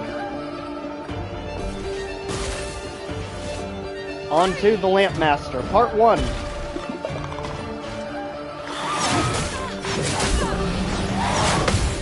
Notice what I said about that 3-hit combo?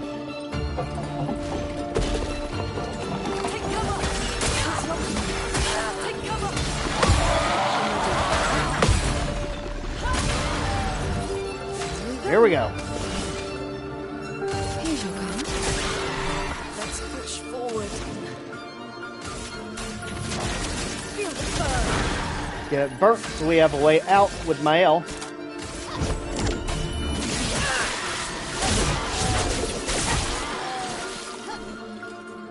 And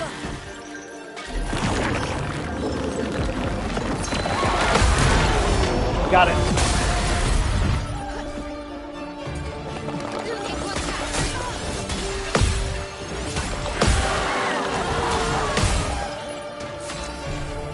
Alright, quickly get Lune back up. Wrong person, but okay. Lune, you're gonna have to heal yourself here.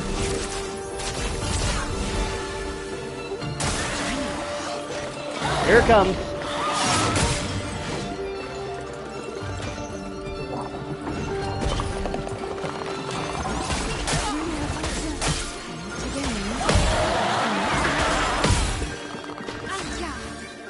Alright, quickly, let's get this thing out of here.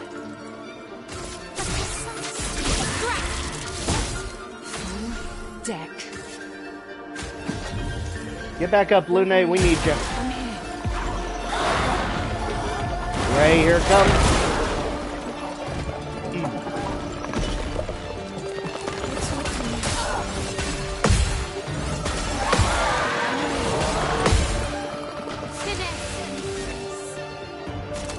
Well, believe me, we thank you for the AP. We definitely needed it. Get this thing burned so we can get some momentum here.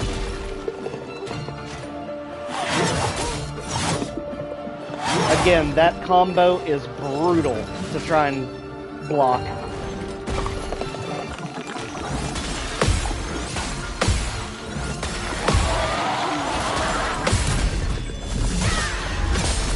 Alright, cut it out there, Lampmaster.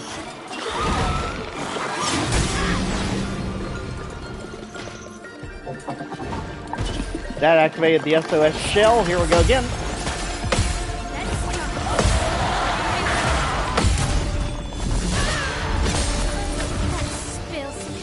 Keep up the pain.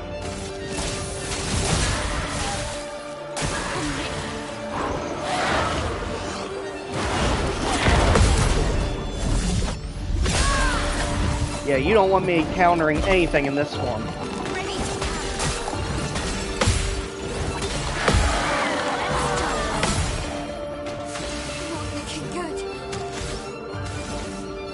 It's a risk. Gotta take it. Just short, but we did get stunned.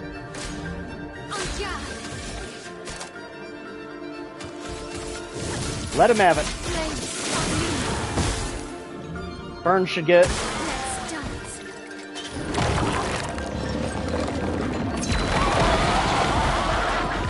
Dodged it. Alright.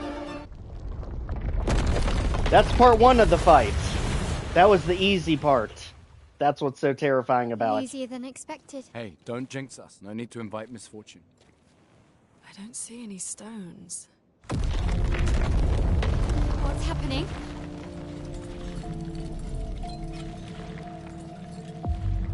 Misfortune.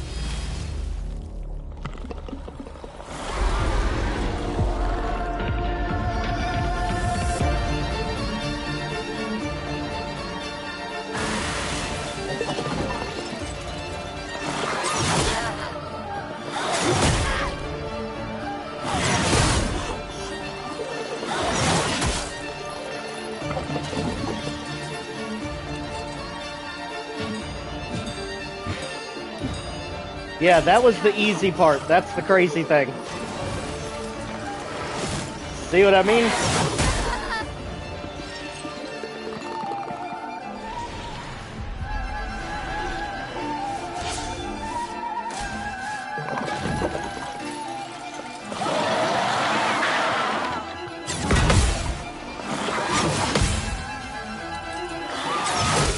Again, there's that crazy multi-hit combo.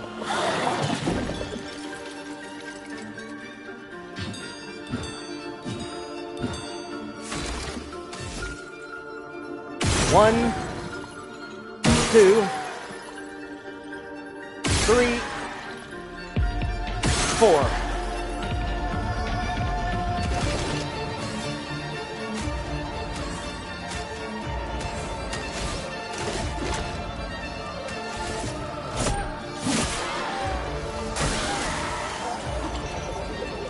That Sword of Light is crushing. It's basically a one-hit kill if it hits you.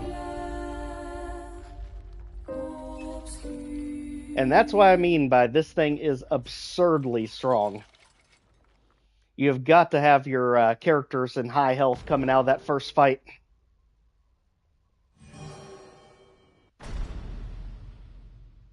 Right to it. Here we go.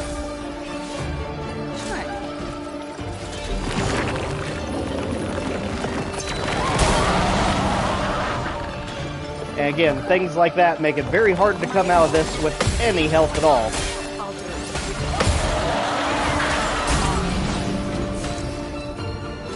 Alright. So, we are not having anyone down at this part. We've got to make sure we don't get ourselves pinned into a corner against this thing early. And keep that health up. Take your shots.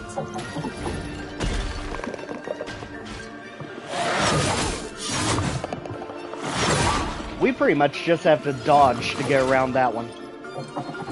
Because that one has been the main thing that's been catching us.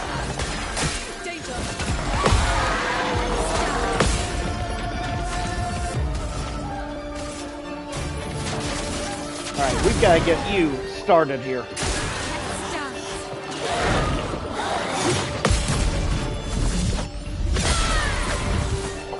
Again, counterattacks are everything against this thing.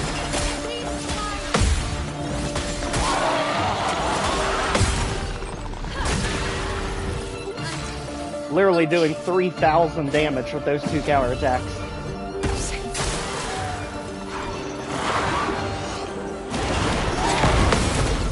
Alright, stop that.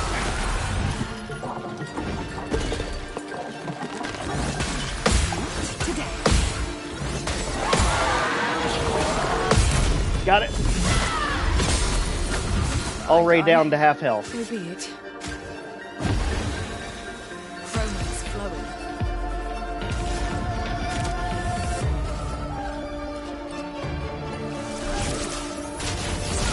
There we go. Keep everyone up. And let's get it burned again. Here we go. Got it. Alright, halfway down.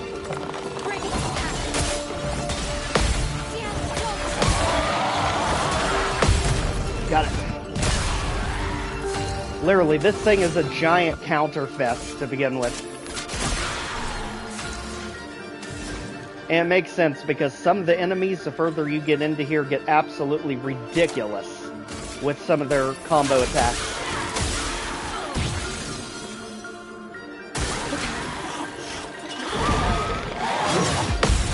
Got it.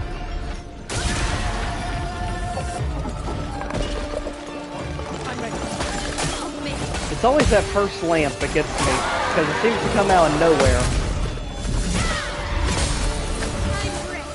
Alright, keep up the pressure. At this point, back to Virtuous. And for you, Phantom Blade. Let's get it. There, now it's stunned, so it can't move. Let's take full advantage and get ourselves healed back up.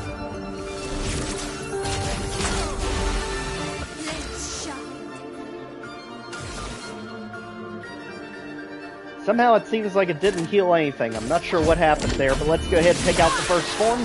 Just like that.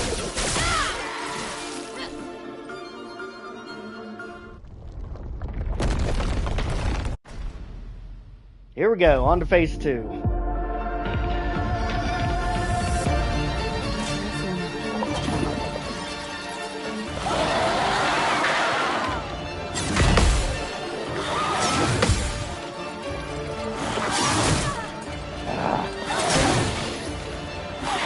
Alright.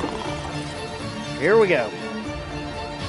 Keep in mind the order that the lamps ding off at. That's the order you have to hit them in. So we got that one. We got that one. That one. And wherever the other one went. Can't actually see it. Thanks, buddy. Alright. Let's get the Fortell up. Let's push forward. Alright, at this point, you just need a heal. My gosh, you are literally a mess. That's the problem, she's healing my L. Well, get ready, someone's about to get splattered. Thank goodness. Alright, here we go. Get Lune some help over here. That way she can hopefully at least survive something. And let's go ahead and get you burned again. And now, finally, Elemental Trick. Let's hit him. Boom! Literally every element there is. Let's go. Ah, I saw it too late. It was a jumping attack.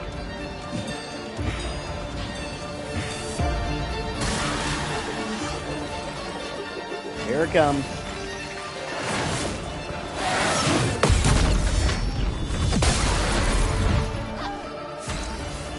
Let's spill some ink. Alright. Back to it, Lune. Oh, here's the tough one.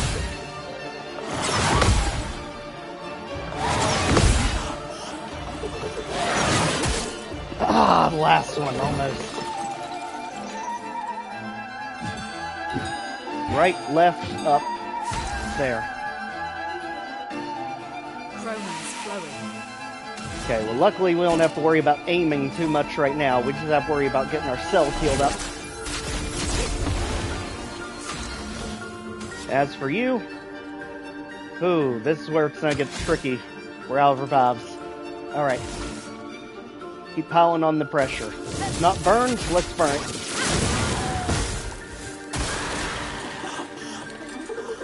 Here comes the Sword of Light. Got it.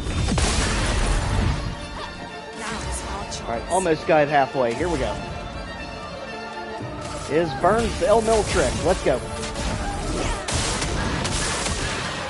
Now we can use Mayhem since we have all 4 tenths right. Oh, we jumped. Alright, here we go.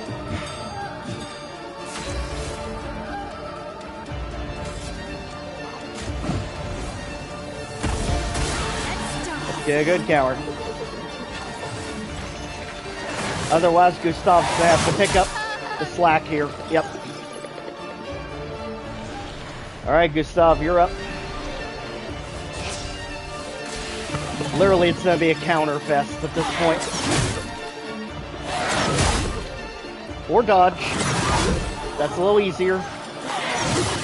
Especially if it's crazy timing. Not too worried about that because instead of using a sword, we can't waste time with it.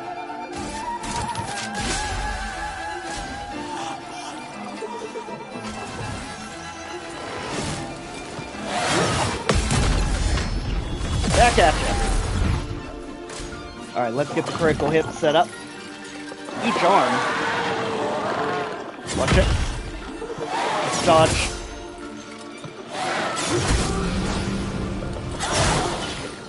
Yes. All those attacks. So much chaos.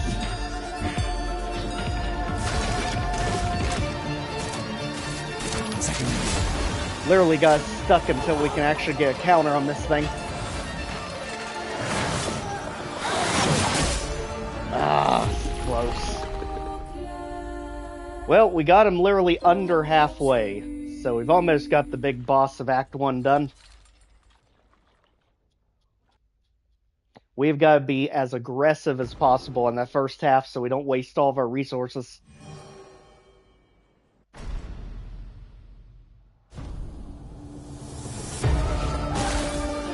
We cannot let it get down to Gustav no matter what.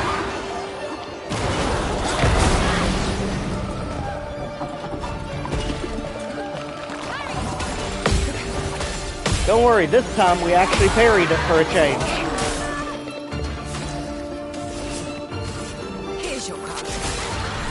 Yeah, take your card and get the heck out of here. We have definitely had enough of you, buddy.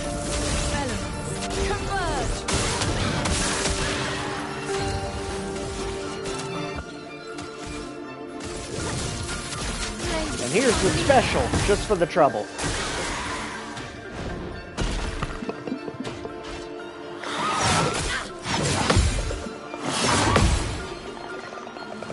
Better luck next time, buddy.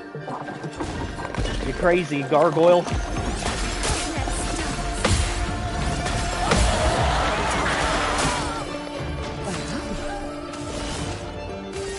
Whew.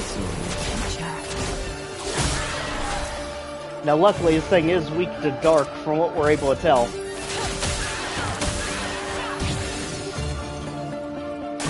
Keep the pressure up.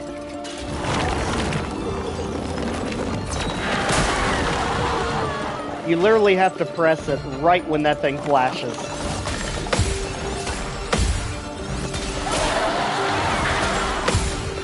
Yeah, whatever happens, don't let him get you with that attack. My gosh, that pretty much disrupts everything on the field.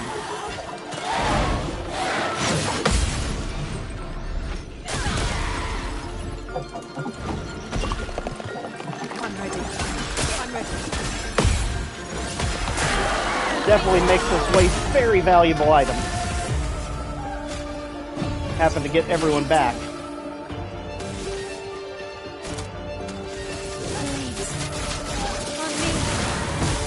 Go on, hold us back, everyone. Ready for a jump? Not today.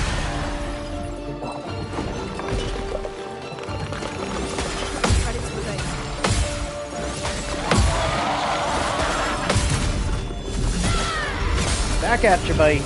Down to half. Now let's get everyone healed back up. And you can heal yourself.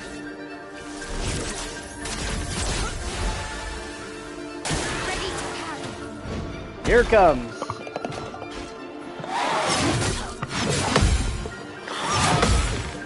That combo is so wicked. Come on, everyone.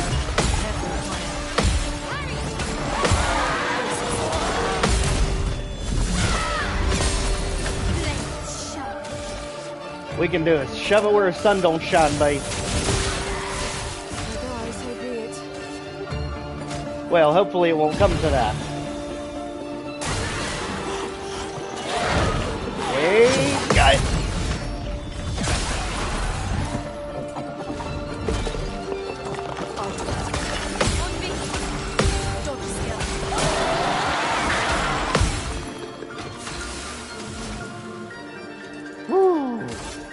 Keep the burn up, 'cause that's doing the most damage for us. Time to take risks. Oh, we're gonna have to take some risks, that's for sure. The dance begins. Yes, and it's a dance you won't like.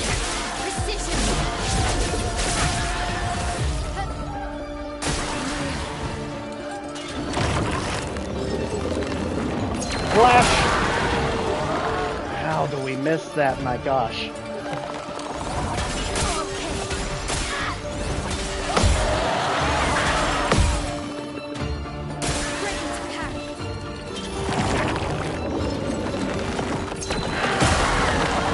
Yeah, we need to intentionally fall on that one, because we were using way too many revives.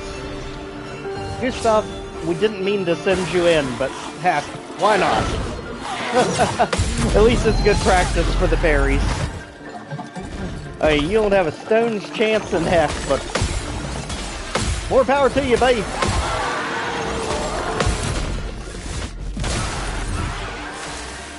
It'd be hilarious if we somehow overcame this thing with literally one character. That'd be ridiculous.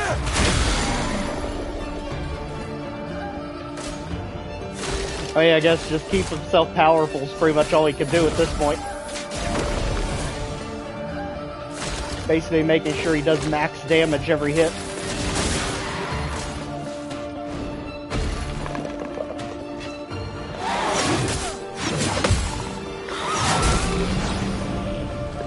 Oh, don't worry, you literally only have to hit me one time, and you've got us, buddy. It's not that hard.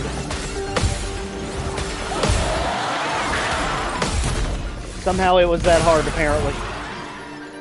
Oh my gosh. How in the world did we even pull that off? I have no idea. Gustav, there's no way in heck you're winning this. Yeah, literally, just one hit would do it. Anyway. And if you didn't know, when we did the actual series, this is why we over-leveled everyone by about 20 levels, was in expectation of this fight. Because if you just run straight through into here, you get your butt handed to you. This is literally the gatekeeper of Act 1.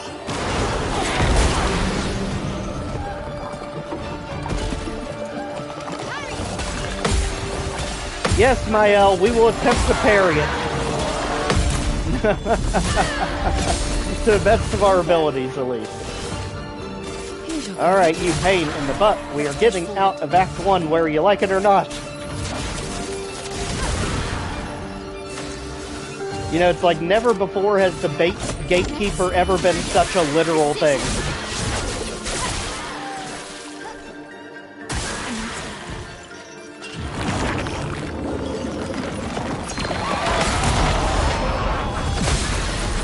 Alright, stopped at that time.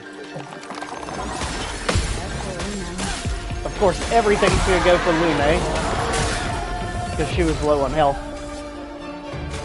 One we can deal with. It's when they start wiping multiple characters out at a time.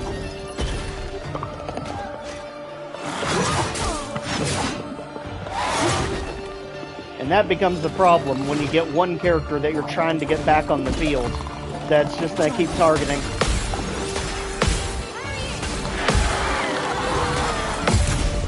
Come on. Alright, take advantage of us still having Virtuous Form. We can do it. We'll get you in a minute, Lune. Now hopefully it'll leave you alone long enough for us to do something. There.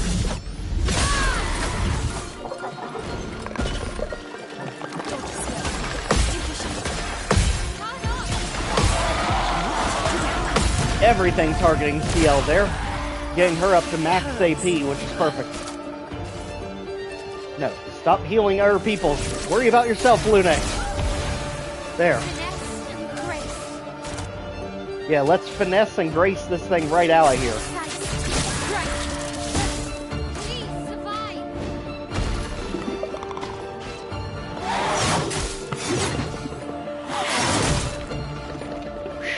Close.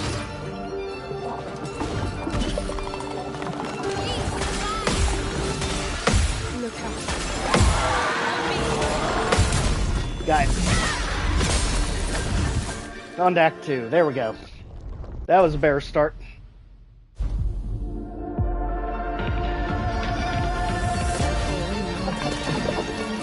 Oh my gosh, this combo is ridiculous. Thankfully, it's its weakest combo, but still, all the hits you have to time out is ridiculous.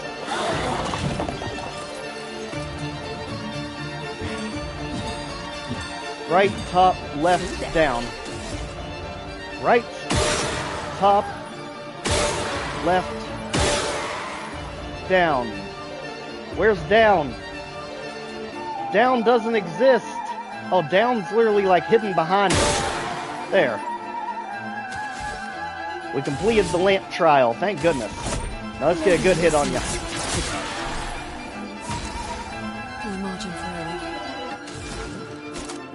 That's why you want to keep in mind the order that the lamps go off in.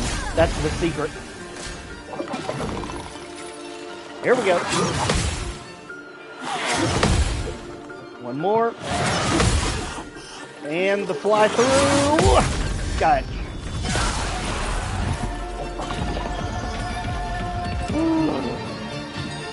Pop. Left, left, right. Top, left. Oh gosh. Oh my gosh, and then you can't hit. Well, that was a massive failure. We need to get that AP back up. Let's see if we can hit it with her. Yeah, it's holding it right there. Top, left, left, right. Okay, let's go. All right, here comes the big one. Got it. All right, let's get this thing burned as fast as possible.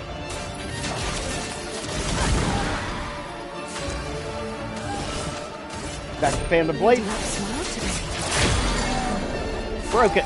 Perfect. All right, take full advantage of it being broken. And of course, you have no stance because you have no AP. Holy heck. Bad timing, Mael. Alright, Elmel Trick. Man, we are out of AP for everyone. Holy moly. If we could use Mayhem, we would have it won.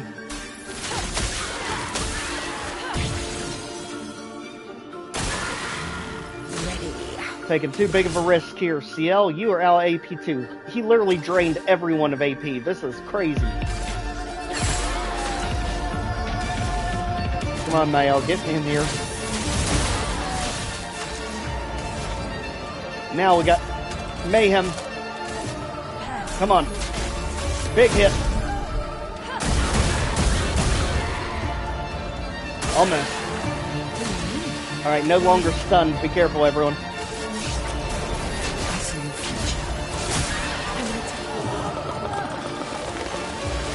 Jump! Counter. Got it. And just like that, we finished it. Get ready for the insanity. And you also may want to grab a tissue box. Really dead. Looks like it. Is this it? There's Florrie. Florrie. All right. Ready to sail like a snail. Just jump, mes amis. It's not that high. We can finally cross the sea. You don't happen to have some wine stashed away, do you? What? I wish. Hey, you can do this. I hate water. She's afraid of water. For good reason.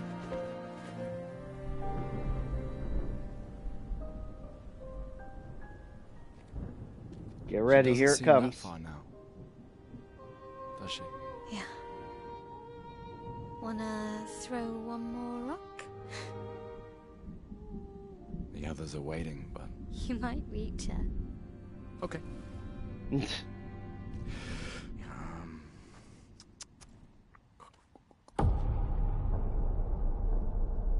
The sounds you never want to hear. This is why the camp sightings were so important.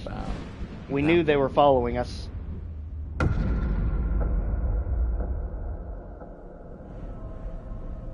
Does it really matter?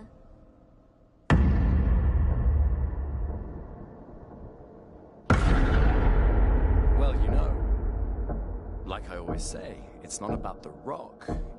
It's more about...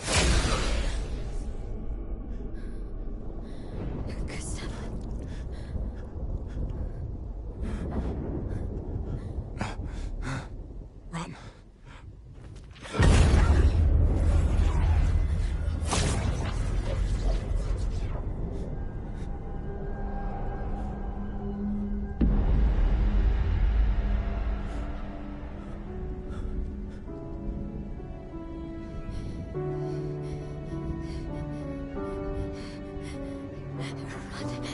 Please run.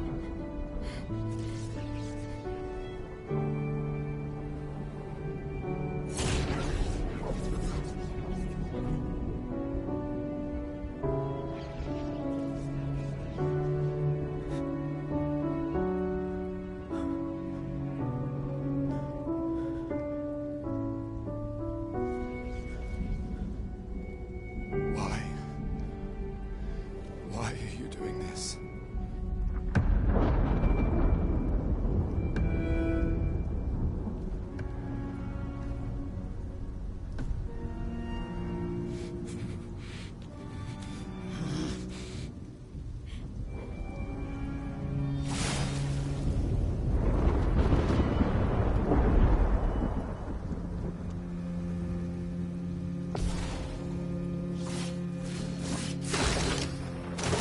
Get ready.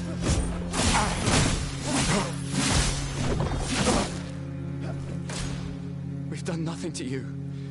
We should be on the same side.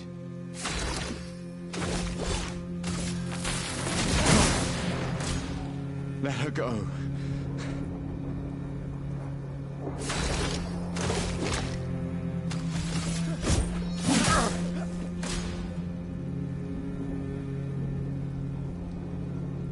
Something's going on up there. SK, get us up there! Guess who?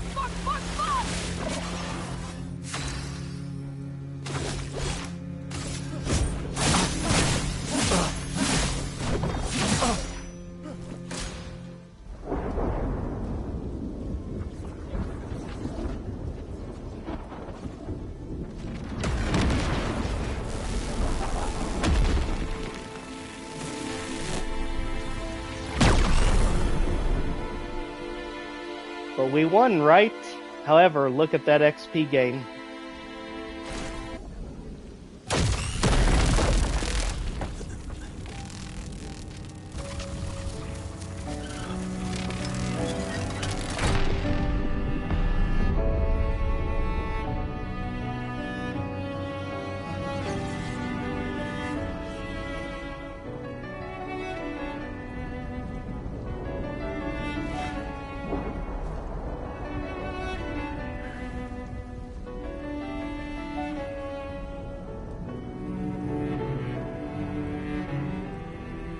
For those who come after. Right?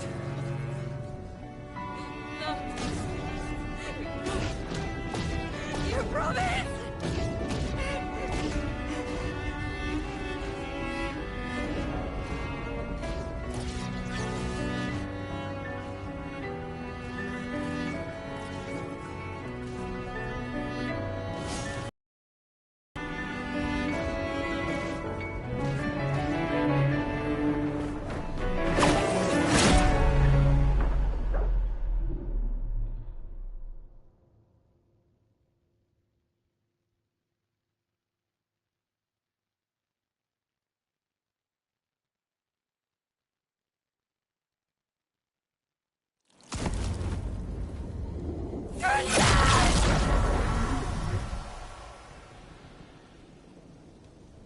Which was one of the flashbacks from earlier.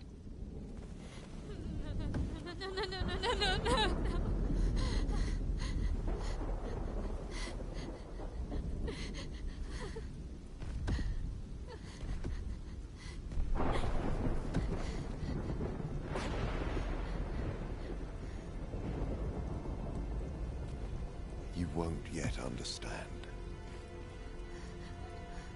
But this is a kindness, not a cruelty. And the sad thing is, he actually is one of my favorite characters. The white-haired man. When you understand what the real story is. You let her come. You know she's too weak for this. How could you let her take such a risk? You only care when things are right in front of you. My sweet child, you were supposed to stay home. I told you not to worry. But since you're here now, just stay put. What are you saying? You must go home, now. This does not involve you. When this is over, we'll go home together. No! Keep in mind, he said, my child.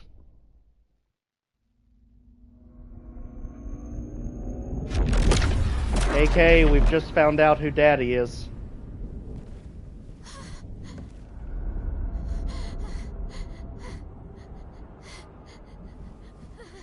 This won't make sense to you now. But we both want what's best for our families. I'm sorry you're caught in the middle, but I did try to warn you.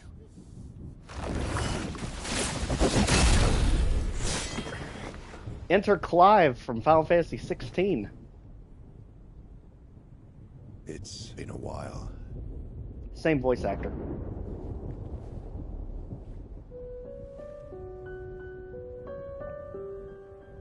Stay out of this. You chose to walk away. You don't get to come back now and interfere. You've lived more than a lifetime. It's time to let her go. A lifetime. A lifetime with my family torn apart. No. I want my family back. It's not your family. But she is. You know, the girl that looks oddly like Mael, Alicia. You would use her. She chose to come. I didn't make the rules between you two.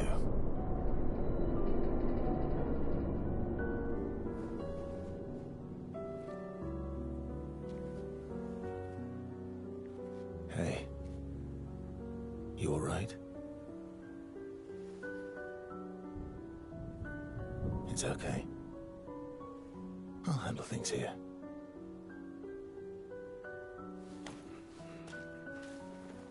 Get back to your friends.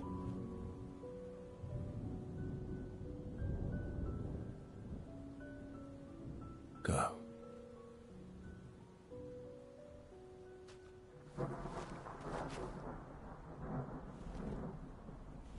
So that's it. You've set us down this path. But are you ready for the consequences? She'll never paint again.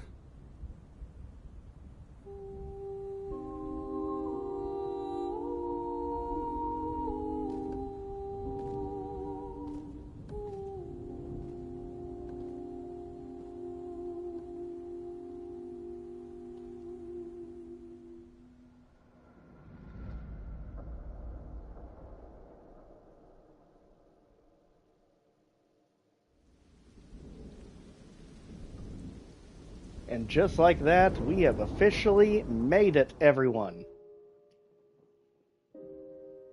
I honestly didn't know if we could get through that in one go.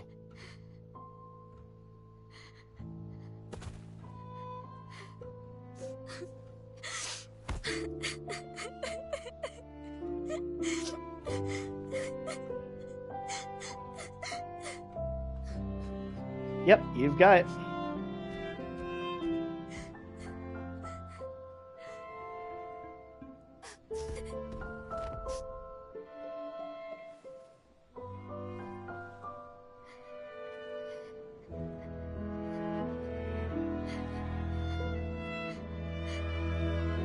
Keep in mind, Eskia is Verso's imaginary friend.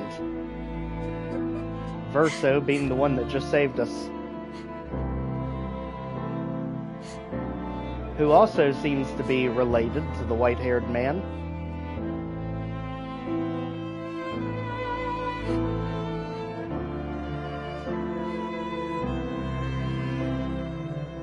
That's why I love how clueless they end up keeping you throughout Act 1, giving you just enough to realize there's a much bigger family motivation behind everything happening in this expedition.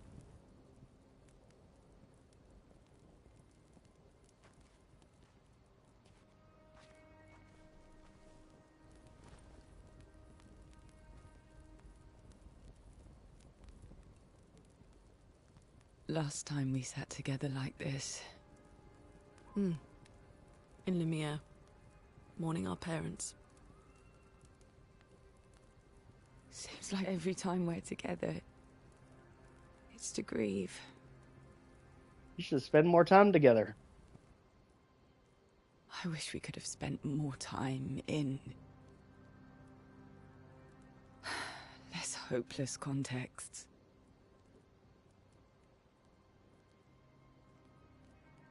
The plan doesn't change. We aim for the monolith. We keep heading north. With SKA's help, we can make it. But we lost the Lumina converter, so... It's okay, we can think about that later. All the backups were destroyed by that man, but Expedition 32 will bring more. Their chances will be better. We need to prepare them. I should update our journals. Hey. It's okay.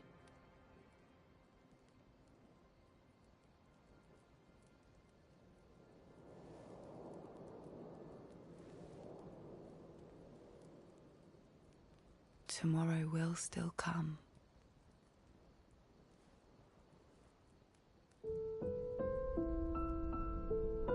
The bitter reality of any time you go through something like this.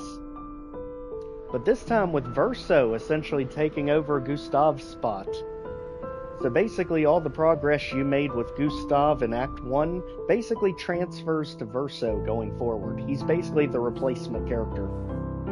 And really one of the main architects of the entire story, since it mostly revolves around him.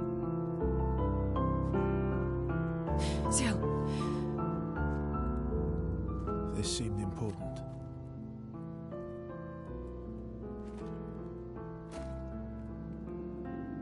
If you want to reach the monolith, the best path is through the quarry up north. Who are you? And where did you get that expedition uniform? Strange way to say thank you. I'm sorry I couldn't save your friend. Technically you could have. I'm wearing an expedition uniform because I, too, am an expeditioner. What? What do you mean you're an... I've never seen you before. First expedition. Expedition 0. Expedition 0? Because he's the originator How are you alive of this entire and world.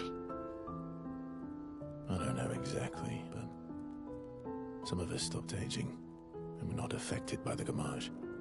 Some of you. Like the man on the cliff. Renoir, our commander. Renoir. Why did he massacre our team? How could he turn on his own people? He believes his immortality is a gift from the Paintress. Killing her would kill him too, and he enjoys living forever. He's lying to you like Deacon. And you don't. Burying everyone you know while you live on can weigh you down a bit. I couldn't help your friend, but perhaps I can help you. You want to join us? If you don't mind the company, yes. I mean, he has been stalking us through all of Act 1. So, if I want to kill Renoir, I have to kill the Paintress first. There's that psycho look in her eyes. What's your name? Verso. A name that will literally haunt her for an eternity. Setting us up perfectly for what we'll deal with once we get there in the actual series. So obviously Act 1 was centered around Gustav. Act 1 will be centered around Verso and his place in the series. Ultimately, if I remember, there are 3 acts total to the entire game. But that is it for now. So again, a huge thank you to everyone who's been following the stream today, and hopefully that gives everyone a good insight of what the series is about and everything we've covered up to this point in the series. So again, I'll go ahead and get that friend request taken care of, and go ahead and work on pushing out the regular content. And SK, if you want to tell AK that I am to try and get his God Machine raw footage up as well, even though it's definitely to be chaotic as heck. But again, thanks a ton for joining everyone, and we will see you all next time. Take care, everyone, and thanks again.